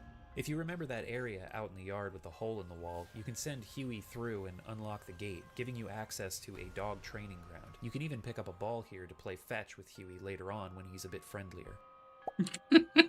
The way your relationship with Huey develops and also becomes integral to your survival is such a masterstroke. It forms the emotional core of Haunting Ground's narrative. Both Huey and Fiona are alone in this world, and fate, or just random chance, whatever you believe, has brought them together to find a way through this nightmare. It's beautiful.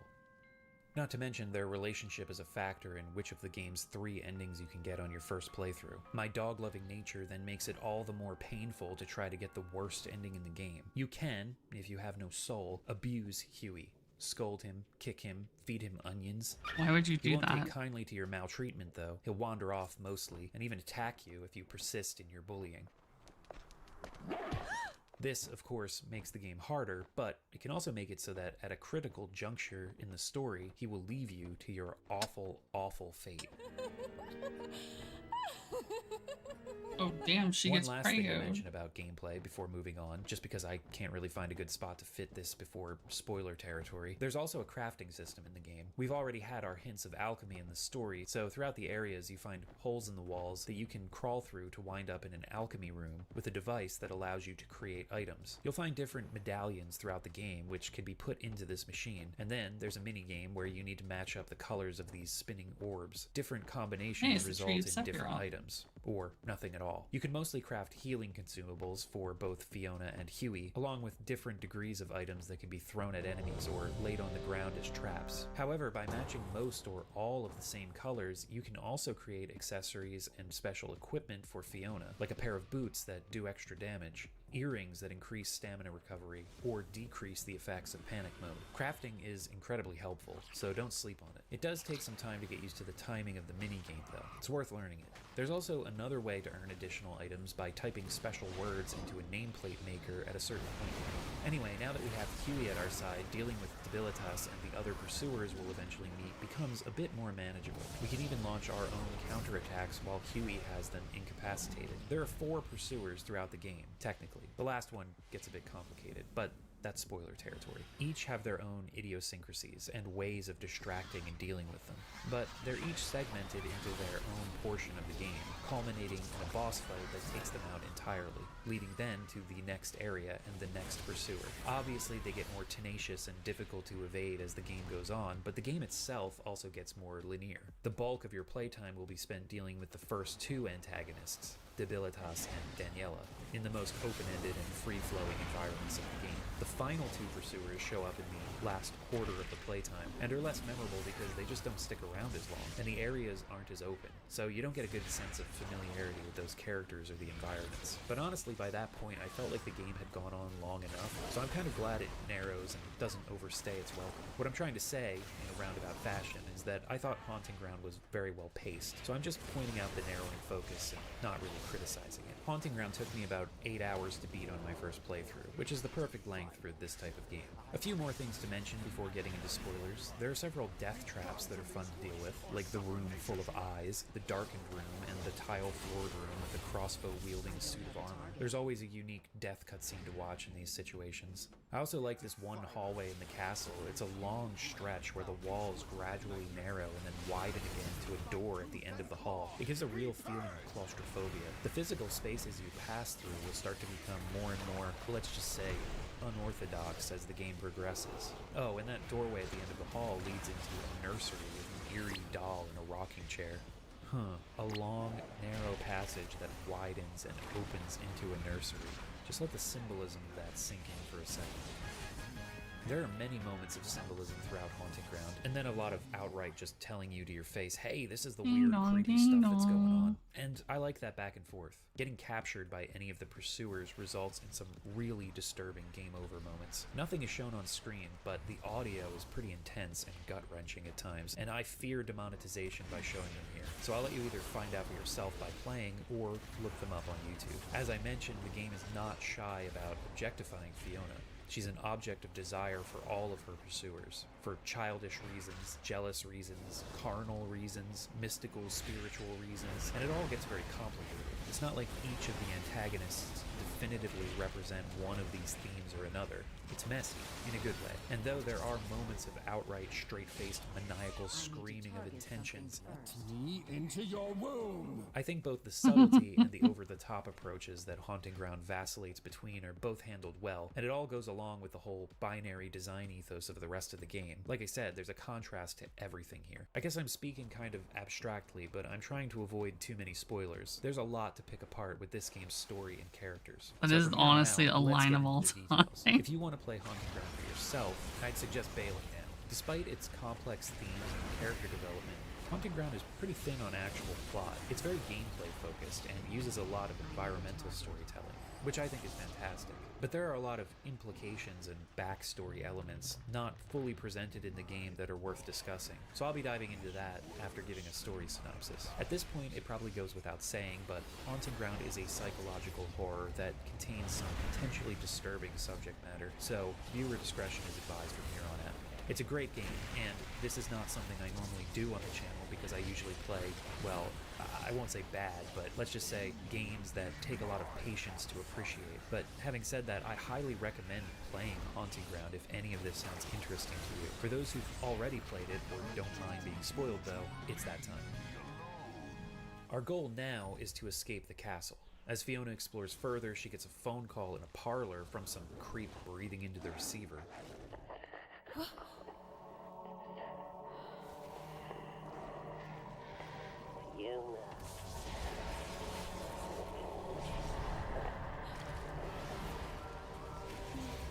Who is this? You must pay attention now, Fiona. Be wary of Ricardo. Despite his creepiness, he does seem to be trying to help Fiona. Maybe she has an ally here. After this, another scripted chase occurs and part of a balcony crumbles. There are a few ways this can play out, but in my playthrough, Fiona fell, separating her from Huey. You can also get it so that Debilitas will fall from the crumbling section of the balcony, and this will put him out of commission for a bit. Even though I only had Huey at my side for a short while at this point, I immediately felt more vulnerable without him. This part also took me like half an hour to figure out how to get back to the broken balcony where Huey was, and I'm pretty sure I ended up completing some stuff out of order, but it all worked out, which is just a testament to the good game design. You can even find the shack where Debilitas lives on the castle grounds. It's a shithole, naturally, and there's a cutscene that can happen here if you enter the shack with Debilitas chasing you, where you can distract him with his doll. Anyway, after opening some shortcuts, dropping a drawbridge, and evading Debilitas on my own a few times, I finally met up with Huey again. Beyond the drawbridge is a building with a block-pushing puzzle, which will open a shortcut allowing Huey to join you in this part of the castle. There's also a locked door where you can look through the keyhole and get a disconcerting scene between Daniela and Ricardo. Where is he?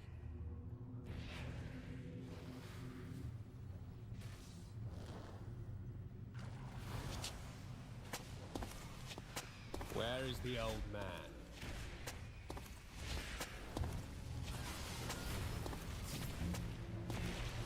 Where's he hiding?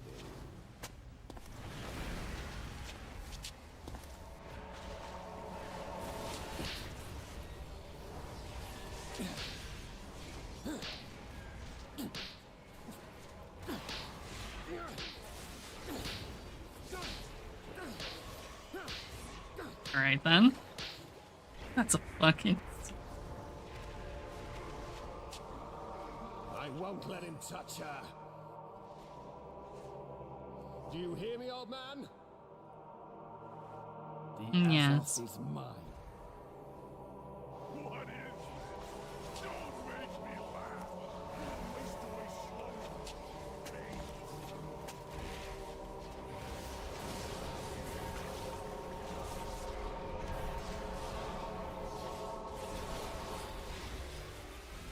We also learn some of the characters' motivations here. Ricardo mentions that Lorenzo wants Fiona, but Ricardo wants her for his own reasons. He wants the Azoth.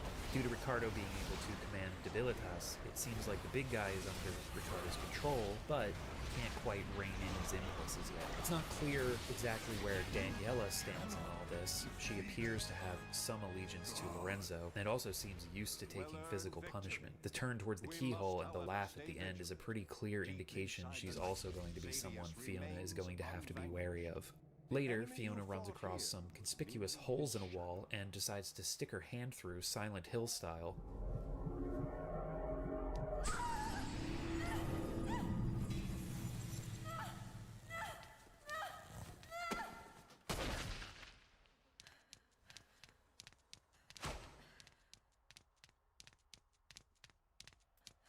Bark, bark.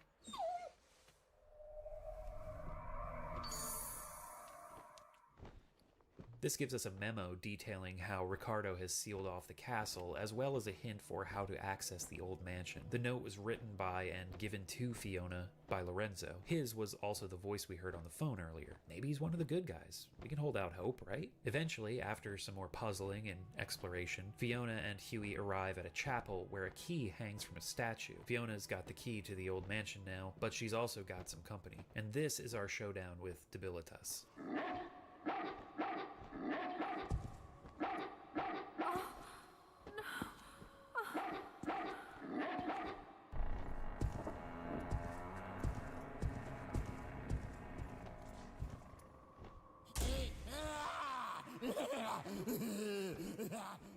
my god, that's such a What is freaky this moment. You dude? get much more of the mental instability with Debilitus going on. He waves his arms, smacks himself in the head, yells for Fiona.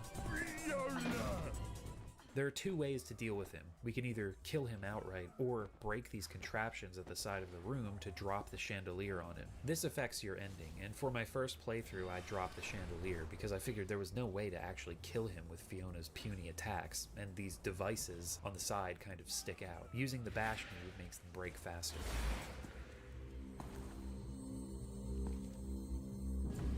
Celebrate a great triumph, one painful.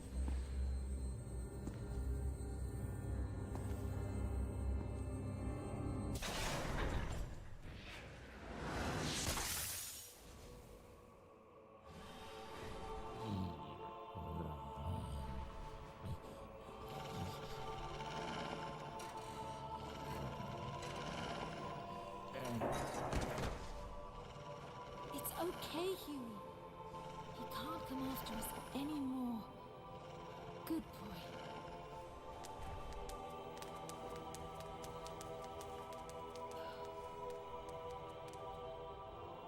Calm down, Huey. It's over.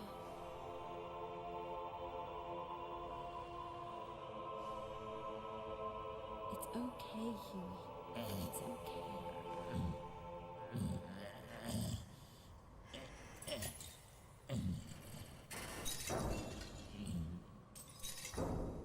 Debilitus survives this, but seems to have been knocked to his senses and begs for Fiona's forgiveness. Then he leaves. You can actually find him again, alive and well, in his shack. He's non-hostile now and will even give Fiona a key, which we can make use of to enter a hidden room. But this situation isn't really useful until a second playthrough, so I'll come back to this later. Moving on, we've got the key to unlock the old mansion, so back in the block-pushing puzzle room there's a door with a symbol on it that Fiona can use this key to open. Before she gets that chance though, Daniela appears and announces the dinner is ready. Dinner is served, miss.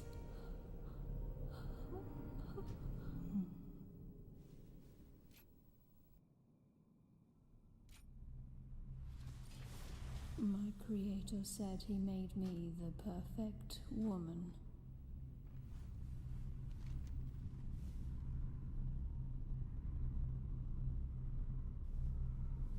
But I cannot taste or experience pleasure or feel pain.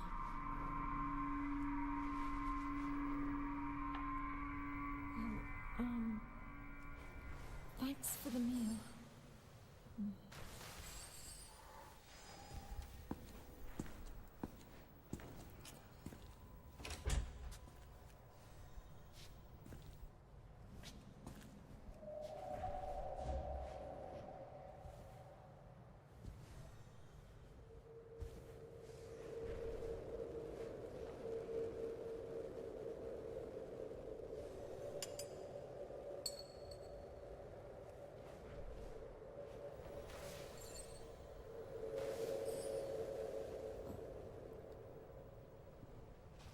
I am not complete.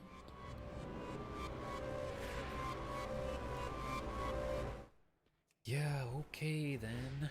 Something must have been in that soup because Fiona's not feeling so hot. She heads back to the bedroom to rest, and while sleeping she is, let's just say, lovingly caressed by Daniela. The night well calls to me.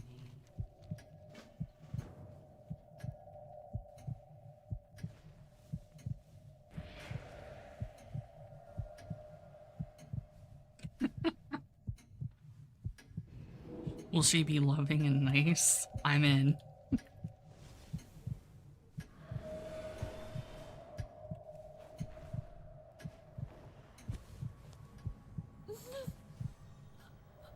Wanna just tell them you want to play WoW already?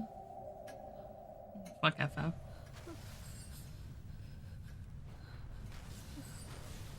See, you could play WoW with your wife, or you could play FF with two retards. Hello.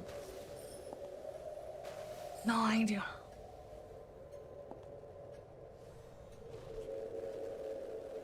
Good day. I will honor my father's name. I am not complete. I don't know, if you didn't like it, I wouldn't feed it to you.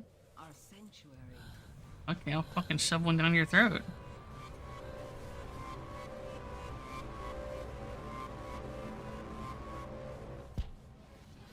You joined so you can make it 3 retards? Oh shit.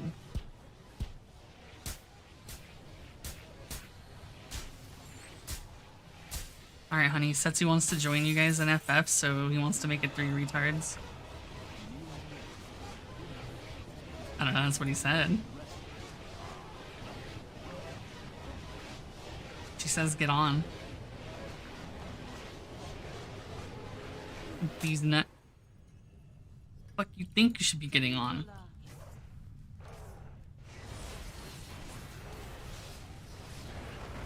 I mean, she's on FF. I don't know what she's doing, but she's fucking Wish and some other retard.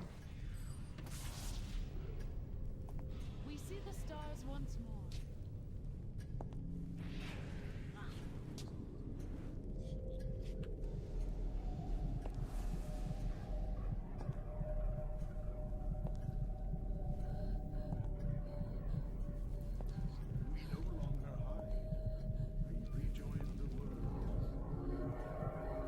Well, that went some kind of sideways. The ticking clock in that cutscene was such a brilliant touch, too, that builds the tension so much. I also like Daniela's chase music.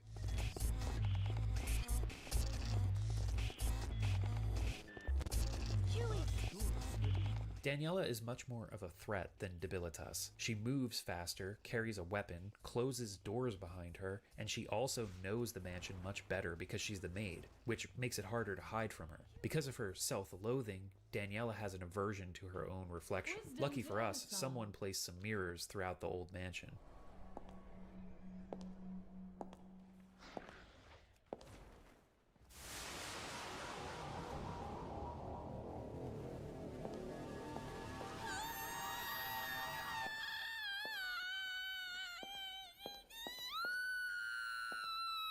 Mirror the woman's natural weakness.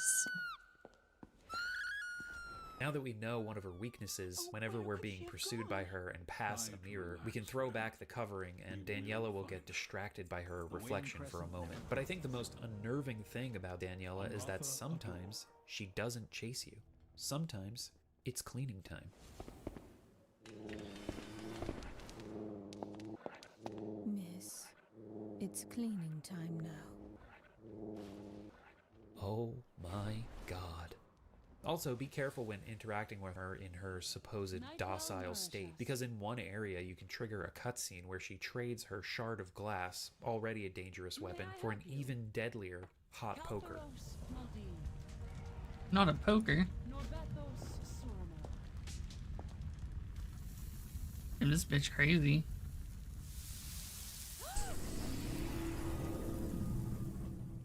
Lovely. Daniela is a really fascinating character. She covets Fiona and her body, and the fact that she can actually feel emotions and be human. I think she's also jealous of the fact that other members of the household want Fiona. And again, as with all the pursuers, it gets wrapped in a sexual angle. And I really like how, for the most part, that's just surface, and there are deeper, even more disturbing things going on underneath that complicate each of the antagonists' fascination and desire for Fiona. And we'll of course look more at this when we meet the next 2 pursuers. Fiona comes across a very curious room that begins to flood as she passes through, and now we're trapped here. This is where things start to get a bit weird with physical spaces. Clearly, the old mansion has some unique architectural flourishes, and we'll actually be doing some puzzles to get parts of the mansion to flip and twist around, giving us access to new areas within it. Not to mention, because of that flooding earlier, we find out at one point that we are completely underwater in this section. Eventually, Fiona makes it to a garden of mandragoras. We need one of these for a puzzle, but the little buggers don't like being picked.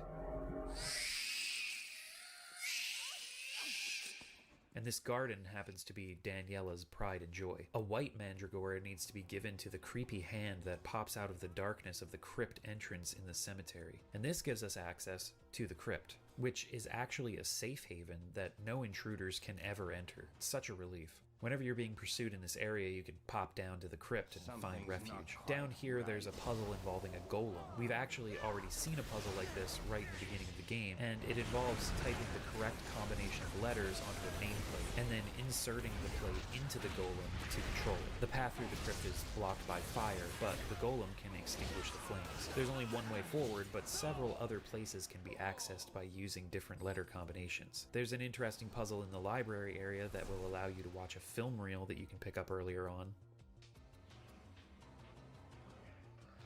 Who filmed these scenes? By eventually taking the correct path through the crypt, you wind up in a new part of the mansion, and here's where the whole twisting architecture of this place takes an even bigger turn.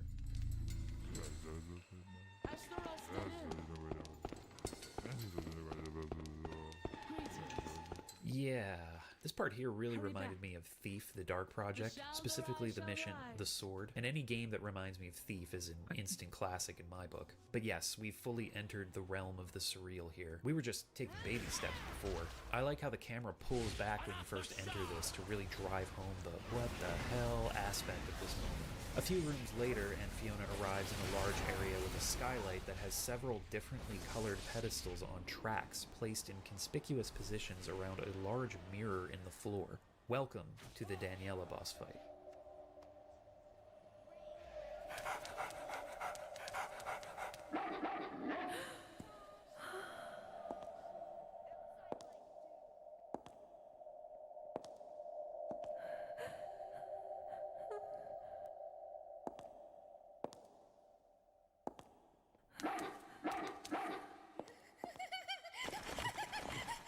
Jesus Christ.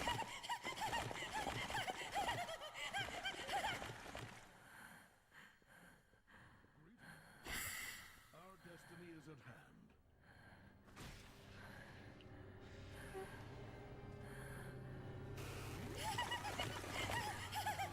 hand. Bruh, what the fuck is this?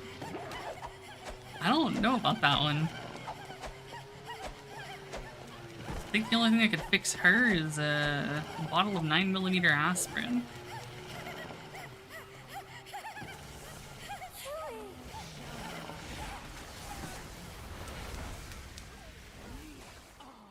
Yeah, that too.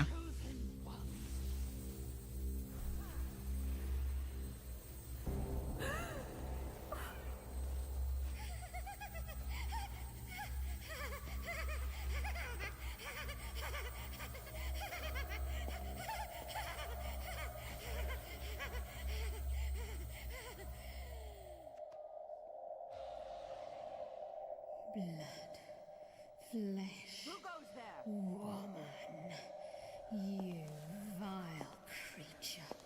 You lure the man into your filthy body again and again, and you are allowed to do it because you are a precious, precious little princess. Precious little princess. Damn, this bitch is crazy.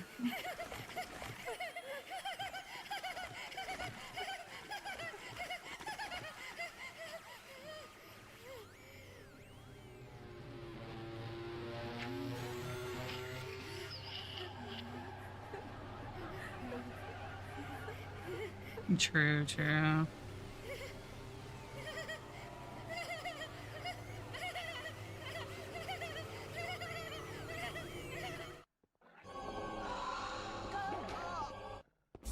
Fiona needs to move these pedestals into place while being hassled by Daniela. The good thing is you can knock her out for a while with a combination of Huey's attacks and Fiona's own, creating some time for block pushing. Once the pedestals are in place, the mirror on the floor lights up and Daniela is once again enraptured or enraged by her own reflection, and her scream shatters the skylight.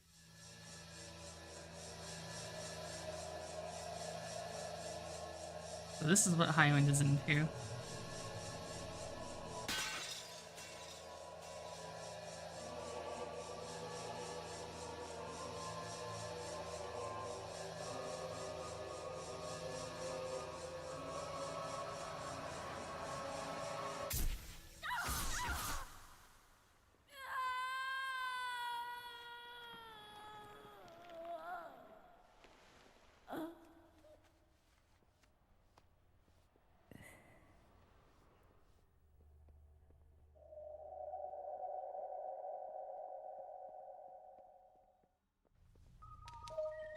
You should have been the one to fill your dark soul with light. Good boy. Daniela drops another key that allows us to progress further. It's always nice after a boss fight because you've got some time to just wander around the previous area and pick up some items that you may have missed and just explore around threat-free. There's some strange creatures hanging around though, like these homunculus who just stand Alright, around. buddy, I don't got it like that. We caught a glimpse of one for the first time in the Escher Stairs room, but here's one just chilling out in the hallway. Huey will stop and growl at it, but if you don't attack, it won't do anything. There will be a few others scattered throughout the rest of the game, again, all non-hostile. At the bottom of another spiral stairway is the door we can unlock with our new key, and here we also meet a new enemy.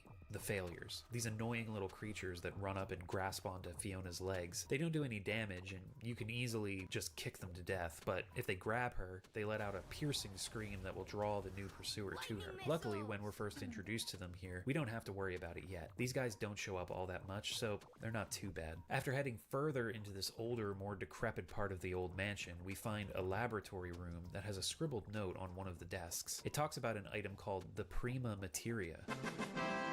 Does it say FF7?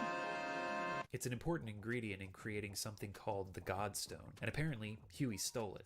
I'm gonna rename you Yuffie. Fiona stumbles into a room with a green vat and a human body floating inside. Genova? Enter Ricardo, our third pursuer. Miss Fiona.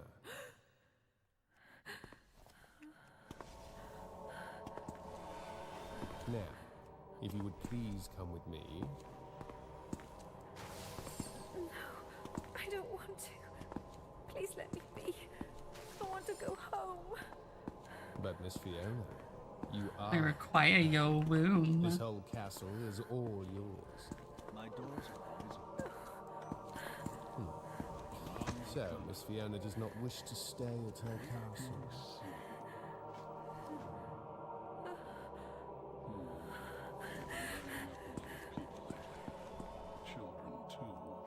You miserable wench.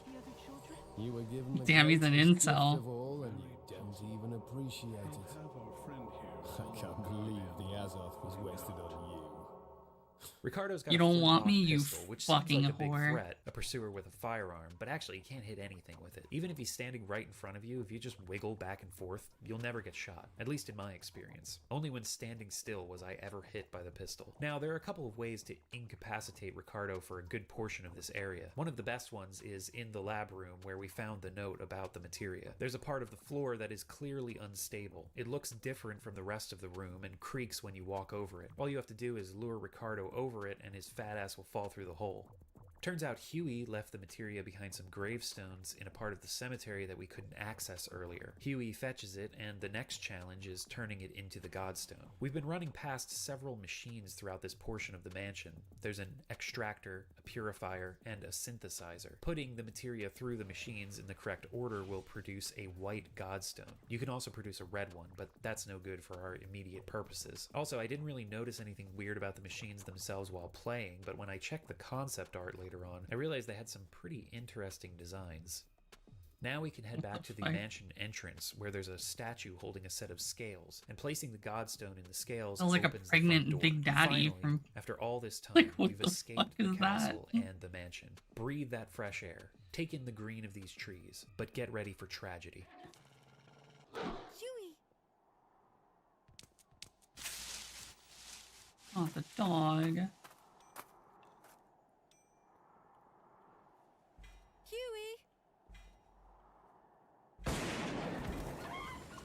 Huey! Fiona finds Huey shot in the leg in the forest and tends to his wound, but Ricardo shows up. There's nowhere to run in the forest though, and we have a confrontation on a cliffside.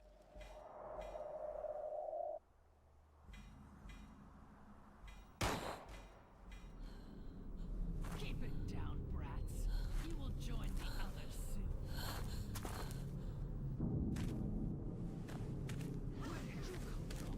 Intruder! Why are you doing this? What did I do? You were born a You woman. inherited your father's Azoth. That is what you did. What Azoth? I don't even know what that is. That Azoth belongs to us, Fiona. Don't you see? You are our child. Stop! Who goes there?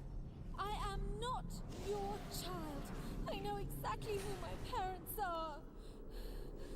Fiona, we are, or rather I am, knowledge. I hold invaluable information from the dawn of time. I am a great alchemist. I will not die. I am Aureolus Belli, and I... Look at me, Fiona. Look. What? Yes, look at me. Just like your father, Ugo. Daddy? Do you want some magic juice? I'm full. We are clones. We are clones.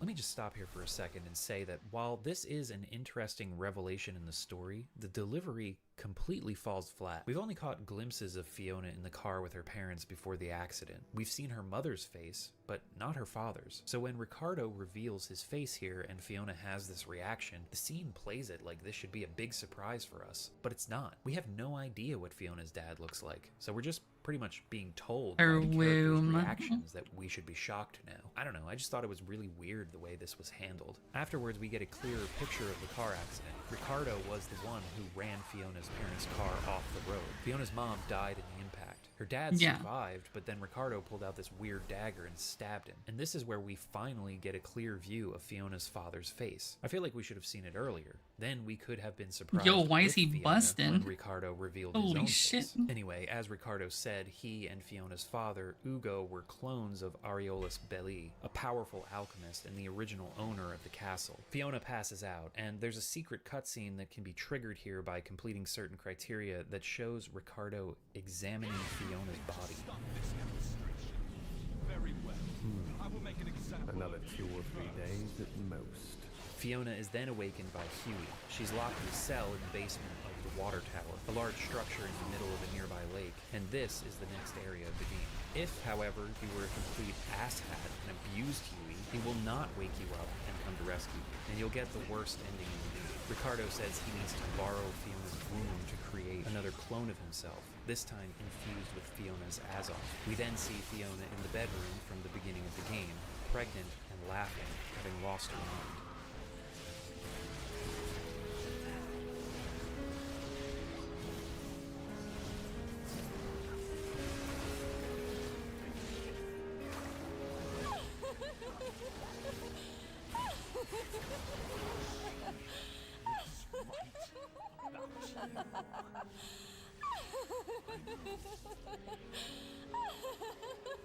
You should not linger. Let us see the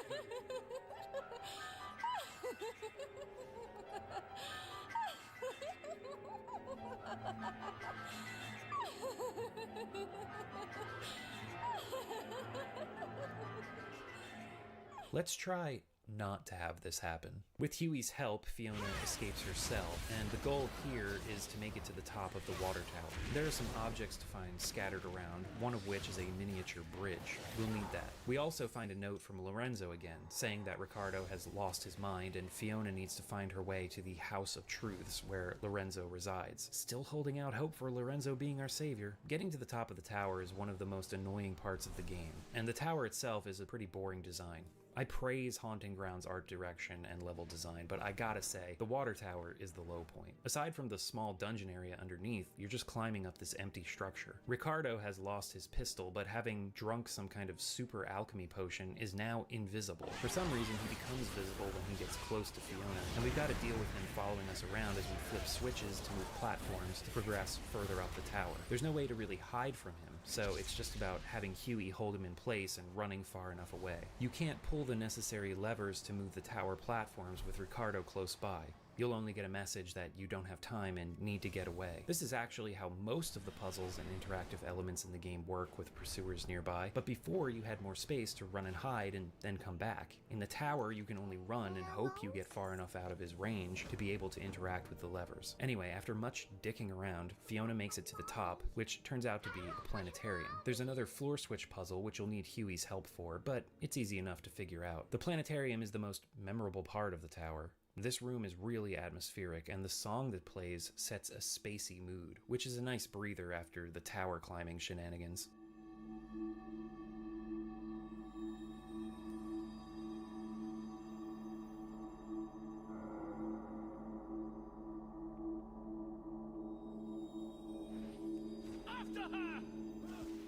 After unlocking the spiral staircase and placing the bridge piece into the little model up top, an actual bridge will appear from the water. Then Ricardo confronts Fiona and Huey. Let me into your womb! Hey, we finally got to this part, and we've already made it to his boss fight. I told you, these last two pursuers occupy the least amount of Haunting Grounds playtime. Now, Ricardo's boss battle is mechanically probably the easiest in the game, but it's the biggest pain to get right. There are holes in this structure in the middle of the area. Huey needs to be sent through one of them that has him pop out above the model. Then you need to lure Ricardo in front of the hole Huey is waiting at, time it just right, and have Huey attack Ricardo. It's easier said than done. The positioning is very precise, and if Ricardo isn't in the exact spot he needs to be, Huey won't do anything. Using some of the traps and other items from your inventory helps. Once you've got it right, Huey will pounce, and Ricardo falls from the top of the tower. Why did it sound like Devil May Cry music? For like a second.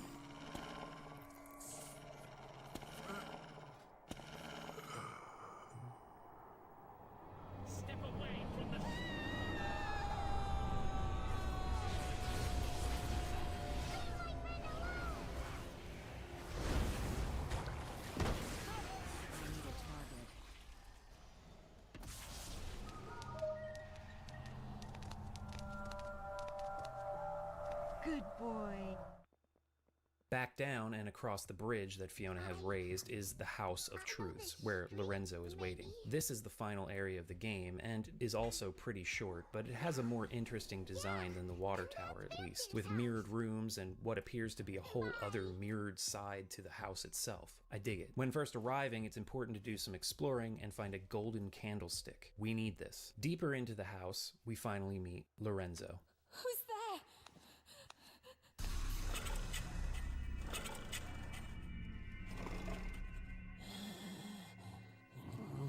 Poor Fiona. Ricardo put you through quite a bit, didn't he? Unlike Ugo, he was always a troublemaker, a bad apple.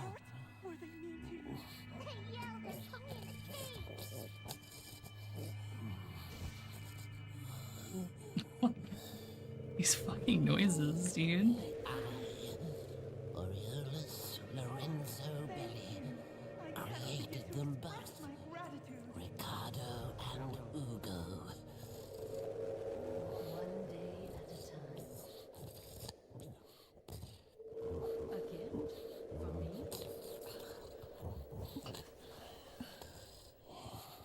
But then, along came that wench, Ayla.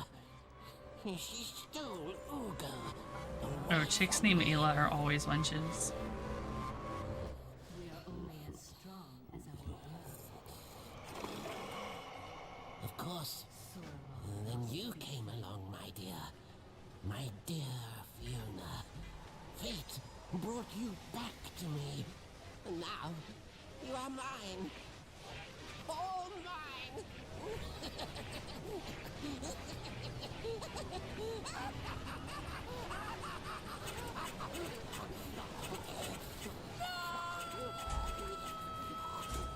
Well, yeah, of course he's a bad guy. Who was really fooled this whole time? Holy crap, this old dude can crawl. He's so fast, it's terrifying. Remember how I said we need that candlestick? Fiona lures him into one of the side rooms with some flammable boxes in a corner and chucks the lit candle.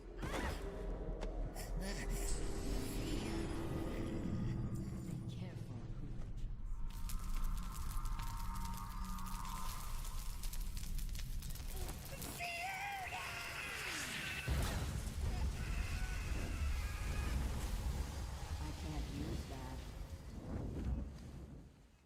Lorenzo seems to have been defeated and his body is stuck underneath some rubble. If we take a moment to collect ourselves and return, though, Lorenzo is gone. The explosion has blasted a hole in the nearby wall, and this is our path forward. And nope, he ain't dead. He's much slower than before, though, and you can actually use Huey along with Fiona's kicks to knock him out and steal some items from him. It's pretty funny.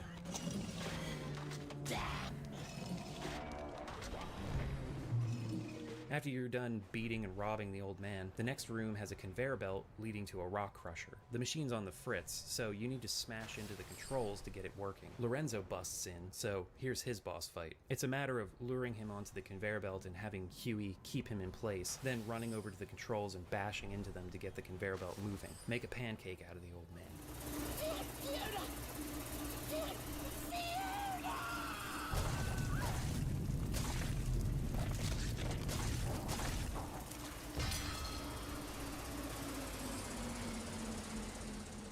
Lucky for us, that rock crusher spit out a key. This unlocks a door that leads deeper into the House of Truths. Further on, another door will close behind as we enter a hallway, separating Fiona from Huey, and a young man's voice will taunt her as she tries to escape the hallway.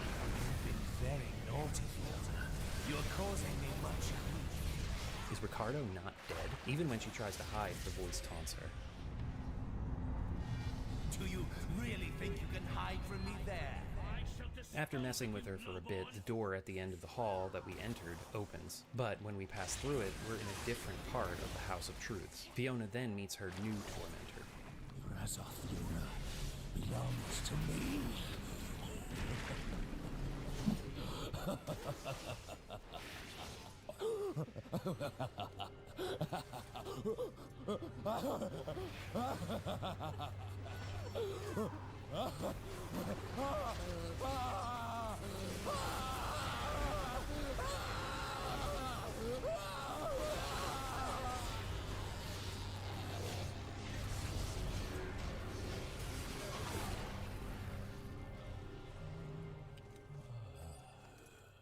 So Lorenzo has somehow succeeded in making himself younger and comes out looking like a villain from Final Fantasy XII. Also, that face looks familiar, doesn't it? Remember those portraits in the bedroom?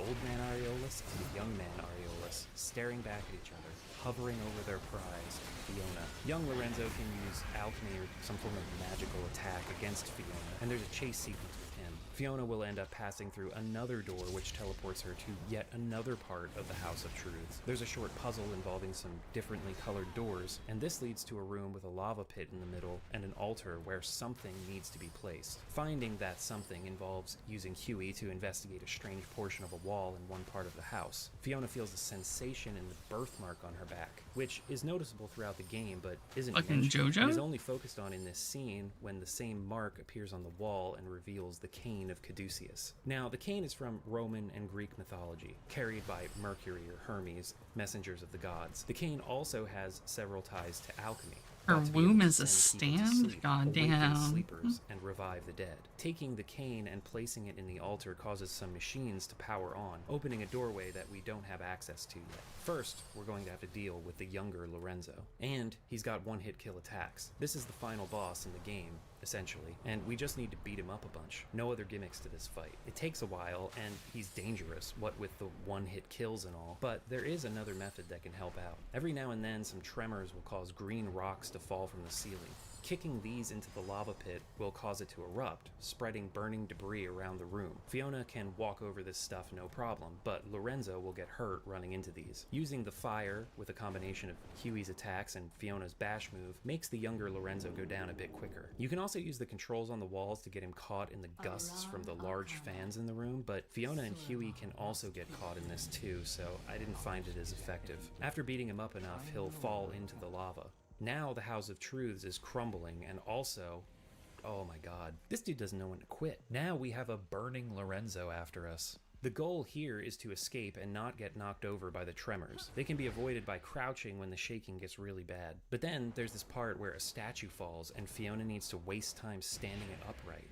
Wouldn't want this to fall over and break in this crumbling house. When she makes it to the entrance, Lorenzo catches up, and I love this scene. What? I think he's dead.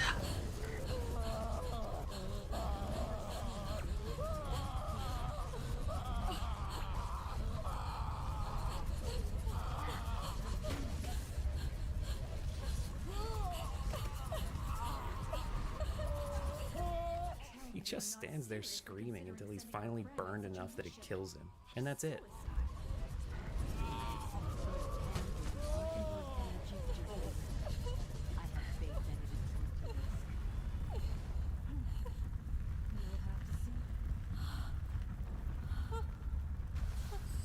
I don't know, he can alchemize himself some bitches or something.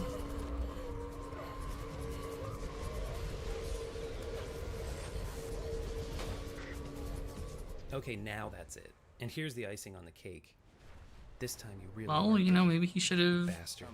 All that's left alchemized is to her exit better. the house and watch the ending.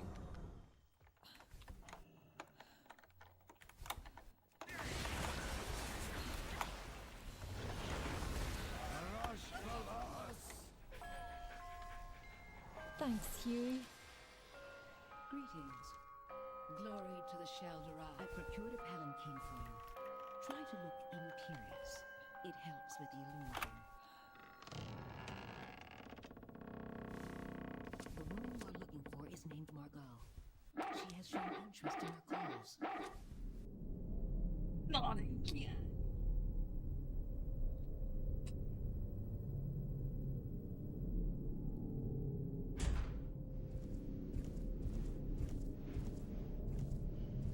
It's that boy.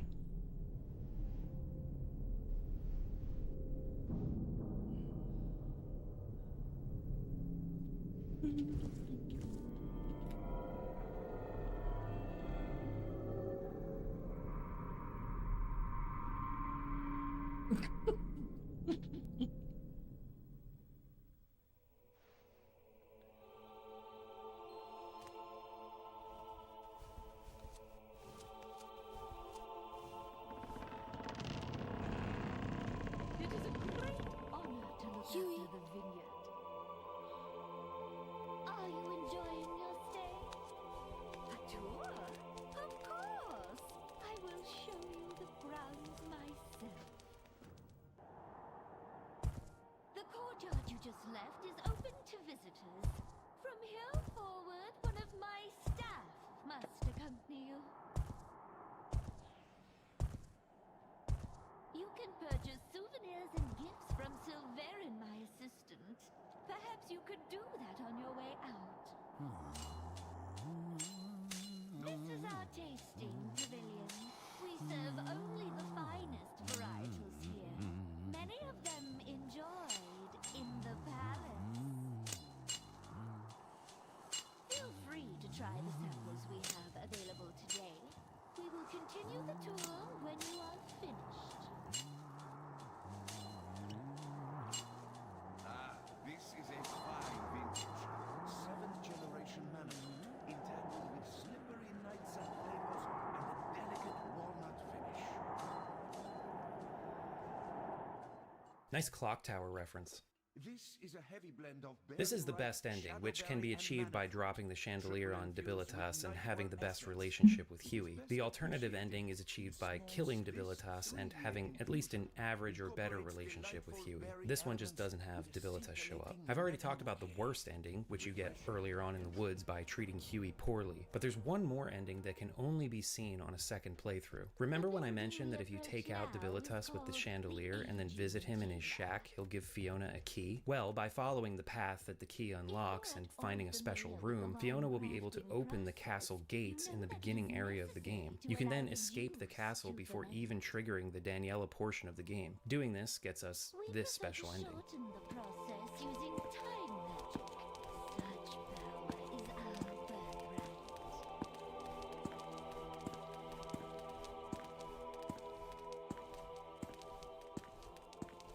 To my left, you will see one of Easy. our orchards. Just walk on out. This one houses a species of tree that produces extra sweet fruit, which you tasted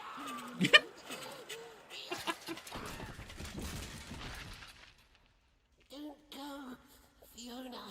My life, my Azov, Fiona.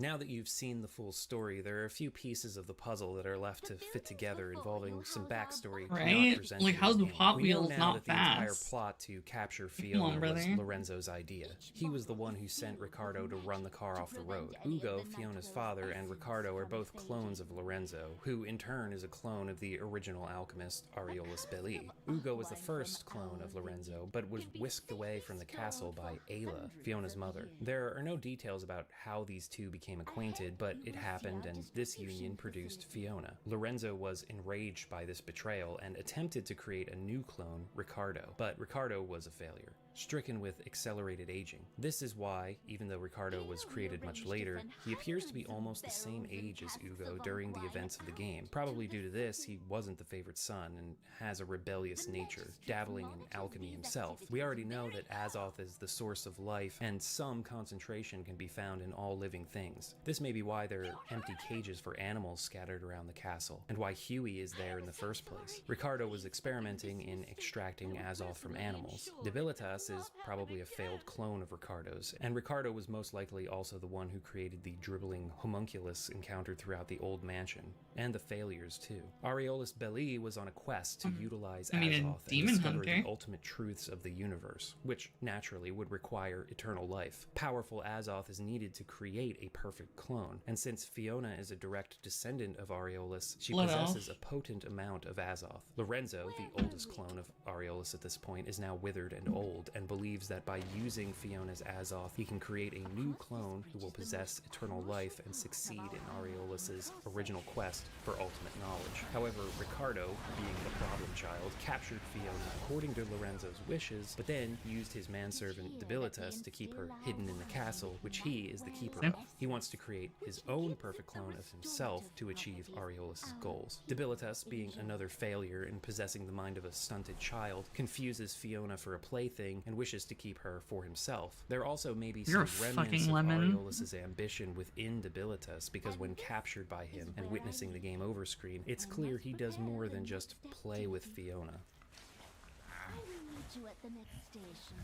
My assistant, Sylvain, will be happy to show you how the infusion process works. And again, all of the game over screens are this disturbing. Daniela may also be a failed experiment of Lorenzo's, most likely. He may have tried to make a woman that contained Azoth to create the perfect clone of Aureolus Belli. It's heavily implied that along with not being able to feel emotions or pain, Daniela is probably also infertile. This could feed into the jealousy she feels towards Fiona. She may have tried or been forced to attempt to create a clone with Lorenzo and probably Ricardo as well, but failed. So she's left only as the maid of the estate and basically ignored. Ricardo only pays attention to her to abuse her and attempt to ascertain the whereabouts of Lorenzo, and the old man never even makes mention of Daniela. There's also a darker possibility when it comes to Daniela's backstory. She could just be a normal woman who is kidnapped and suffers from Stockholm Syndrome, an attachment to her captor. Over years of abuse and neglect, she's come to feel as though she has no emotions and can't feel pain. The whole idea of attempting to make a clone with her most likely still applies, and by capturing Fiona and stealing her Azoth, she could be trying to make herself worthy of Lorenzo's attention. She could also just be trying to dick over Ricardo as well. Whatever the case, Lorenzo easily became wise to all of this scheming from the others and attempted to act as Fiona's ally. He's old and feeble, so has no way to fight against Debilitas, Daniela, or Ricardo, so he stays hidden for most of the game and helps Fiona where he can, trying to establish some level of trust. Probably out of desperation, this all falls apart at the end when he finally leads Fiona to the House of Truths, where he's sequestered.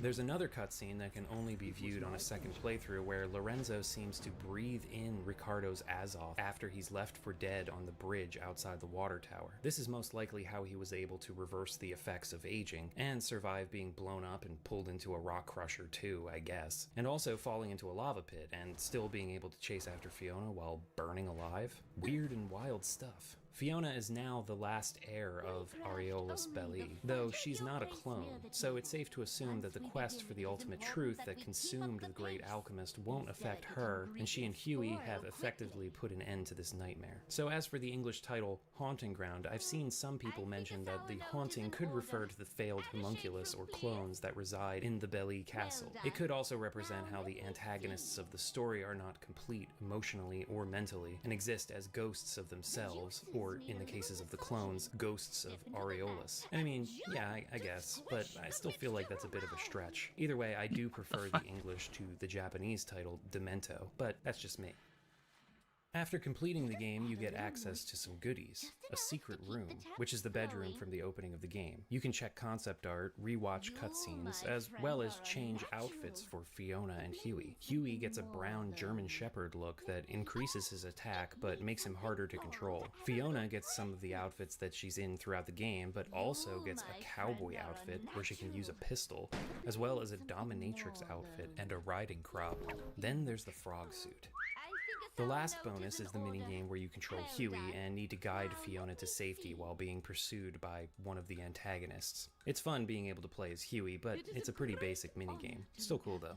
Anyway, yeah, Haunting Ground certainly has a provocative and complex narrative running through it, but the game itself is also really well designed. I love the art direction, the gameplay, and especially the relationship between Fiona and Huey. There are a couple spots where the presentation of the story fell flat for me, but overall it was thought-provoking and affecting. I'm sure many of you have your own thoughts on things, and the backstory bit I just went over is up to interpretation, since a lot of it is not clearly presented in the game, so share your own thoughts in the comments.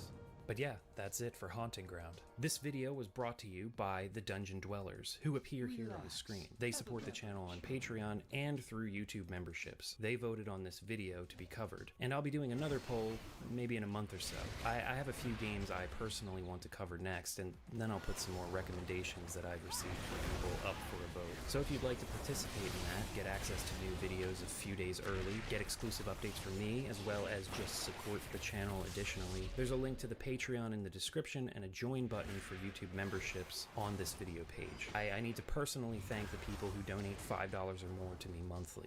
Those are the Dungeon Architects, Antichrist Alex, Benifer94, David Carr, Glenn Haven, Goats and Goblins, Half HP, High Food Court, Izzy Lexus, Joshua Ayers, Justin Darnell, Captain Ketchup, Kevin Hanley, Kyowa, Lunar Vale, Meownarchy, Nick Wolf, Nam DeGuerre, Richard Cuddy, Shannon Gates, and Stefano Irenia, as well as the Dungeon Connoisseurs, Adon, Alberto Amatucci, Alfred Correa, Andy Rahman, Anjin01, Big Farty Nuts, Bunzo, Chaos Arcanum, Churm Slurm, Chiral Spiral, A wild Zero, name. Crippler Jones, Dazed Clockwork, Dika Diko, Fangro, Glitterthroat, Hokon Boyum, Harvey Bodega, Irregular Rob, J-Butt Airline, Gemma, Jet Daddy, Joe Goth Joshua Weber, Leica Come Home, Liana, Macrophage, Man with Confetti, Minced Meat, Mr. Independent,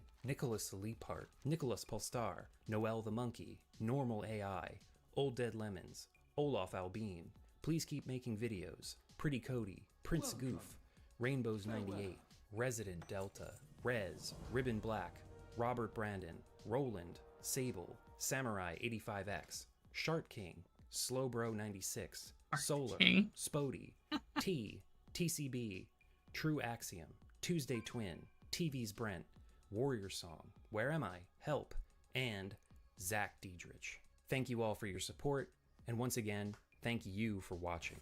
Next time, gonna relax a bit and do a stupid FMV adventure game, so look forward to that. Until then, Haunting Ground. Check it out. Dungeon Chill. Out. That thing looks like Tails, but angrier somehow.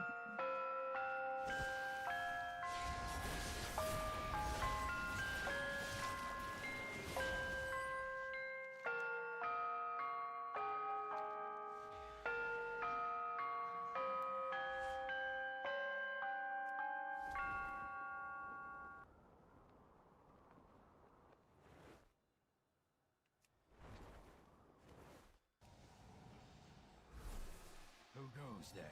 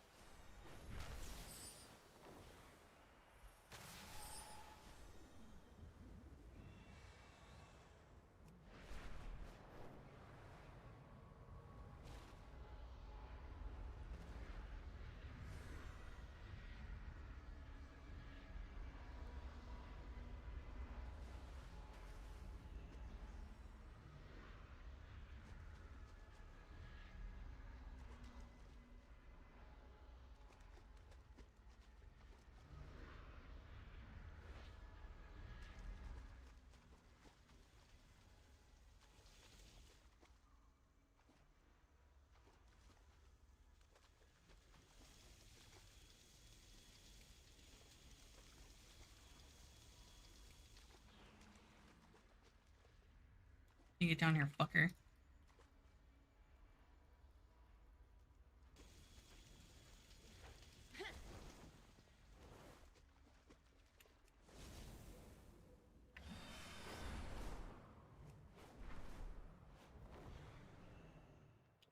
You need only alert me to your needs. It was my Caesar. Caesar.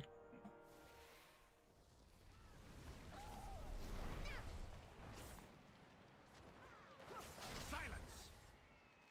Come again soon.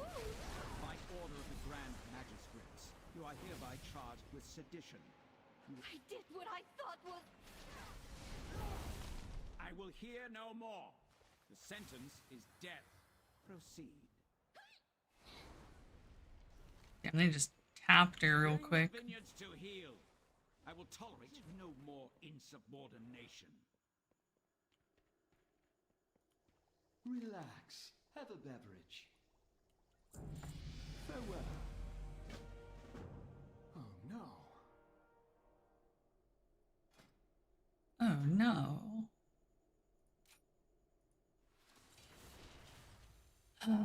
Where's the fucking surgeon reviews? Today, I've got an exciting story just for you. This is the true story of one man and his inspiring surgery on himself. During an expedition to the Antarctic, Russian surgeon Leonid Rogozov became seriously ill. He needed an operation, and as the only doctor on the team, he soon realized he'd have to do it himself. The polar winter was already descending, bringing months of darkness, snowstorms, and extreme frost. Through the long winter, the 12 Russian residents of the Antarctic base would have only themselves to rely on. On the 29th of April 1961, after several weeks on the base, Rogozov fell ill. His body temperature rose to 37.5 degrees. He noticed symptoms of malaise, weakness, and nausea. And later, he developed pain around the middle of his abdomen, which later shifted to the right lower quadrant. He was certain he had appendicitis. It was a condition he'd operated on many times, and in the civilized world, it's a routine surgical procedure. But unfortunately, he didn't find himself in the civilized world. Instead, he was in the middle of a polar wasteland. Leonid was faced with a matter of life and death, literally. He could wait for help, which probably wouldn't come, or the Soviet Antarctic expedition. A team of 12 had been sent to build a new base at the Shirmaka Oasis. The Antarctic Soviet station was up and running by the middle of February 1961.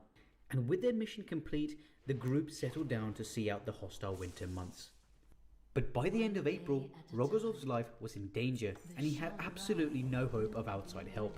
The journey from Russia to the Antarctic had taken 36 days by sea, and the ship wouldn't be back for another year. Flying was impossible because of the snow and blizzards.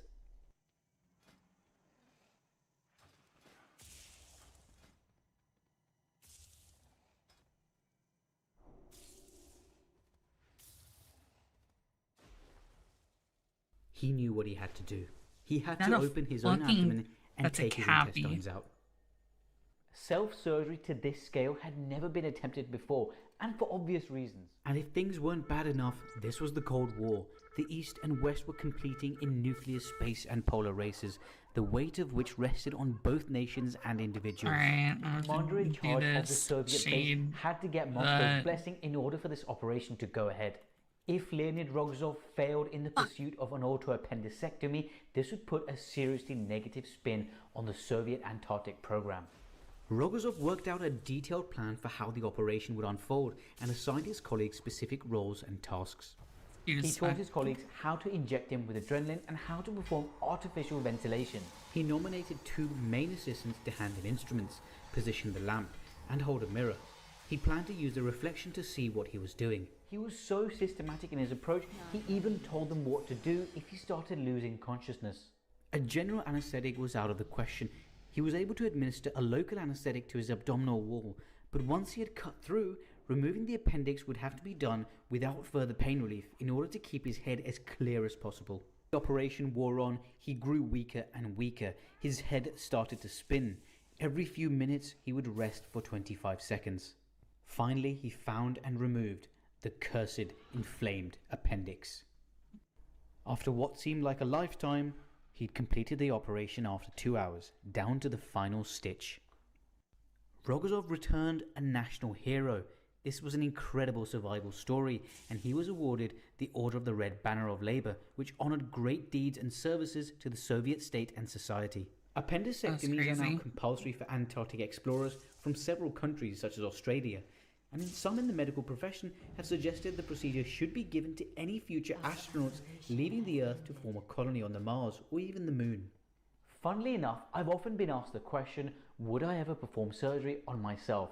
And hopefully I never have to answer that question. But this tale is one of inspiration. If you find yourself in a seemingly desperate situation with all the odds stacked against you, even if you're in the most hostile of environments, do not give up. Believe in yourself and fight. Fight for your life just like Leonid Rogozov did.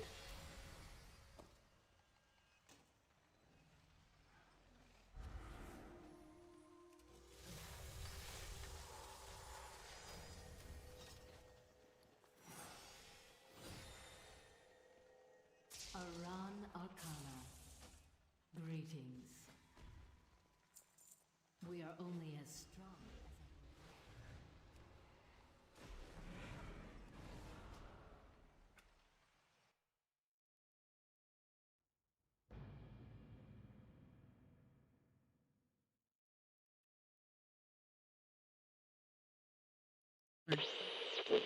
Bada bing, bada boo.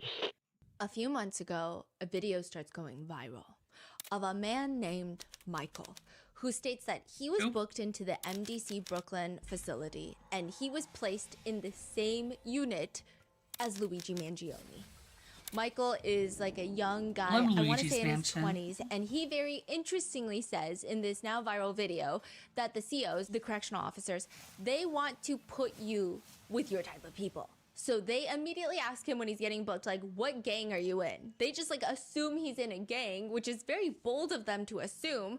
But nevertheless, Michael is telling them, put me with the Italians. And they're like, we don't have Italians, but we have a guy named Luigi. So they're like, you're gonna go with Luigi. And he thought it was like a whole joke. He thought he's going with like some random guy named Luigi who just happens to be Italian. He was recently booked into Brooklyn MDC, so he knows about the Luigi Mangione case. And so as he's getting booked, he realized he's gonna be put in the same cell as Luigi Mangione. Now, this is his story from his perspective. There's no way to like fact check or verify that any of this actually happened in the facility, but this is what he says happened. He says that as he's going into the cell to put his stuff away, Luigi's just standing there. Like, he turns around, Luigi Mangione is just standing there. And he's just all very nice, like, hey, how are you? Michael said that Luigi is very nice. He introduces himself. Michael shakes his hand and says, yo, it's an honor to meet you. And at this point, Michael's got another friend, another inmate that he's kind of known, and he's standing right next to him, and he's telling Michael, don't say no goofy shit like that ever again. Don't be saying that in jail. Like, you can't get away with stuff like that. But here's where it's fascinating. Michael says he was asking Luigi of like, oh my God, like, are you being treated like a hero in here? Because that's what people were saying outside. They're like, oh, when Luigi goes to prison, at least he will be treated like a hero. That's what a lot of his supporters were saying, or they hope that the inmates are treating him well. They hope that he's maybe higher on the jail hierarchy. And Luigi states that Michael is actually one of the very few people that even, well, Luigi allegedly states that Michael is one of the few people that even knew him coming into this unit. So Michael is like, what are you talking about? Everyone knows you. Like, your face is a model for Shein. He didn't say that, but you get the vibe. He's like, what do you mean? So it is explained that MDC is kind of like a transition gel, meaning people are coming in and out for court hearings from other facilities, and they have not been out in a very long time. So these people, they haven't been keeping up with the news. They haven't been free for a very long time, so they don't really know what's happening. Or these people are fighting their own federal cases and they don't really care about anything that's happening outside of their own federal case. They don't have the capacity to care about anything else. And so lots of people that support Luigi Mangione have been just flooding Michael in the comments, asking him, how's he doing? Is he working in jail? Like, what does he spend his time doing? And which he says that he spends most of his time, like he always just has like a giant stack of letters next to him, and all day he's just responding to letters. That's pretty much all he does. And he's working in the jail, so he cleans the showers every morning. Michael was at MDC Brooklyn for a few days with Luigi before making bail, and he said that he ate lunch pretty much every day with Luigi, apparently, and one of his other friends, and, quote, another white kid they called Charles Manson. So I guess that was his nickname. A lot of netizens, when this video goes viral, their initial confusion was exactly what you expect from the internet. Because Michael is young and one would say conventionally attractive. And so all of the comments are writing, is this the bad bitch cell block? What's happening? Other comments are saying, MDC got a dating app we should be downloading? Or others are saying, what is MDC? Hot guy jail? So, you know, people are saying it's 2 for 2, but lest we forget, SBF, Diddy are also held at MDC, so I don't know what you have to say about that. But a lot of people were making a lot of jokes about this, and I was so intrigued because a big topic of conversation surrounding Luigi Mangione, because there has not been many updates outside of his court hearings and outside of everything that's been going on legally of how he has been. And I know that there are lots of people that are intrigued to understand what it's like in MDC. And I always think it's important when people are interested in a topic to maybe even dive deep to even further explore that topic. So like right now, if people are interested in MDC Brooklyn, it could also be a time for people to like suddenly dip their toes into, oh, maybe prison reform, like maybe talk about the prison system. So it's very interesting. And we reached out to Michael to see if we could get an interview with him because, you know, he said that he shared a cell with Luigi. There's just like a lot going on. I believe he is facing his own federal indictment right now. So there's a lot that cannot be said. I think that his Twitter was taken down. I think there was like subsequent drama on Twitter. There was just a lot happening and occurring. And I did not go too deep into the rabbit hole, but I was also talking to this man named Brad. Because Brad was also held at MDC Brooklyn for quite some time, and the way that he was able to describe everything at MDC with such precision, but also so much interesting perspective, because he's not just coming from the perspective of like, fuck jail. Like, I hate everything about jail, which honestly I don't think would be incorrect from anyone who has experienced jail to say, but he just had a lot of interesting stories and perspectives to share that I thought were, if anything, enlightening, intriguing, but also kind of refreshing in the sense of like, I had not heard a lot of this prior. And I did see a lot of people on Luigi subreddits posting some articles that Brad had been writing about MDC Brooklyn. And so we had reached out to Brad, and I was really excited because he's based in New York, and we were going to be in New York for the Luigi Mangione hearing for New York State Court. And we had set up this interview, and then everything went a little crazy while we were in New York, and the timing was just really hectic with interviewing Brad. And I'm laughing because it's just like the most ridiculous thing ever. I almost had to cancel, and I really did not want to cancel on Brad because I felt like everything that he would share would be so enlightening, not to just people who are intrigued by Luigi Mangione's case, but intrigued just in general about what happens in jail in MDC Brooklyn, which we've talked about nonstop because there's so many high-profile inmates. And like 5 hours before, I asked my husband if he could just do the interview himself. This man has never done an interview. This man has only ever heard me yap to him. He is not a yapper himself. And he went, he interviewed Brad, and he was like, I was nervous, everybody was nervous, but Brad just shared so many fascinating stories. So that is going to be today's episode, an interview with a former inmate at MDC Brooklyn that my husband did. But just a few things. Brad was at MDC Brooklyn way prior to Luigi. And so it's not like the timeline does not line up. It's not like, oh, I saw Luigi. It's not like that. And there's just lots of different sections of MDC Brooklyn, and so everybody kind of has a different experience coming out of MDC Brooklyn. I think it's also personality based and who you're with when you're in MDC Brooklyn, which section you're in at MDC Brooklyn, what crimes have been committed. So there's just a lot of different variables. But I thought that this was one of the most fascinating MDC Brooklyn interviews that I had seen, and I was like scouring the internet to see what was out there. This interview is going to tell you how they have girlfriends that they like shout through the vents, and like how they find lovers in jail, if you will, and what it means when a correctional officer will roll in a TV away from the cameras and start playing an X-rated video. Like, it's just stuff that I haven't even seen on Reddit is going to be covered in this interview. And I'm also going to leave all of Brad's links in the description. So with that being said, let's get started. Wait, I don't have 800?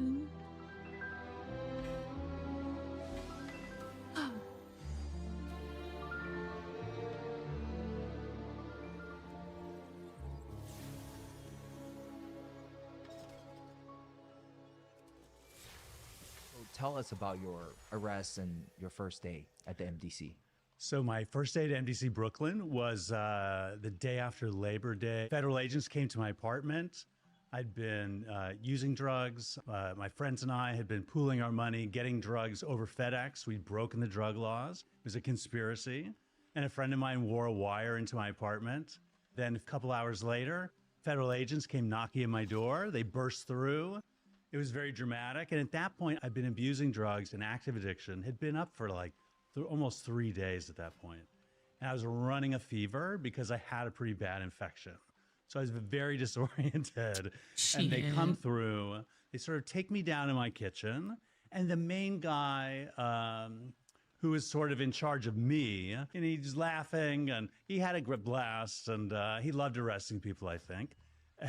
and a bunch of other guys come in and they start tearing through my apartment. You know, the drawers opening, furniture kind of tipping down, rooting around, looking for illegal drugs, which I did have in my apartment. And they were taking pictures. So I was sort of down in my kitchen and I heard them in my bedroom and I heard the flashing. I think they handcuffed me. And then when they'd found enough drugs to arrest me, they asked me to take off my shoelaces, and they walked me down the stairs, out of my building in handcuffs into my neighborhood. Why did they ask you to take off your shoelaces? Oh, well, you don't want any shoelaces or belts on somebody because you might do self-harm. I think probably it's part of their policy because people use those sort of things to hurt themselves. So I think that's just their policy. How did they get into the apartment? Well, they were banging, saying, please, please, police. And I did open the door, which may have been a mistake, because later they said that I invited them in, which I didn't. But I think technically I invited them in because I did comply and open the door when they knocked.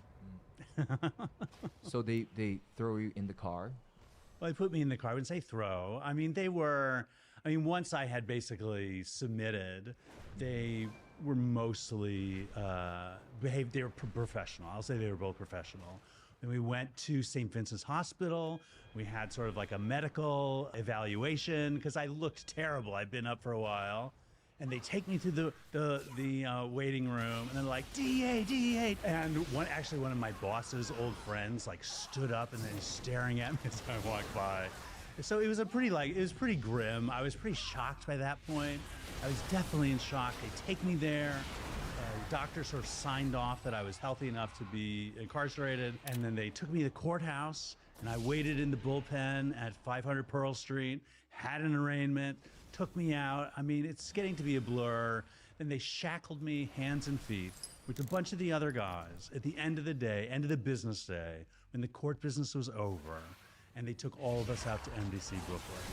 So I was shackled hands and feet, then hooked to the chains of the other guys, and we sort of shuffled out into the van to go from Lower Manhattan out to Brooklyn, Sunset Park, Brooklyn, where the federal detention facility, the MDC Brooklyn is.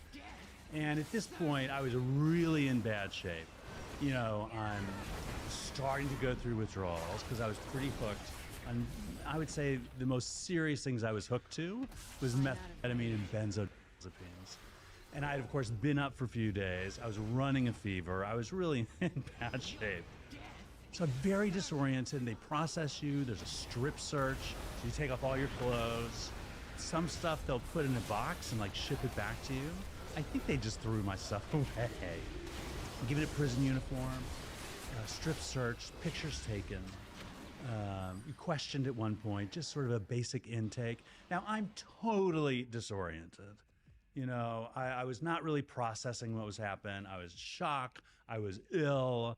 I was overwhelmed. And I, basically complied. I'm compliant by nature, a rule follower by nature, even though I got myself in this situation.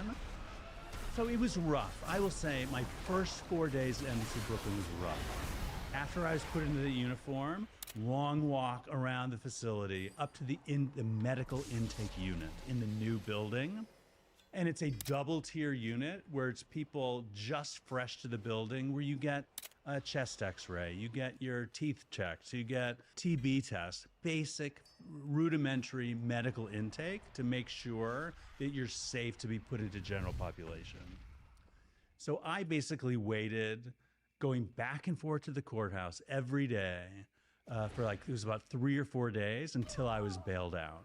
And in those 3 or 4 days, every morning, woke up at the beginning of the morning, taken down to the intake area, changed clothes, shackled up, put on the van, taken the courthouse, wait all day, hoping and praying my bail would come through, and then turned around and back.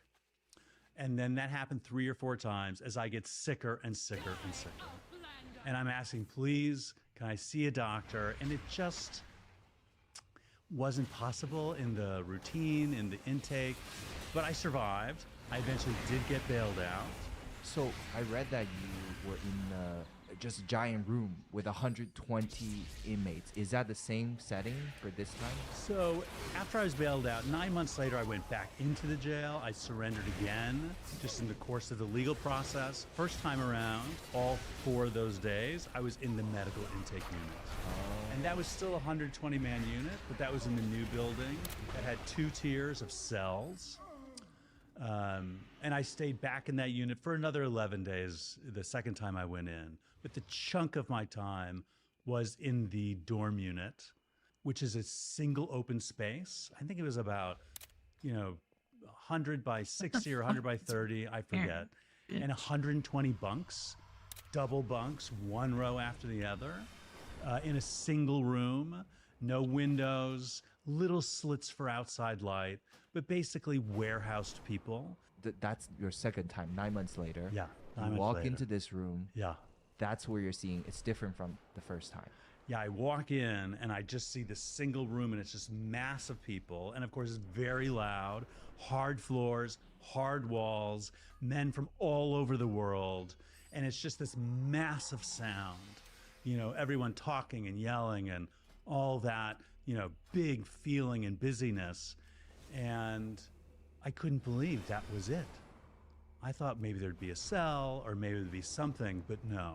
It was just that one room, a few toilet stalls, 4 or 5 shower stalls with sort of stone walls top to the bottom.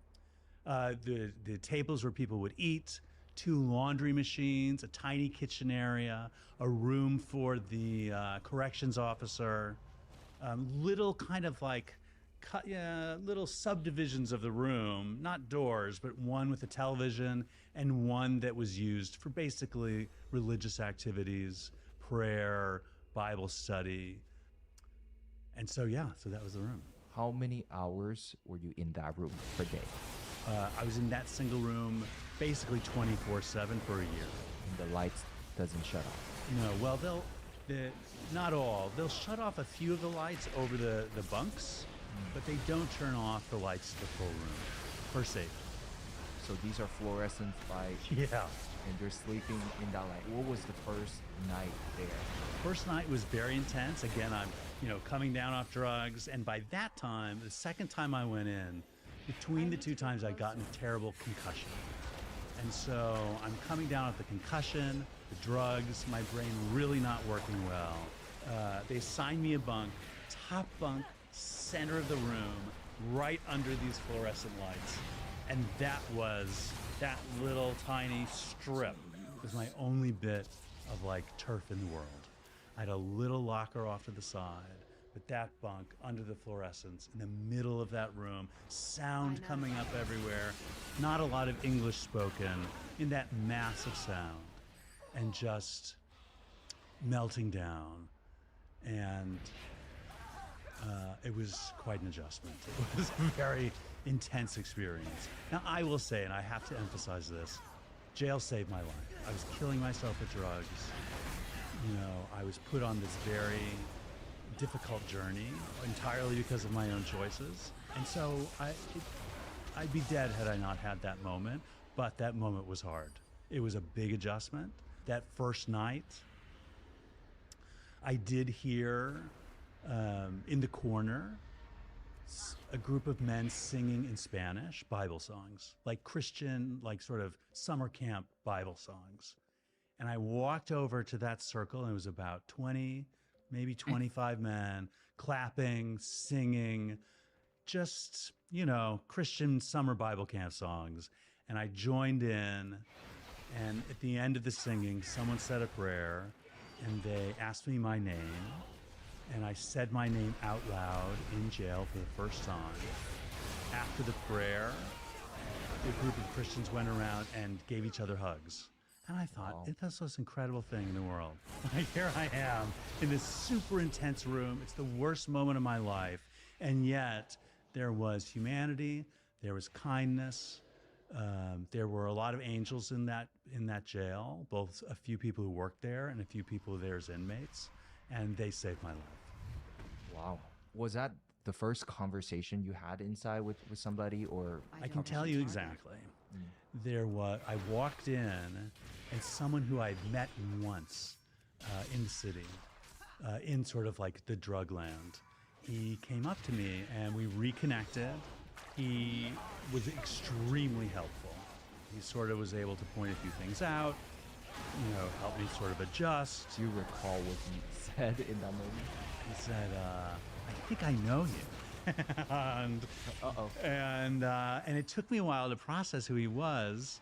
And I was very lucky that he was there. You know, you said he kind of helped you, showed you around. Yeah. What did he point out for someone new like you? Look, I had one speeding ticket in high school. And like, I didn't know anyone who'd ever been to jail. And so like, and for a lot of people, jail's just sort of a normal part of life, and something that their cousins are there. There's their guys have family members there. There were people that just had a little bit more information before they walked in there. I did not. So he explained how laundry got done. He sort of talked to me about the schedule for the day.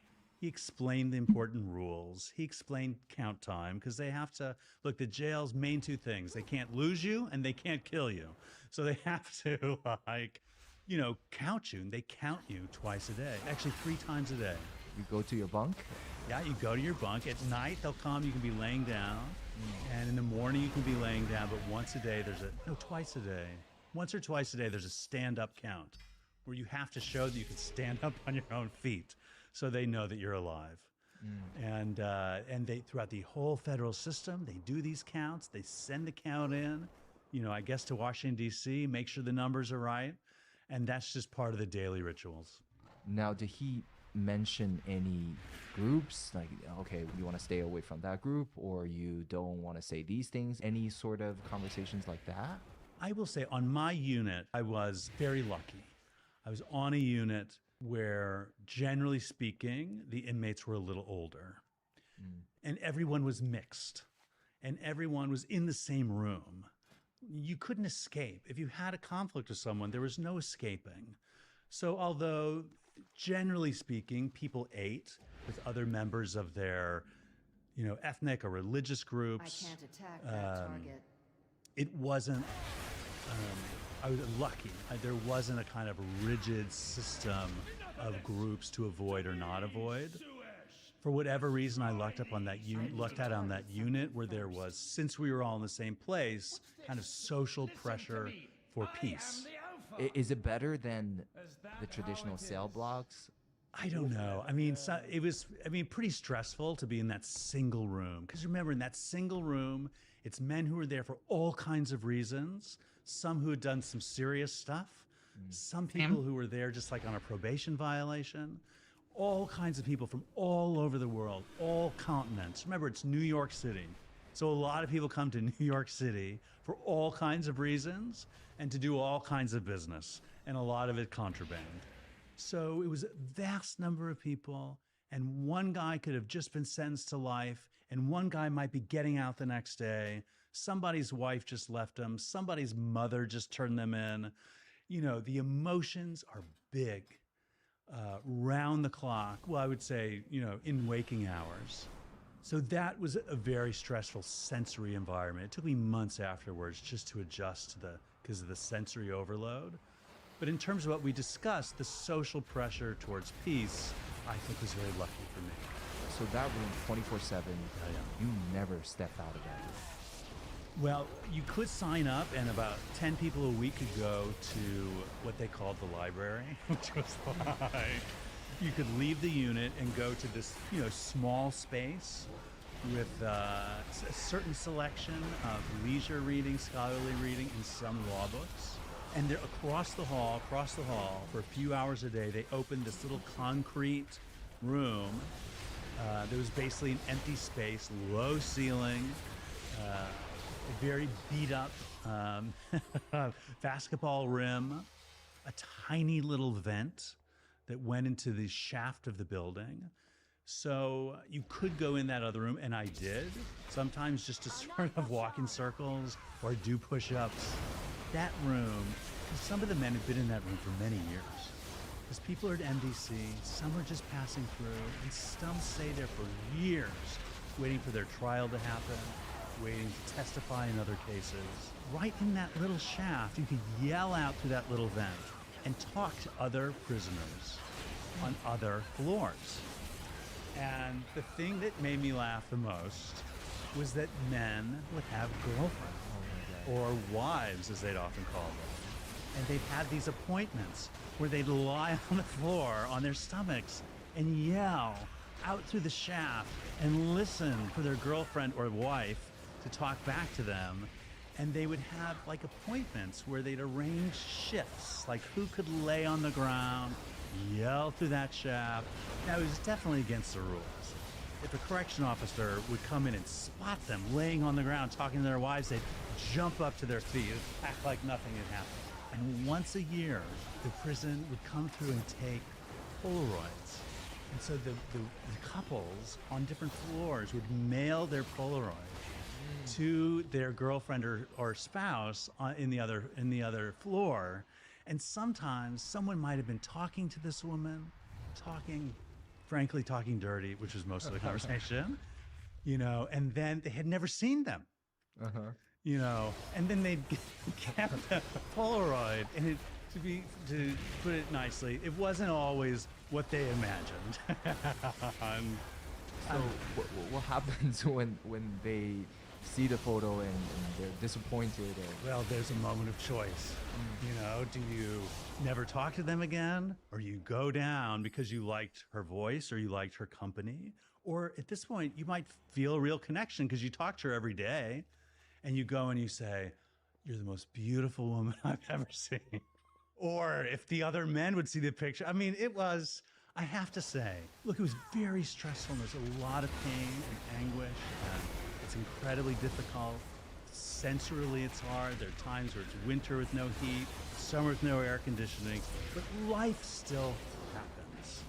You know, I read about this too, actually. So I know this exists today, and they're saying that where Diddy is staying, you know, they wouldn't be surprised that I somehow doubt it. Inmates will try to get in contact with Diddy because, you know, he's famous and rich. And now, allegedly, and by allegedly meaning it was in the New York Times, that Diddy and I think Sam Bankman-Fried were in the unit that was one floor above mine. You know, so in sitting terms in of one like place the too setting, long. it's a fairly decent chance that the room I'm describing is similar to where Diddy Interesting. is. Yeah. From our research, they're in North 4. Right. I was in 3 North. 3 North, yeah. So I was in 3 North. They're in 4 North. Yes, Right. yes. I was in 3 North. Yeah. Oh, yes. 3 North Fries. Now, in 4 North, yeah. they have about 30 Especially to 40 the bald part. high profile. That's me. inmates. So from what you're describing, your Bald room had AF. 120 people.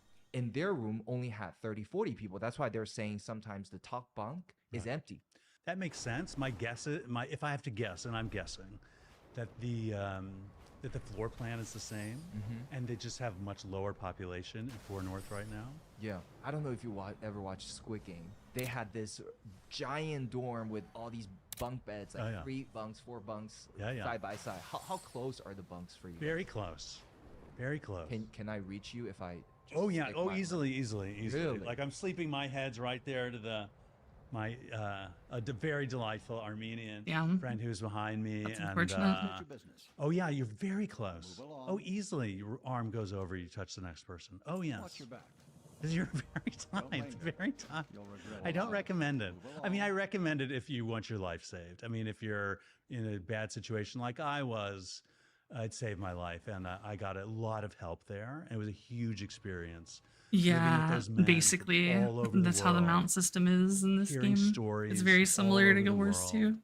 And in that room, you're there and you're each other's whole Although lives. I think it's only Dragonflight. Like, there's not like different types of mounts that have different mechanics and shit. It's just everything that can fly, right? You can close. And there are it's like it has all like the same like buttons and mechanics, even though it's a different thing. And where the tables are for eating. So barely any privacy, right? Well, there's a stall door. But conceptually, yeah, it's pretty similar to Guild Wars 2. Everything's right there. Yeah, everything's right there. Yeah. And people fight over the stalls, or I didn't see any fighting over the stalls. I mean, one day a man died on the toilet. There was a guy that was there, and he had been signed up for the library, and he was sort of a newcomer. And I remembered that day because they kept calling out his name to go to the library, and he didn't come. So they just left, and a few more hours passed, and suddenly, this guy from Jamaica, who had like maybe one finger on his left hand and a huge amount of dreads, all tied up in a pillowcase on his head, very nice guy. He was mopping, and he noticed that the feet under the stall hadn't moved. So he starts knocking on the door. No answer. And he kicks it in, and the man is dead on the toilet. All the blood rushed down to his legs. And it's sort of early in the morning, so a lot of people are still in their bunks. And they call, alert the corrections officer. The corrections officer hits what, colloquially known as hits the body alarm. And suddenly, this like huge number of staff from the facility, administrators, people in suits, people in uniforms, people in lab coats, running in, pull him off the toilet, lay him down. I mean, he was long dead. He'd probably been dead for an hour, I think. They're doing this sort of CPR, and at this point, everybody's awake. So in that big mass of bunks, you see everybody up on their bunk, watching. Because of course that could have been any of us. That could have been any of our last moments. All the staff comes in. So to block our view, a bunch of the staff line up like soccer players, blocking a free kick, lined up like this, so they could block whatever they were doing to this man's body.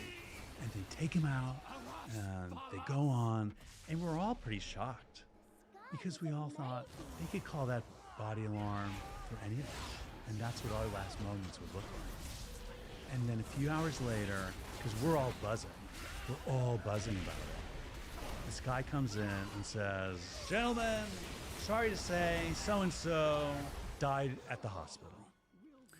And a guy stands up and says, "He was dead here. He was dead here. He was dead here. What are you going to tell his family?" Because we're all thinking, would they tell the truth to our families?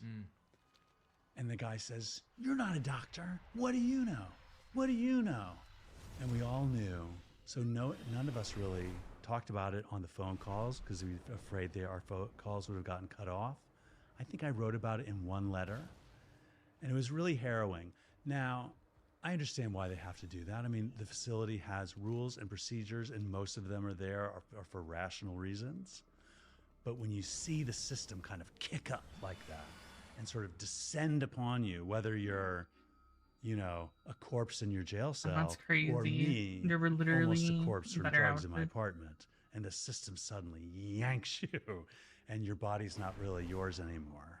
It's very dramatic, very powerful, but it is part of life. Do you guys know what happened to the guy? I mean, I don't suspect any kind of foul play or anything like that. I mean, I think he died of medical, natural causes. And you were a theater director, right? Mm-hmm. And now you're sitting inside MDC in this giant box that never turns off with 120 men. Yeah. You're withdrawing from all the drugs you were on. Have you had moments of thinking from, you know, where your life was going to here you are in this situation? How was that contrast, and how bad did it get for you mentally? Well, listen, I mean, I had some very dark weeks and months. It probably took me a while to sort of get into a routine where I was functioning well. Certainly, there was intense amount of despair, humiliation, rage, sorrow. It really felt like the end of the Unwithdrawing. world. And there'd be That's days where crazy. I'd wake up and my whole body is just like baking in resentment and shame, and they're very intense feelings. Mind going a mile a minute, rumination, rage about the past, terror about the future. So that was very intense period of time, and that lasted quite a while. How long did it take you to finally get your life turned around, I guess, when you decided to do something about it? Oh, well, I mean, that sort of happened in stages. You know, certainly in the context of the jail, I got into a routine. I was able to write letters. I actually did edits on a musical book, a play that had a read. While I was in jail, I sent edits. There was a reading done of something I wrote at the York Theater on the Upper East Side. So I was able to stay creative. I worked on some other projects, started on a play, lots of letters. So, and I got in shape. I lost weight. I exercised. I, you know, prayed. I read. I did everything I could to function well. I learned how to eat. I was able to like make a little financial deal with one of the Muslims on the unit who got fresh vegetables, called a common fare tray, and I would pay him in stamps. So I figured out how to get fresh vegetables, figure out how to eat a little healthy. So I got into a routine even in that room. So that was step one. Can you actually? We're gonna get into the food in a moment because we're very curious about that. Okay. Can you walk us through exactly from the moment you wake up, the day, hour by hour? What does that look like? My day? Okay, great. So I wake up. I'm an early bird, one of the very few. And in fact, thankfully, I'm very happy to say I got a job. And my job was there were a few early morning jobs. Two guys served the quote unquote breakfast. And my job was to wipe down all the glass surfaces. So it's not windows really to the outside, but glass surfaces on doors, you know, onto the hallway, between little rooms. And my job is to wipe those down every morning, which took about 45 minutes to an hour. So I would eat something, make some coffee, I would go about, and most everyone else was sleeping. And the way I wiped them down, I had a little cleaning bottle, and I had socks that I cut in half and had a little sock on my hand. And I went glass surface by glass surface. And that was my job. I think I was paid like 25 cents an hour. But having a job meant I got a slightly better piece of chicken on Chicken Day, which was a very big deal back then. Is it because you purchased the chicken, or they? No. It's just what, you know, one day a week they serve chicken, and that's like the one piece of like healthy, fresh protein. And so you want to have an in with the guy serving the chicken so that you get the best possible piece of chicken. And since I had a job, and since actually I was pretty popular, believe it or not, and I had a good piece of chicken. And so I had that job. So after I was done with that, then I would usually cross the hall to that little concrete space, and I would exercise. And thankfully, on the commissary, I was able to buy a little AM/FM radio. And that was my lifeline. Do you remember how much it cost? I don't. I want to say like $35, $55. I forget. Wow. So that means you have to work. Well, no. Well, I had, thankfully, my family put money on my commissary account. So like that allowed me to buy shoes. Shoes and the radio were the lifesaver. When I got those shoes the first time, because the shoes they gave me were just agonizing. My feet were like in horrible shape. I was in a lot of pain. And when the shoes came, I felt like, I mean, I was just floating. I felt like I was floating. I was so thrilled. What kind of shoes? Some tennis shoes. I forget which. Okay. But I was so thrilled to get those shoes. I felt like $1 million because you're wearing, most of the days you're wearing this, tan onesie all day, during like quote unquote business hours. You could get into, sweatpants and stuff.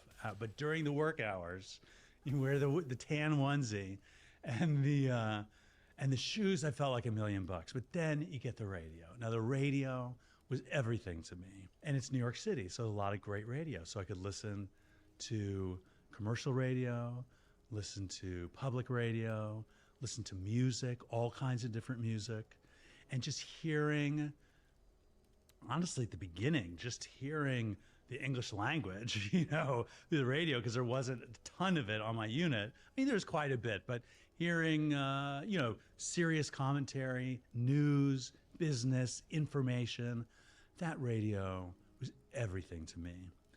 And so I'd go across and I'd listen to the radio, and it was 2008, so it was during the Obama campaign, and I'm like super into it, and presidential year, so I'd walk in circles in that little room, listen to the radio, basically until lunch.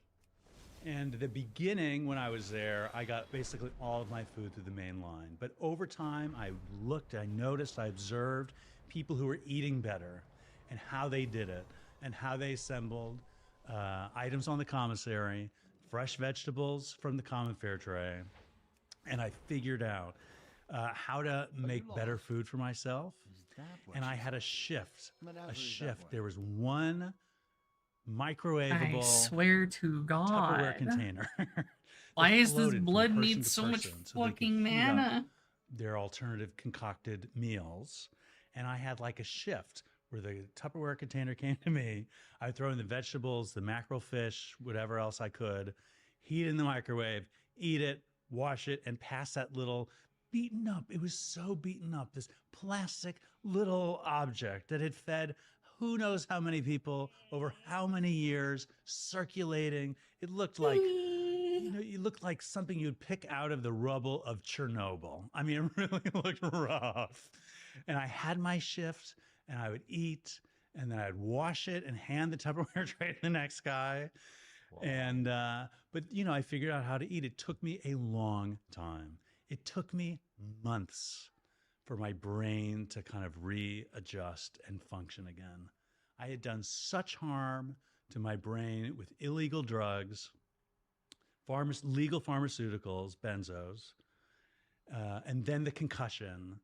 I was in horror, but eventually I could feel my brain coming back online, and I figured out how to adapt. So that's the little trait. You've just share that trait every single day? Every single day, I'd get my friend would bring me this is a little Tupperware container, just like a little storage thing, microwavable, and it just passed around. It allowed people to mix various food items together, and there was a microwave oven on our unit, and people would prepare little dishes for themselves. Mm-hmm. Wow. And my turn, yeah. Okay, so after lunch, what's the rest After of the day? lunch, for the most part, once it had passed midday, then I was just reading. The other thing I would do in the morning, it would be write letters all by hand, write notes. And that was mostly in the mornings, because once the afternoons came around, it was very hard to get a tabletop, very hard to get a flat surface, because those were sort of taken over by other men eating, playing cards, playing dominoes. Those big dominoes games are slapping the dominoes down. And so it's hard to get a flat surface to eat on or write on. So that was mostly during the day. So in the afternoons, Often would read the newspaper. God bless my father. He sent me his New York Times subscription. So I've been reading the New York Times, and sometimes I'd see like some of my Harvard friends in the New York Times. Wow. One guy like became a senator. Another guy's a federal judge. Another, it's some of my theater friends. I'd see their shows, you know. And was it emotionally hard to see those? I laugh looking back because it was just such a wild experience. At the time, look, it was hard. Of course it was hard, but it was what it was. It was reality. It was a reality that I'd participated in creating. It was where I was. So a lot of New York Times reading, a lot of book reading, a lot of conversations. Sometimes I would go because there'd be sort of daily afternoon kind of Bible study-ish type of, where the Christians would convene and maybe look at a Bible passage or pray. Sometimes I would join them. And then once the evening rolls around, I just started to wind down. Is there a dinner? Oh yeah, well, of course, yes. Mainline dinner comes along, and when you say mainline dinner, right, thanks. So mainline is sort of just the slang term or the term for like when food is served. They open a little, on the unit, and in that single room, a little opening would open in the quote unquote little kitchen area, and they would serve food through that little opening. Counter here, little opening, other inmates there in gloves, mask, hairnet, all that. And the food would roll down on these big sort of wagons and served by certain inmates to the others. Trays come along. Yeah, that's what I to thought. Get the food. And most people But then would eat it's that like, way. I would often he eat wasn't, that way. so... But towards the end, I really depended on my own little concoctions and mostly just ate one meal a day. So big you're one, saying but, you don't take the plate anymore? By the end, I might get little bits here and there, but by the end, I'd sort of learned how to prepare slightly better, slightly healthier food for myself. How bad is the food? What exactly are they serving? Oh gosh, well, it's really a wide range. I want to start golly with the gee positive. gosh. I have to say, I have to respect the people who work there. It's a very hard place to work. It's a very impossible assignment. That facility is very stressful. So I'm going to emphasize the positive. Holiday meals, they did a great job. They really put an effort. What's the holiday? Thanksgiving, Christmas, 4th of July, they were the main ones. And everyone, I'm not a ramen noodle person. As bad? Is it worse? Is it setting like that? Well, everything's intensified in a setting like that because you've got 100 men with these huge feelings going through the worst times of their lives. Everything felt big. Everything felt big. But I'll never forget that. That, of course, was a thrill to be a part of that. And then, of course, the room was just buzzing because it was just absolutely impossible to most of the men on that unit that something like that could happen. Were there any conflicts because of the election result? No. Really? After that was called, things move on. Oh, yeah. And the guy who was going to put ice on my head was doing...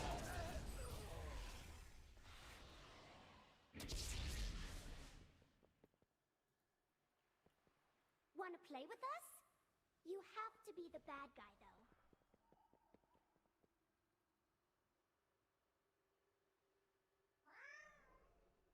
Who the fuck?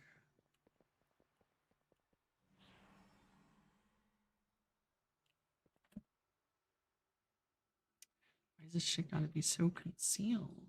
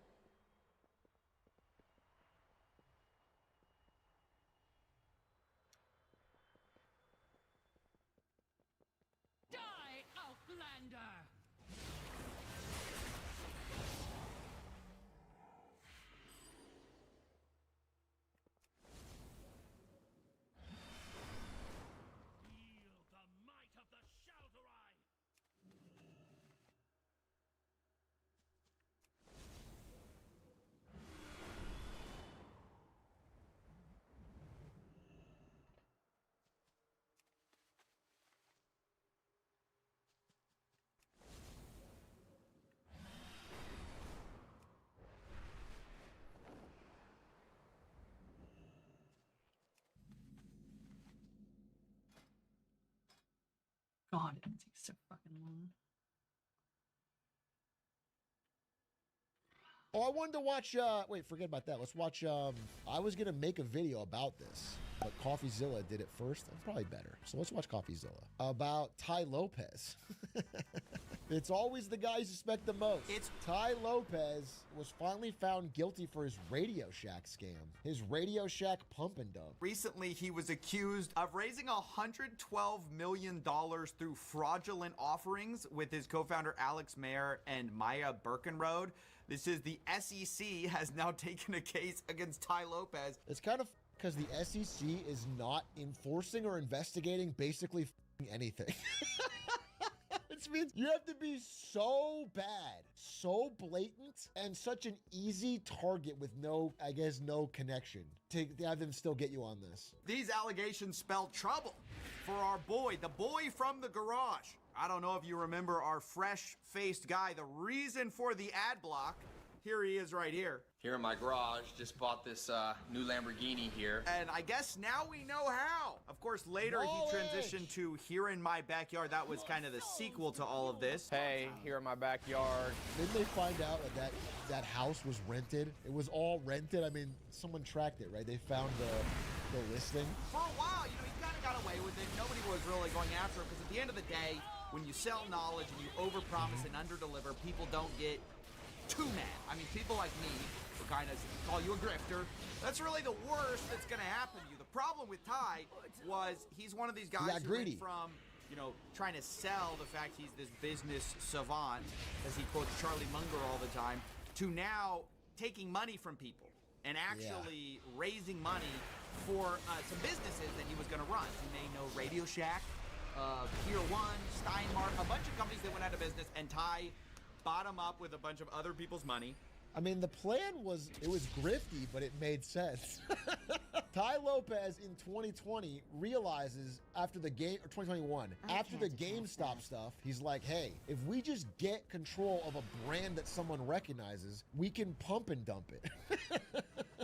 We can either make a crypto coin with it or an NFT, or we can announce something and pump the stock. Like, if we just find any dying retail brand that someone recognizes, we could do that. It's not necessarily wrong, although I don't think it worked with the Shack. And said that they were going to basically flip them using e-com, take away the brick and mortar, bring in the great marketing from Ty Lopez. I guess it's kind of a plausible idea. The problem was they lied to investors along the way, at least if you believe the SEC's allegations, which claims that Ty and Alex Mayer made misrepresentations and omitted to state material facts, specifically about the profitability. Problem is I'm playing WoW and Battlefield comes out. Strong, which, depending on what you mean by on fire, maybe that was actually true.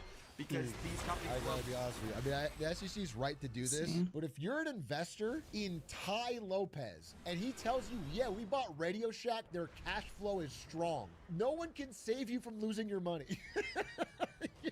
You are dumb as bricks, bro. You're investing in the YouTube Lamborghini guy as he buys an obviously failed business. And when things were falling apart, at least $5.9 million of those returns that were supposedly distributed the ability to block, probably, were in reality what they call Ponzi-like payments funded by other investors. Ponzi action. In addition, Ty Lopez and Alexander Mayer apparently misappropriated approximately $16.1 million in investor funds, which were diverted for their personal use. They're using it for personal, spending, I guess. Just bought this new Lamborghini here. According to the SEC, according to their allegations. I also want to say, if you are a grifter and you want to go out there, I have to warn you, do not lie to your investors. They will eventually catch you. I actually spoke to somebody who basically talked about his experience with Ty Lopez. The worst part about it, by far, were all the lies and omissions. They kind of say, like, hey, look, I get that businesses fail, but specifically they were dealing with Maya and getting paid back some of their funds. This was at a time where it was not admitted that these companies were doing very poorly. They were saying, oh, we're doing so great, we're doing so awesome. And so Maya was behind the scenes promising to pay this guy back his wire and literally sending, according to him, confirmations of the wire transfer while not actually sending the money. Like, and if you guys don't know, that... fucking low. I'm typing it right now. I'm sending over the money. Chad, I'm about to gift 20 subs. I'm gifting them. Sending a check and forgetting to sign it. Yeah, dude, that's the bottom tier level of grift. There can be some criminal liability there sometimes. So, you know, incredibly serious accusations. I'll let him tell it. My name is Jared Getz. I've known of Ty for, obviously many years. He was always... Bro, if I had to picture the guy that would invest in Ty Lopez's Radio Shack scheme, this is exact. I would picture a guy with backwards cap and 2 watches. State your business. This is such a perfect example of someone with dumb money. It's the perfect example of dumb money. I mean, the deal was great. It was, 20% returns on your money for 2 years. And then there was supposed to be a return of capital after 2 years and a balloon payment of 40% paid with your principal returned. If somebody offers you that, it's a lie every time. Every time. Nobody can give you guaranteed 20% returns a year. Nobody. The only guarantee you can get is a fucking treasury, and you'll get 4%. All right, and that's the risk-free rate. And even that, who knows? Eventually, nobody's giving you 20. I threw in, I think it was like $275,000 or something Yeah, like honestly, that. people who get scammed, And, like, literally, they just have themselves to blame. Listen, Ty Lopez should be taken down, but by God, they're saving this person. This is the person that the SEC is focused on saving. And then right around the time when the principal was due, and I'm a very easygoing, reasonable person. Right around the time the principal was due, Maya reached out and she was like, hey, is it cool if we postpone your payment for like 2 weeks? We're just getting things in order. And they sent a test wire, and I got the test wire, and they said, okay, cool, we sent your wire. And a day goes by, I didn't get it. 2 days go by, I didn't get it. 3 days, didn't get it. Hey, Maya, I didn't get the wire. Cool, let me look into it for you. Let me figure out what's going on. About a week later, hey, sorry, Jared, there was an issue with the bank. We're gonna have to try this again. Let me know if you got this other test wire. The next day, I get another $50 wire. Yeah, got it, no problem, great. All right, cool, I'm gonna send the rest of it. Of course, I don't get the wire. Sending a $50 test wire. Doing a $25K first test wire, and then 3 weeks later, test wire again, $50. That's great. This guy got by what it seems like the worst scam of all time. I don't hear from them for a few days, and then they said they sent the wire again, and I didn't get it, and then I started getting ghosted. And that's when I was like, and to be honest, I'm not the type of person that First of all, that's when you started to worry? After weeks of no payments, you got worried when you started getting ghosted? And then secondly, if you say, I'm not the type of guy that gets, easygoing, why are you trying to pitch yourself as easygoing? You're pitching yourself as a doormat. You got scammed. I get it. Investing, you sometimes you win, sometimes you lose. But when there's lies and deception and complete and utter disrespect, that's where things start to get hairy. I would, start to get ghosted for a little bit longer and longer. It's like if you guys were to email him with a Nigerian prince scam, he'd only be mad if the Nigerian prince stopped responding. It's the disrespect that gets me. Okay, yeah, you take my money and it's a fake thing, but if you're not going to respond to my texts, then that's where I really feel like it's the lies. And, it got to a point where she sent me a screenshot. Hey, the wire got sent out. And I'm like, okay, well, if I got a screenshot of the wire, and then I didn't get the wire, of course. And then I got ghosted for about a month. And at that point, I'm like, hey, at this point, it's just rude. Can you at least just be on, just tell me what's going on. It's just rude.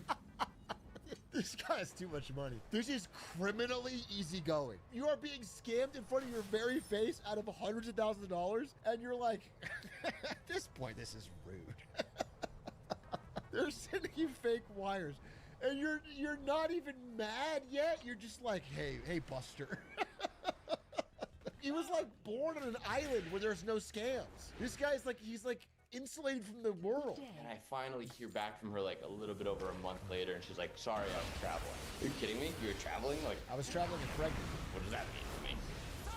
And then, we start talking again, and the last message I heard was like, hey, sorry. I think it was her dad. She's like, hey, sorry, my dad died or something. And then I just got...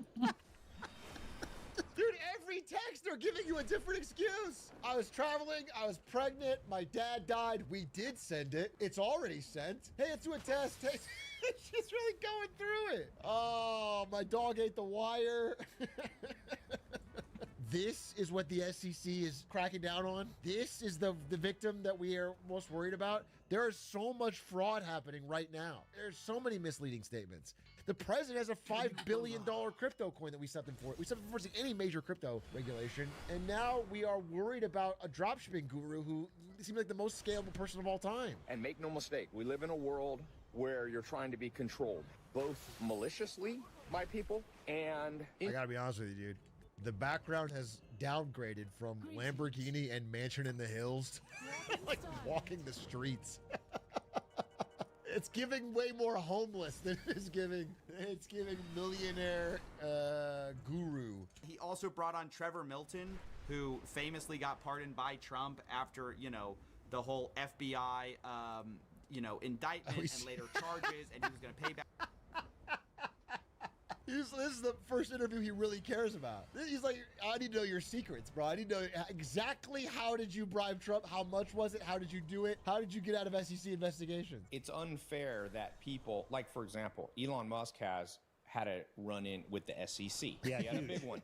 And he says, I saw a recent article where Elon said, if I knew what I knew now, I would not have settled. He took a settle. He settled and had to pay a fine, had to step down from being the on the board of directors of Tesla, and it's clearly a trophy hunting case. In your experiences, I've never met you before. I've never met him. Never once ever spoken to you until today. Until I got invited on. It's amazing that so many people have had to come to that same realization mentally. What a special thing! Like everyone had to go through their battle. Yes. I honestly thought it was something unique to what I went through, and now I'm hearing it's coming from.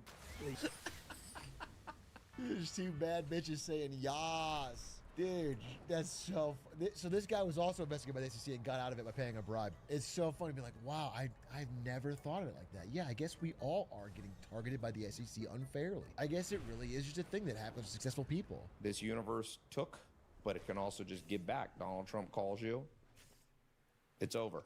You're pardoned. Dude, it was wild. You can almost see Ty hoping for that call himself. Now, I don't... This is crazy, but I do want to say, chat, I really appreciate you as part of this community, and honestly, I think we could deepen our intellectual bond here, and I could share some deeper knowledge if you were part of the Atrioc army, and that is one simple payment of $4.99 to join subscription. And if you can't afford it, don't worry. I think they have Klarna and Afterpay at checkout. Buy a 6 months, get ahead of yourself, invest in your future, and join our intellectual, basically, salon, of Titans where ideas are flying all around. And yeah, you should do that every month, and pretty soon you'll be there. Oh, thank you so much. Really appreciate that. Make sure to get that on Klarna, though, Captain Kewick. And if you don't mind, go big or go home. Gift some stuff with money, that would be really great. My lord, you have lost your sense of decorum. It is already decided.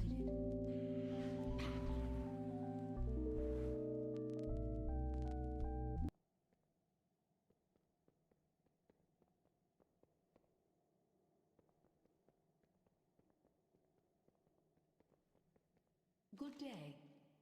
I will reclaim my honor. I invoke the ancient right. Talishar it is. I name my friend here as my champion. I have no need to hide behind a champion. I will defend my own honor. Meet me atop the sanctum when you are ready to die, whelp. Well.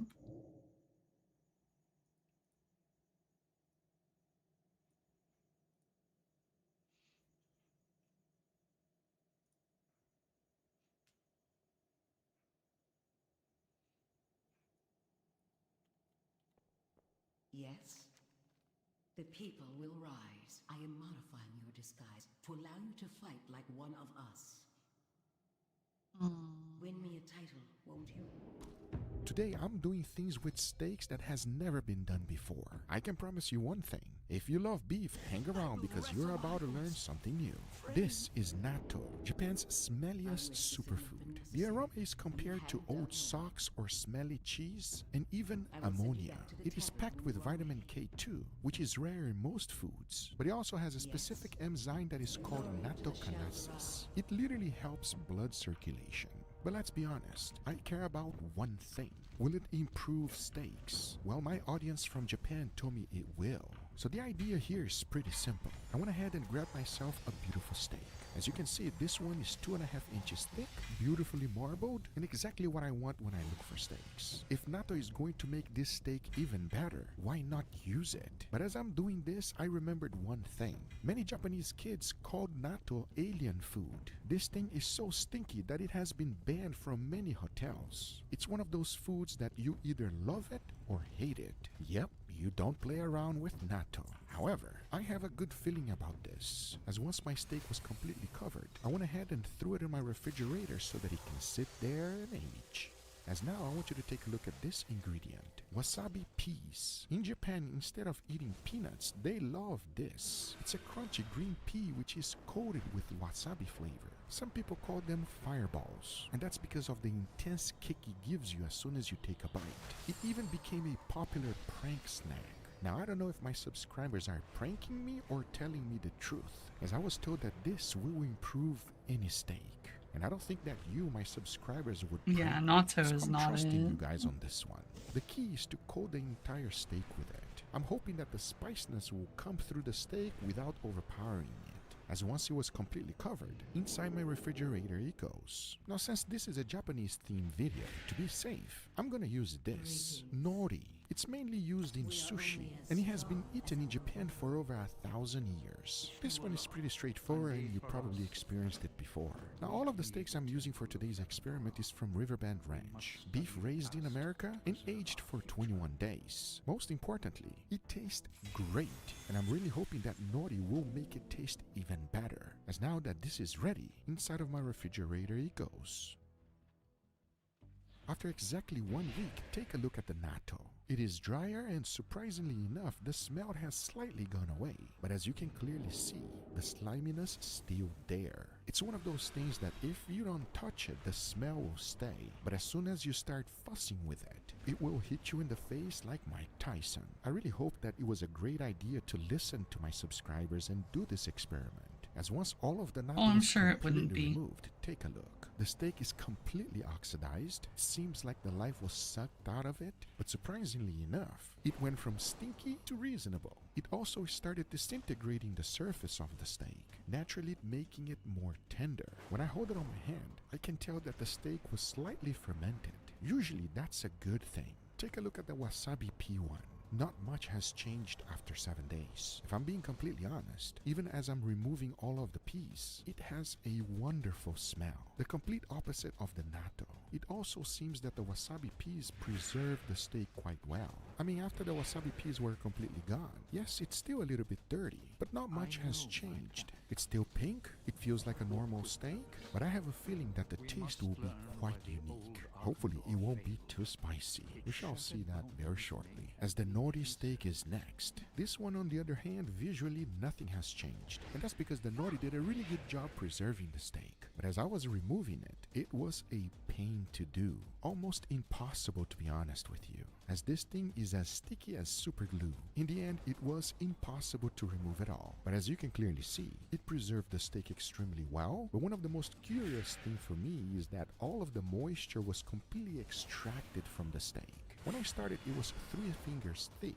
Now it's only 2. That means that the flavor concentration on this one will be through the roof. And hopefully it will be a good kind of concentration, not a bad one. Because now that all of the steaks were ready, I went ahead and seasoned them all the same, with only salt and pepper, nothing else. And just in case these go down south, I decided to make a simple and easy side dish. If you love gyoza and okonomiyaki, this is perfect for you. And to make it, it's super easy, and here's how. Get yourself some gyoza from your frozen aisle. Nowadays, they are in every supermarket. After defrosting them, throw them directly into the fryer. You want to get them nice and crispy and cook them all the way through. since it takes no time at all. As soon as they become slightly golden, remove it. Get yourself a cast iron skillet, lay them right down, followed by some mozzarella cheese and bacon. Now into the broiler you go so that we can melt the cheese. Once that's done, you want to set it down on a plate, add some Kewpie mayo, followed by some okonomiyaki sauce, a tiny bit of chives, and tagorashi, because this is today's side dish. Easy, simple, and absolutely delicious. Don't believe me? Well, you just wait and see, friends. Because remember what this video is all about. One steak more unique than the other. I'm going to be using my Chef's Temp wireless thermometer to cook down to perfection. As now, it is enough talking and it is time to grill, so let's do it. I can't attack that target. All right, everybody, in here we got our beautiful feast. Gentlemen, what do you guys think, huh? That is a feast. This is what I'm talking about, baby. Yeah, that's right. So we got 4 beautiful steaks ready to go for you. I want your true, honest opinion. We got a lot to try. Enough. I feel like it depends on what you're cooking for. You want the side dish first? That looks No, so no, I good, cannot right? first. So there's too many steaks. Can you tell what it is? It looks like a pancake. I don't know. Exactly, but it is not. So let's go. We're gonna start right here. Dig in. Cheers. Cheers. Oh.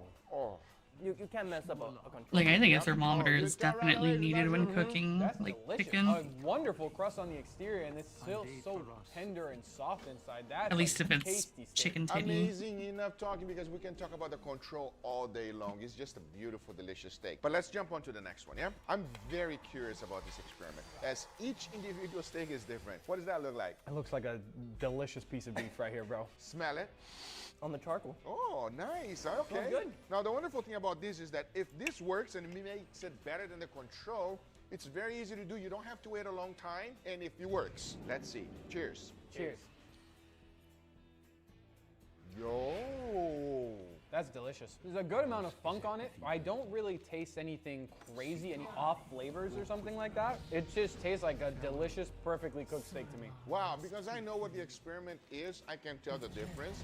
But it's so mild that I understand where you're coming from. I agree with him. It's very mild. There's more of a crust, like the charcoal. I feel more of the charcoal flavor than the actual any other flavor. What I do get is like a little tingly feel. I don't know what that is. I think it's your taste buds dancing. You know what I'm saying? So this one here was aged on wasabi peas. The one you eat beer with? Yes, exactly. You crushed them up? Crushed them up a little bit, yes. You made it like into a paste or anything? No, or is this... no. We just roughing it out. Oh, okay. Now let's go ahead and try the second one and see how it tastes. Okay, we're already halfway there. Let's take a little break and let's run up this pancake. This pancake. Okay. So it's not a pancake. Look, you're gonna see it right now as soon as I cut it open. You see that? It's like a dumpling. Exactly what it is. It is a dumpling. So it is a cheesy, gooey dumpling that was fried first and finish it off with some cheese. You ready to go? Oh, I'm ready. Cheers. Cheers. Oh. That's good. I didn't think the cheese was gonna work. The cheese works. Yeah, and I love the sauces too. They add such like contrast, some like richness from mayo, a little sweetness as well. You have that soft dumpling with that gooey cheese on top, which is beautiful. This is a star. There's so many like different things happening. The texture, like with the crispy bacon, and the gooey cheese, you can't go wrong with that. It's American-Japanese fusion. American and Japanese together, everybody. Nevertheless, that was an incredible taste. Let's jump on to the next one. We got a lot to try. Please dig in, guys. I want to know. Ooh, how does that one smell, Leo? A little weird, I'm not gonna lie. Really? Maybe I'm starting to get a little scared. We've tried 2 good steaks. Well, let's find out right now. You ready? Cheers. Cheers. Very different. I didn't think it was going to make such a humongous difference on the actual steak, but it does. A lot more savory than the last one. More umami flavor, more saltiness, more savoriness. I'm getting some notes of like MSG or something like that. I feel like my mouth is salivating a lot more. It has a more powerful flavor and it's nice. Hands down, I think that's my favorite one so far. Favorite one? Yep. Incredible. You, sir? Yeah, Guga, I also really like this steak and it has the most different crust. It's a little bit more crunchier, more crispier. I want to say it's drier, but the steak is still juicy. It's just the crust has a little bit more bite to it and I like it. So far, that one is winning for us. Yep. Amazing. Well, let's try the last one. All right. Let's see where we're going. I'm a little scared about this one. No, you shouldn't be because the second Dude, one, by the way, I already told you the first one. This yeah, one Ninja is fucking upset. I don't know why the fuck he decided to be such a little bitch about it. So that's what it is. So you shouldn't. Dude, I fucking miss Mau Mau. Sorry. He's like never on here anymore. It's a lot stronger than the other one. It smells like something we've had before. It smells like durian plus that chicken you dry aged. This does not smell appetizing, guys. It smells delicious. It smells like booty. Cheers. Cheers. Yeah. Oh. Like they had him on like once, and he's like, "Yeah, I'm not dead, and I don't hate everyone. Like, no, you know, there's nothing bad here." Probably because everyone assumed that I know exactly what you dry aged. something might have happened between them because of fucking Ninja. Natto, yes. It has such a strong flavor that I cannot taste any beef. You only taste the natto. How long did you dry? Oh, nothing. 1 week. Only 1 week in that? Yeah. Wow. It's one of those things that if you grew up eating it, you will enjoy it. But if you're trying for the first time or you've never had it, it's not enjoyable, everybody. I think that was the most tender steak, but it had the worst flavor. Absolutely. So which one is the winner? I'm going with the nori. Nori. Nori. Wow. I actually agree with you guys. Good crust, juicy, can't go wrong. There you go. I hope you guys enjoyed this video. If you did, hit the thumbs up. If you're not a subscriber, be sure to subscribe. And we'll see you guys on the next one. Take care, everybody. Bye-bye. The Arcane Door is at a critical stage. Without enough power to mature into its final form, it will die. Outlander, speak with Valtois at once. Aran Arcana.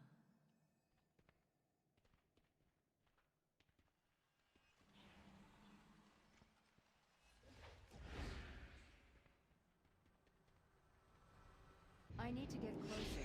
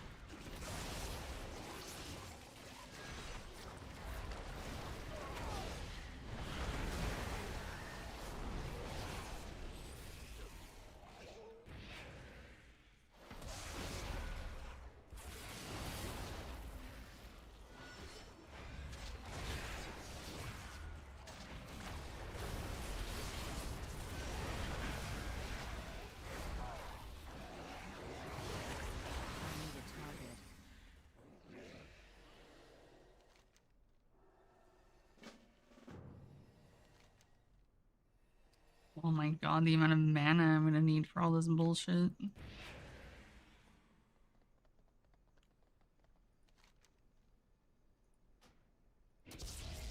fuck is this gonna do?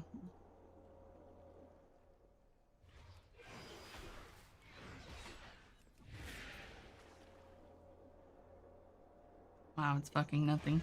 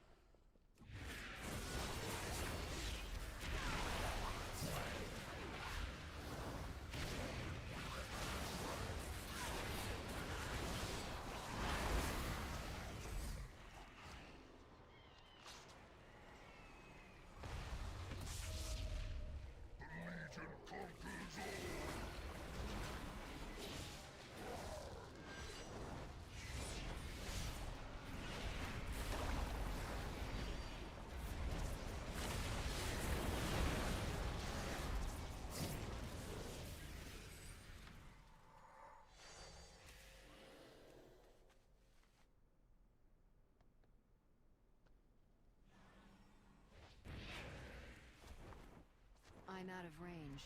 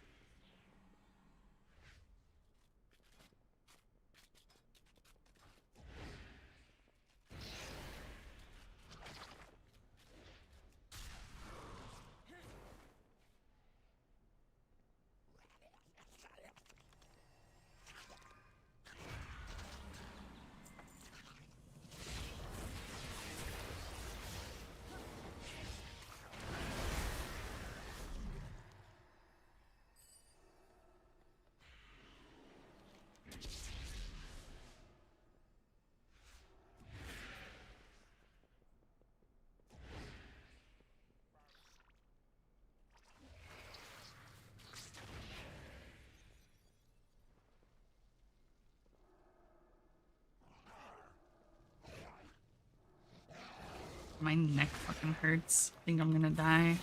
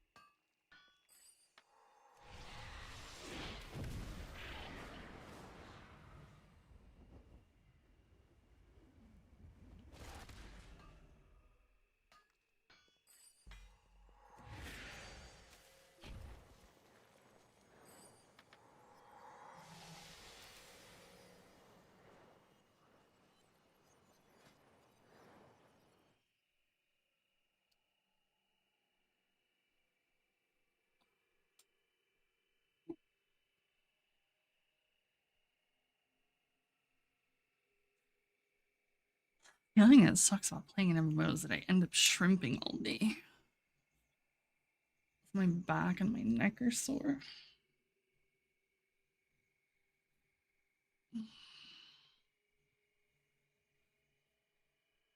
Well, normally I get to lay back at least sometimes. But I can't lay back when I'm playing a game because my hands, they only reach to my wrist rest. And it's stretching.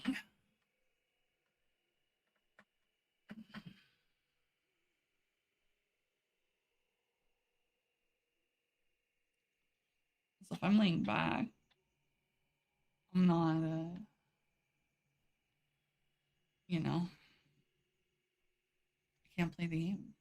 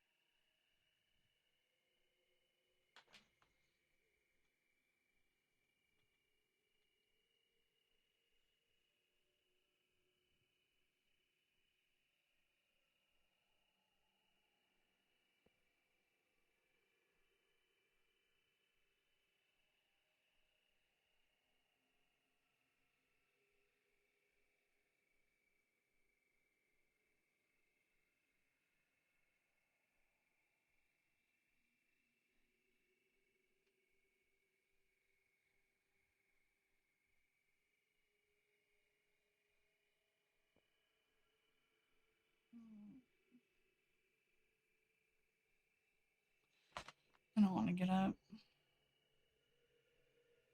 Feels good not hurting my neck shrimping.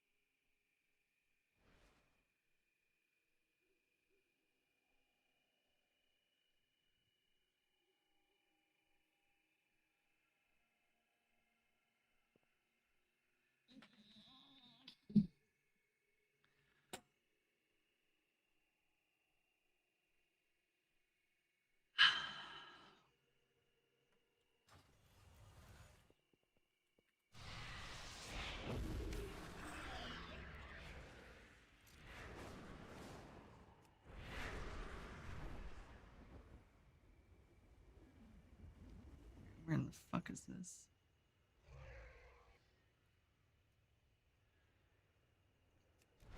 It's a big orb.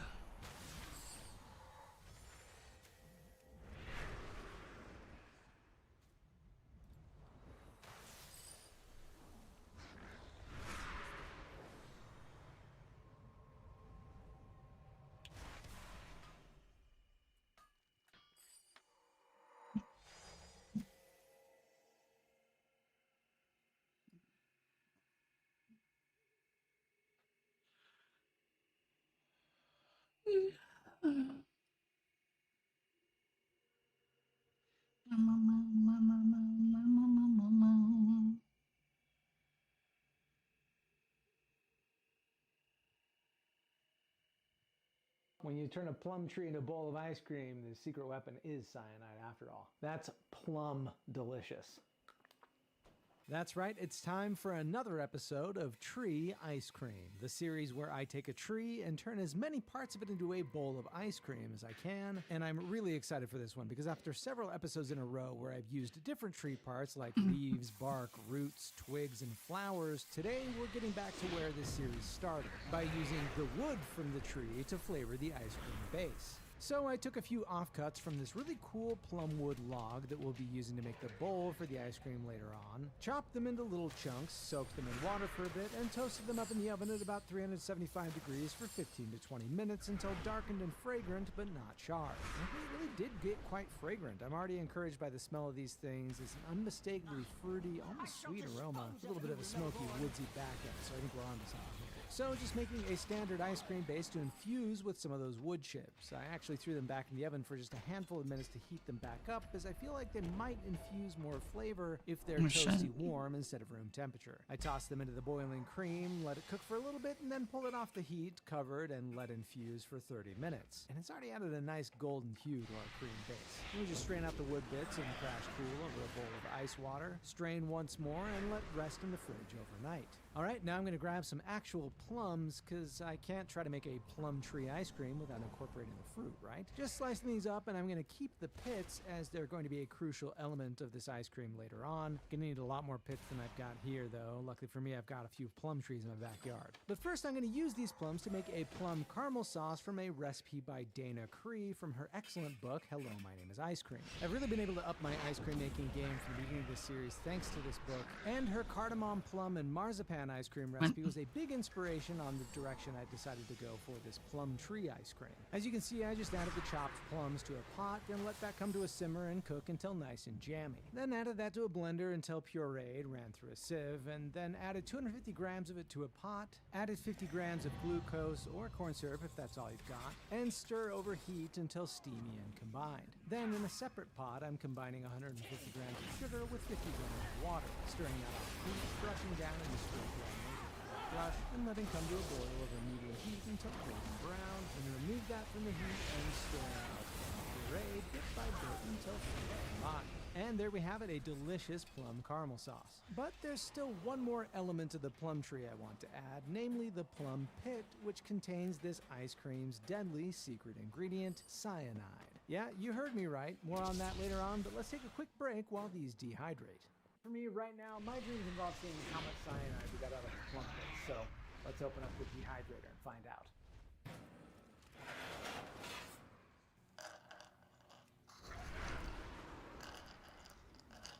Got about 3 ounces of dried out plum pits.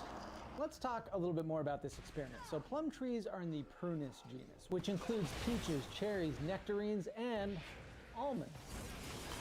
That's right, almonds, much like plums, are a stone fruit, this one in which we eat the seed more than we eat the fruit itself, which is how and why we're going to turn plum pits into almond extract. You see, almond extract doesn't come from the almonds we eat. It's instead made using bitter almonds, which contains far more cyanide than the sweet almonds that we eat. And you know what else contains a little bit more cyanide than the almonds we eat? Plum pits. Let's go ahead and crack one open.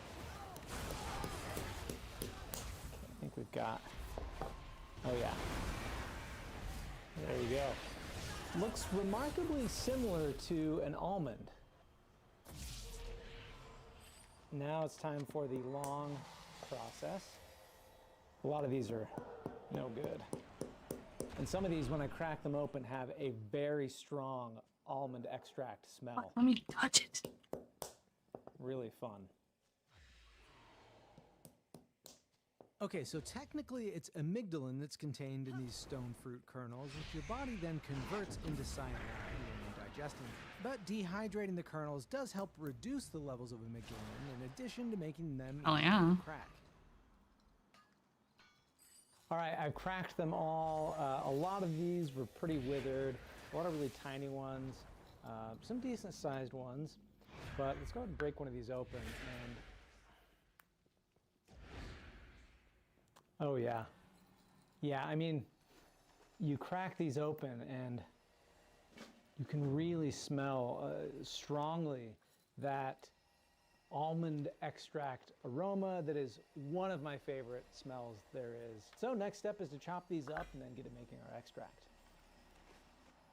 So a chemical called benzaldehyde found in stone fruit kernels is what makes them taste like almond extract. And that's what we're going to try to coax out of these plum seeds by chopping them up and adding a neutral spirit like some vodka. Just mix that together and let it steep for at least a week, but letting it infuse for up to a month before straining is going to get you a much stronger flavor. And once it's ready, it's going to help me bake a plum pit flavored cake to cut into little bits and add to our ice cream. And for this, I'm using an old family recipe we've always just called Swedish cake.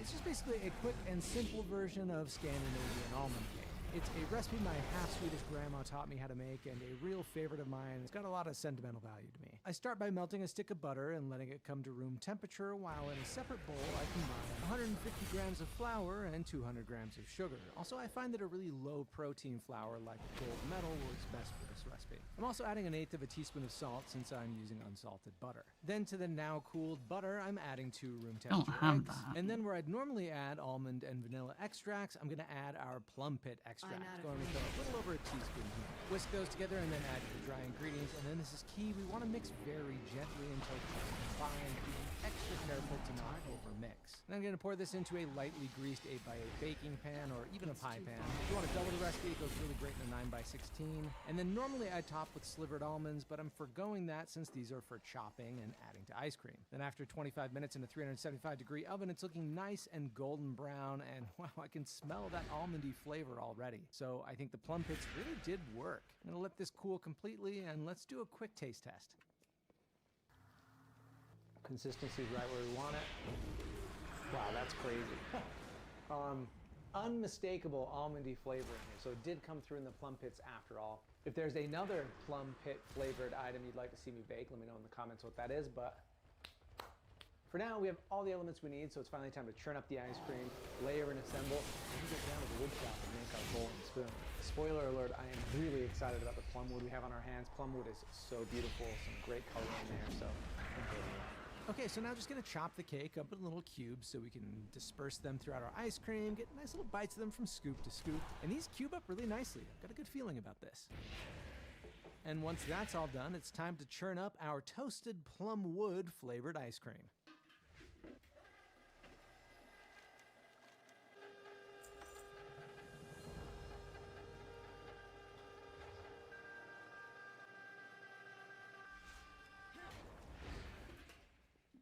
Time to layer this by grabbing a container that I've had in the freezer, drizzling some of the plum caramel in there and adding our cake bits, and then spooning over the freshly churned ice cream, and just repeating this layer by layer until we run out of ice cream. And this is looking gorgeous. I think it's going to be the most presentable scoop of the series thus far as well. And now just going to cover this and toss it in the freezer to firm up, which means it's finally time to head to the wood shop to make a plum wood bowl and spoon.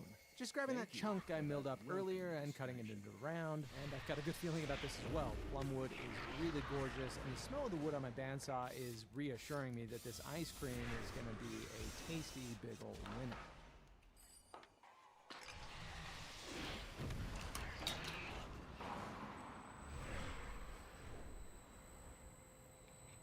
This is extremely dense wood. I've worked with plum wood plenty of times before. In fact, one of the first pieces of wood I ever made anything out of was a piece of plum wood from one of my own plum trees in my backyard. I've got 3 plum trees in my backyard. Shortly after getting into trees and wanting to see what the wood from a bunch of different species of trees look like on the inside, I very quickly turned to the plum trees in my backyard thinking, what does plum wood look like? So I pruned a limb off and got to shaping it and cutting it down. I made a couple small items for my parents for each of their birthdays. This was all in this one year where I fell in love with trees, got into wanting to see what the wood looked like from each of those trees, and then as a result, tried out woodworking. At that exact same time, I was also reading Nick Offerman's book, Paddle Your Own Canoe, and he's got a great chapter in there about making handmade gifts as an important element of like anti-consumerism and, you know, imbuing meaning into something that's handmade rather than just buying more stuff for the sake of buying more stuff. So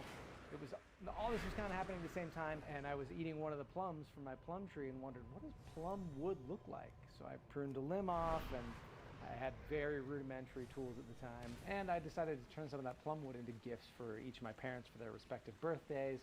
For my mom, I took a piece of the limb and like hollowed it out and partially hollowed it out and made it like a planter to plant succulents or cactuses, and I think I put like a small cactus in there. And then for my dad, I did something very similar. I just took a small limb, hollowed it out, and made it like a pen holder. I mean, I made these things without having any of my tools yet. I used a hand saw, a pruning saw, some drill bits, and a lot of sandpaper, and that was basically it. So anyway, tangent aside, I'm used to working with plumwood, but as I've been cutting into this piece, which was donated to me by an old coworker friend of mine, and it's been sitting on the woodpile for a while, and even just picking it up, I could tell this was really heavy for plumwood. So anyway, I've rambled far too long, probably not going to use any of that, but I am very excited about this. Lots of cracks and checks.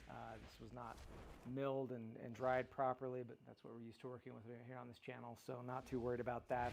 I have a shape in mind for this already. Kind of long, flat bottom, shallow bowl. The main thing I want to make sure I do is preserve the heartwood here, which has these beautiful streaks of purple that just feels perfect with some plumwood. So want to make sure that those stay in the final bowl so you can all see them. I've done enough yammering. I'm going to turn down the sides to round, shape a mortise in the bottom so we can flip it around, cut the top. But can he turn down for what? And that's all there is to it. So let's get after this.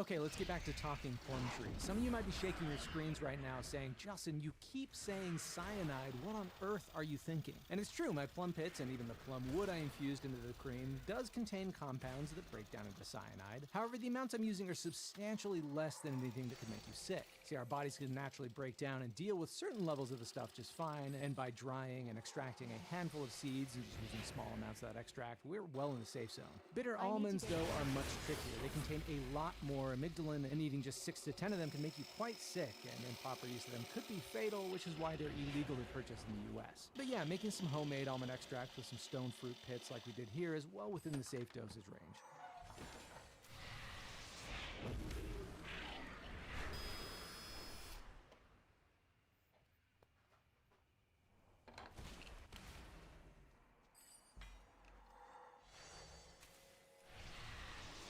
Now, there are a ton of species of plum trees, from varieties of the domesticated plum tree, believed to be one of the first trees domesticated by humans, to flowering plum trees, and many wild plum species native to North America. These wild plum trees, along with certain wild cherry trees like chokecherry and blackcherry, are North America's only native members of the Prunus genus. Peach trees and almond trees, for example, have been brought here from Eurasia. This wood, though, came from a variety of domestic plum, of which there are hundreds of named varieties which have been cultivated to produce plums of different flavors, colors, and consistencies. Plumwood often resembles cherry wood, though it's a species that can vary a lot from one tree to the next. I've seen some plumwood that's all cherry colored through and through, others with just streaks of brown, green, and tan, and a lot of them I find with these characteristic streaks of purple, which we're finding in this bowl. Also, adding an oil finish is really bringing out some incredible luster and color. I am loving this.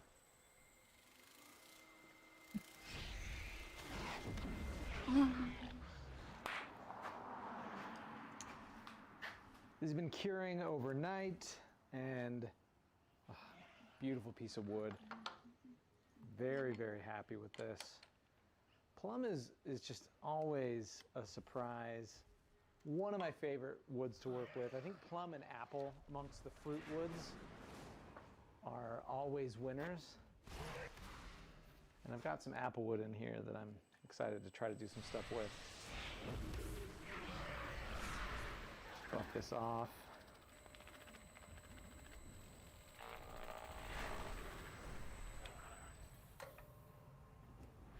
This is plum beautiful. I don't know who that character was. Let's forget I did that.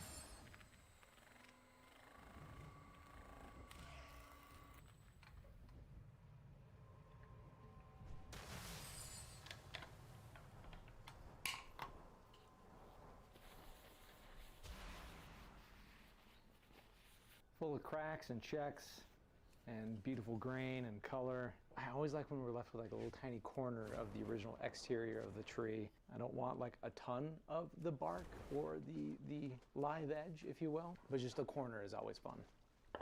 All right, it's spoon time, and I've got all these lovely offcuts when I milled the lot originally, but as I mentioned before, this wood is extremely hard and dense, so I'm leaning more toward making one of those paddle style spoons like I made in my mango ice cream video. It's called that YouTube short. Okay, so if you didn't catch that YouTube short, I decided in that one to carve a little paddle spoon, like those ones that you used to get in the little ice cream cups where the ice cream mostly just tasted like the wood spoon. And I found the nostalgia factor to be really fun and genuinely enjoyed eating the ice cream with that little paddle more than I do with most of the spoons I've carved in this series. So yeah, I thought it'd be worth trying again. And this time, instead of shaping Eat that shit, flat, dude. like the previous one, I wanted to add a little curve. I don't want to taste wooden spoon when I'm eating ice Give it a cream. little bit more elegance and also makes it feel like it'll give it a more of an ergonomic bite. Using the benchtop sander to do most of the bulk removal work. Then doing a little hand carving for finer shaping. And finally sanding to an even finish. And I really do love how this looks and feels. Consider me fully sold. It really on the is. wood ice And I cream didn't like paddle it then, and spoon. I'm not So gonna there like you have it now. Plum wood ice cream bowl, all done, looking outstanding. I Lovely remember coloring that shit there, and vividly spoons done because as I well, hated which it so means much. It's finally time to scoop up the very essence of a plum tree in ice cream form. And does this look great? This is perhaps as excited as I've been to taste an ice cream in this series thus far. So let's get into it and test my body's tolerance for cyanide. Have you made a discovery? Oh, wow. Respect magic. Wow. Or it will break you. You guys. Oh, wow. You can really taste that cyanide. I think the most surprising thing to me is the flavor of the cream itself. The caramel plum sauce, unsurprisingly delicious. Tart and tangy, yet perfectly sweet. That's unsurprising. And the cake bits have a surprisingly strong almondy punch. Like I mentioned, I make that style cake all the time. I was almost expecting it to be very faint, kind of a little bit different than the normal almond extract flavor version I make, and it tastes just as strong as an off-the-shelf almond extract. It's so good and fits in perfectly with the ice cream, just a perfect addition. But the plumwood cream base, so much more flavorful than I was expecting. You know, when I'm using the wood chunks to flavor the cream, it can be a bit of a gamble. Sometimes it's incredibly faint. Sometimes it's just okay, generic wood, smoky flavor. This though, I mean, there is this like mildly toasted, fruity, woody flavor with a hint of almondness to that as well. I guess there is a bit of a compound in the wood. Just enough to, I guess, give that a bit of that flavor. This is a perfect bowl of ice cream right here.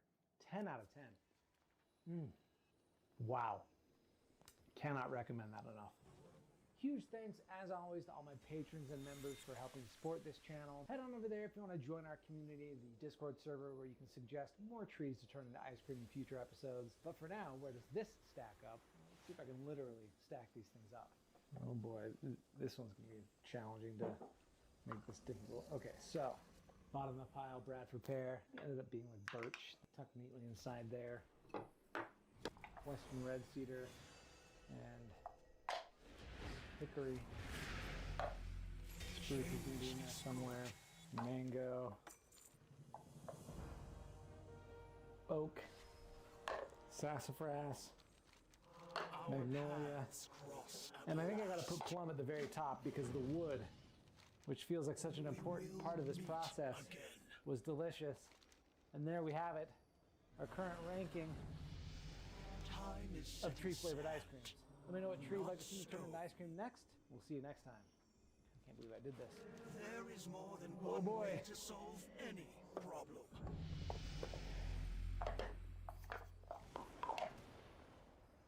Remember, some rules are meant to be broken.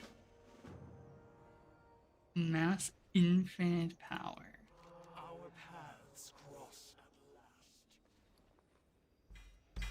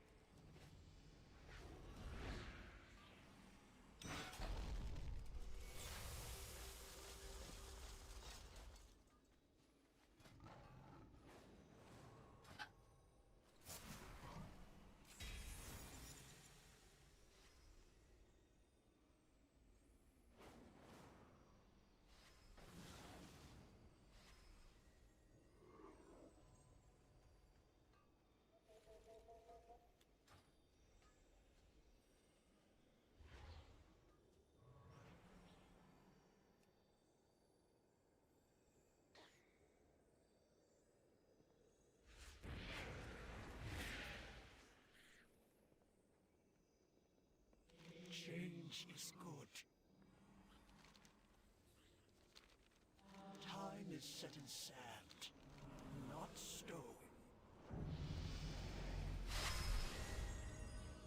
May your possibilities be infinite. Eternals, we put an end to the Legion attack on Dalaran. However, I'm still not certain how they managed to breach its defenses. Our presence has already created anomalies in this timeline. The Legion's attack, our friend's intervention, and the artifact they wield. Until recently, the Bronze Dragonflight would have done everything in their power to prevent divergences such as these. But not anymore, right? After all, that is what we came here to do. Introduce changes to the past and observe the results as they occur. Indeed, these anomalies provide us with a unique opportunity to study the flow of time and the role of the individual in shaping history.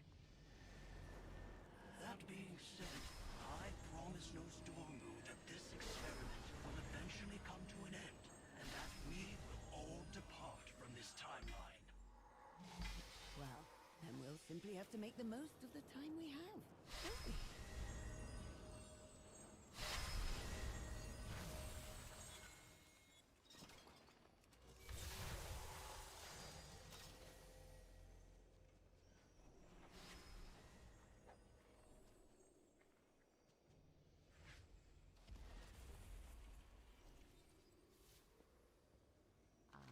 I have just the thing for you.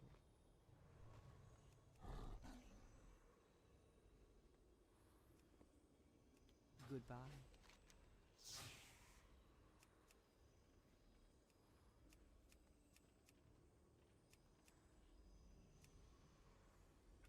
May the eternal sun shine.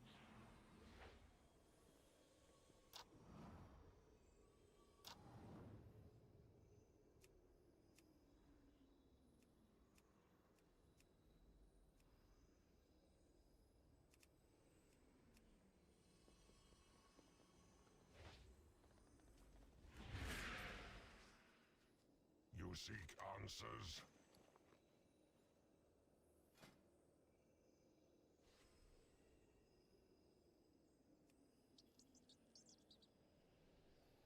Seek the truth.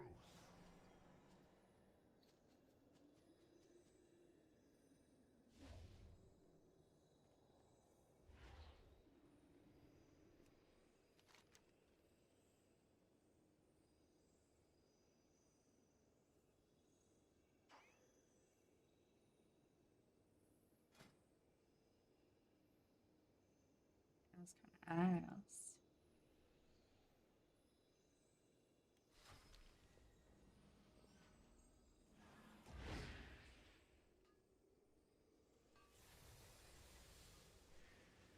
Trust no one. Evil dog of death. Farewell.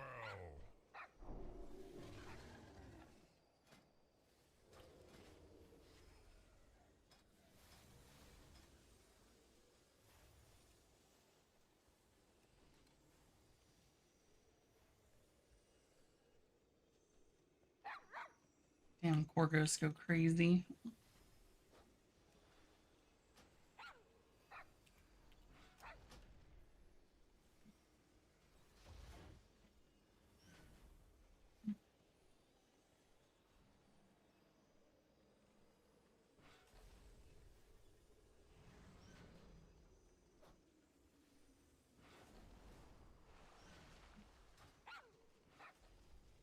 What do you want?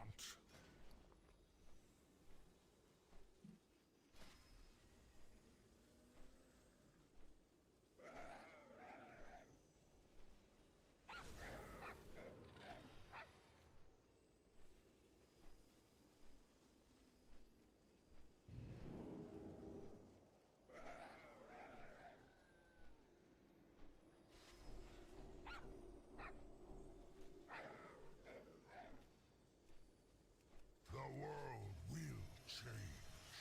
Behold the wonders of Pandaria.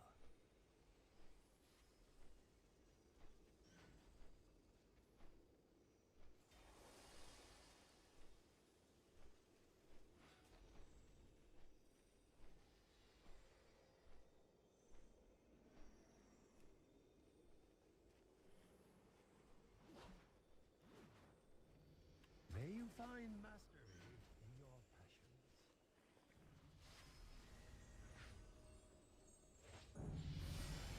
There is more than one way to solve any problem.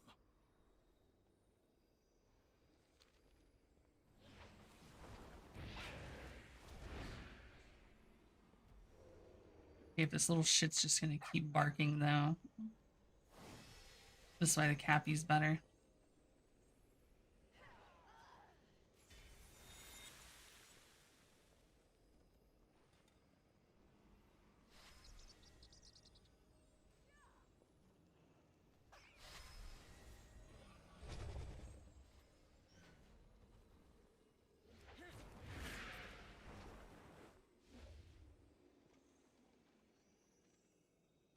I mean, it's not my fault.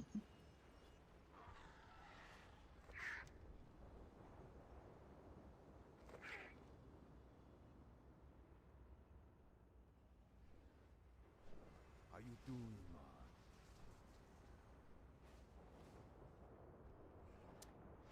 Everyone who has emote cribs who's never added a Cappy emote.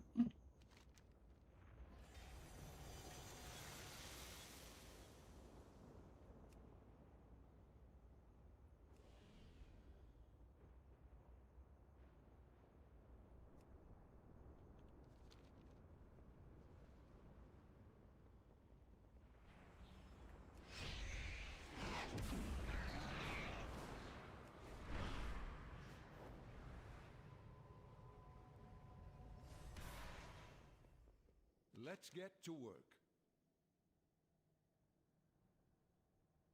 You are always appreciated. Be mindful of your duty. Remain vigilant. Always happy to help.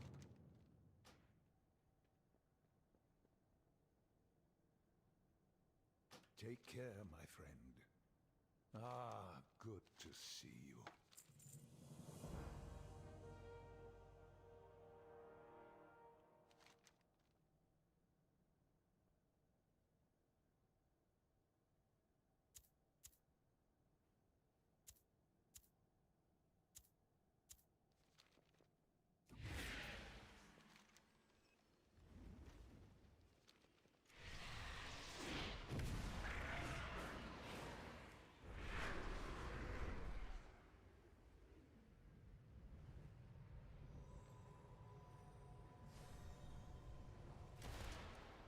Time is set in sand, not stone. Okay.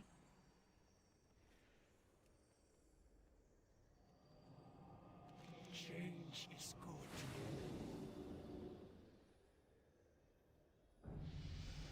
Remember, some rules are meant to be broken. Question everything. Our paths cross at last.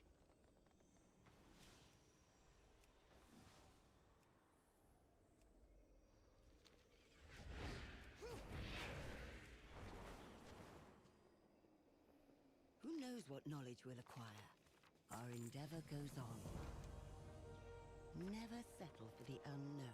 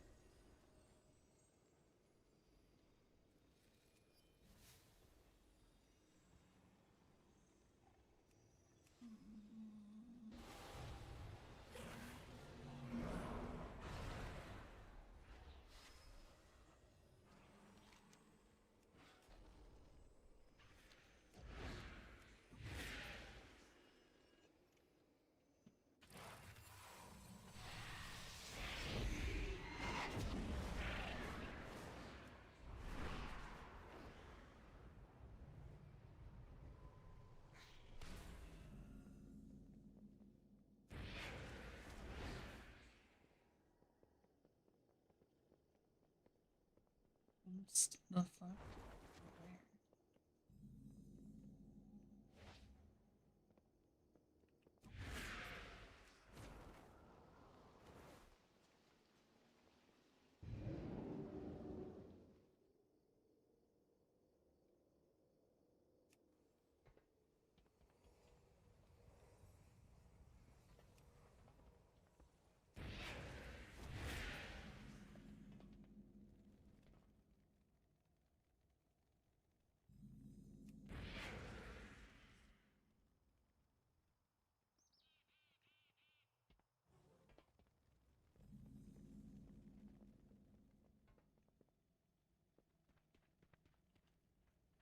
Loktar.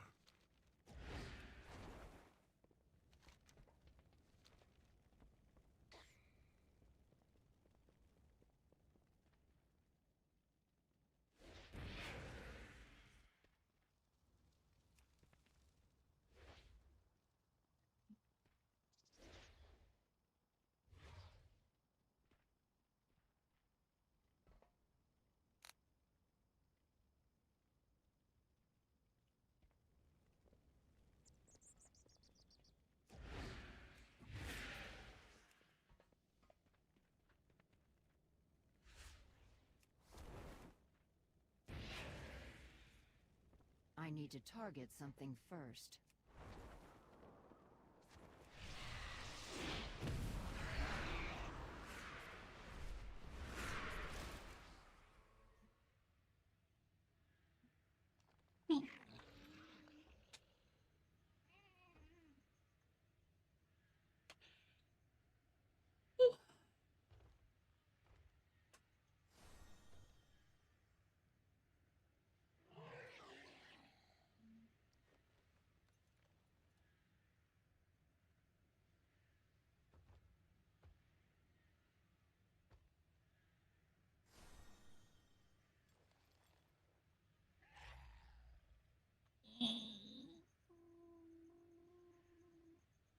I mean, oh man, maybe.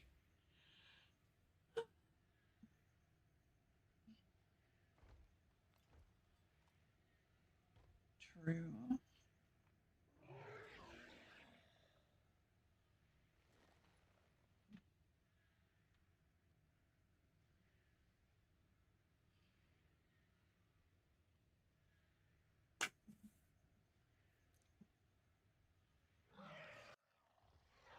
Well,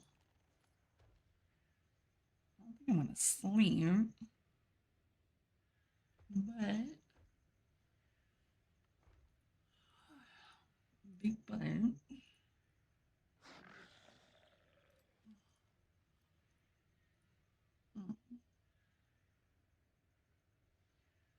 I mean,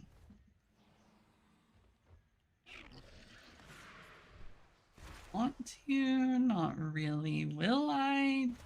Maybe.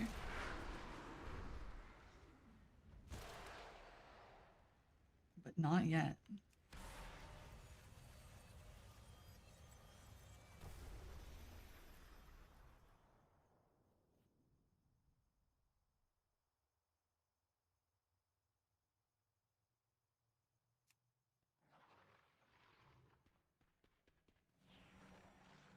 You start up. Wow, it's already started up. It's not like I turned it off. The Nightwell calls to me. Be careful who you trust. The Shalderai will be redeemed. We are only as strong as our will. Walk with purpose. Ours is a heavy burden.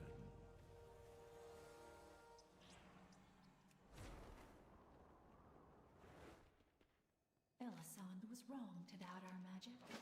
The arcane is infinite. Oh, good help is so hard to find.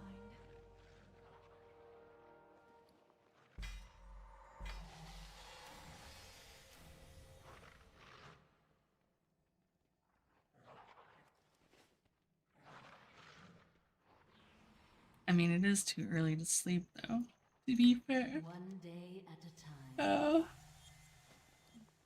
I'll not sleep and just go do something else and not shrimp for like 8 hours.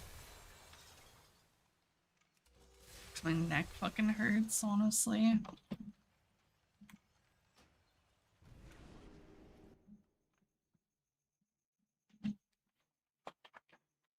What that neck do?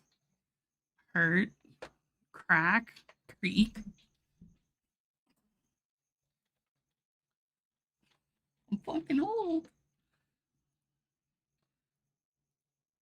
Oh, some WD-40 would go so hard.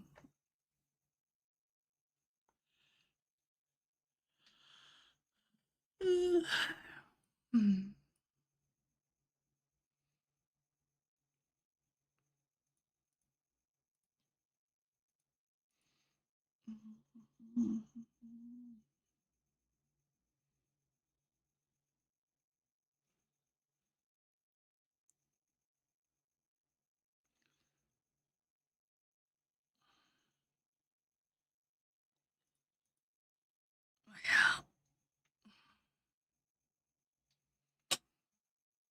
Yeah, tip PB blast.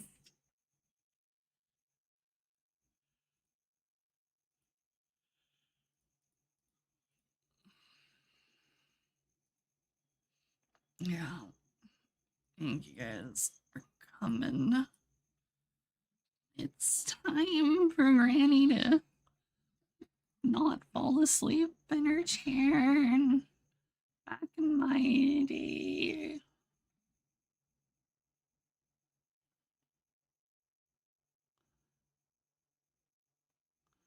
Night.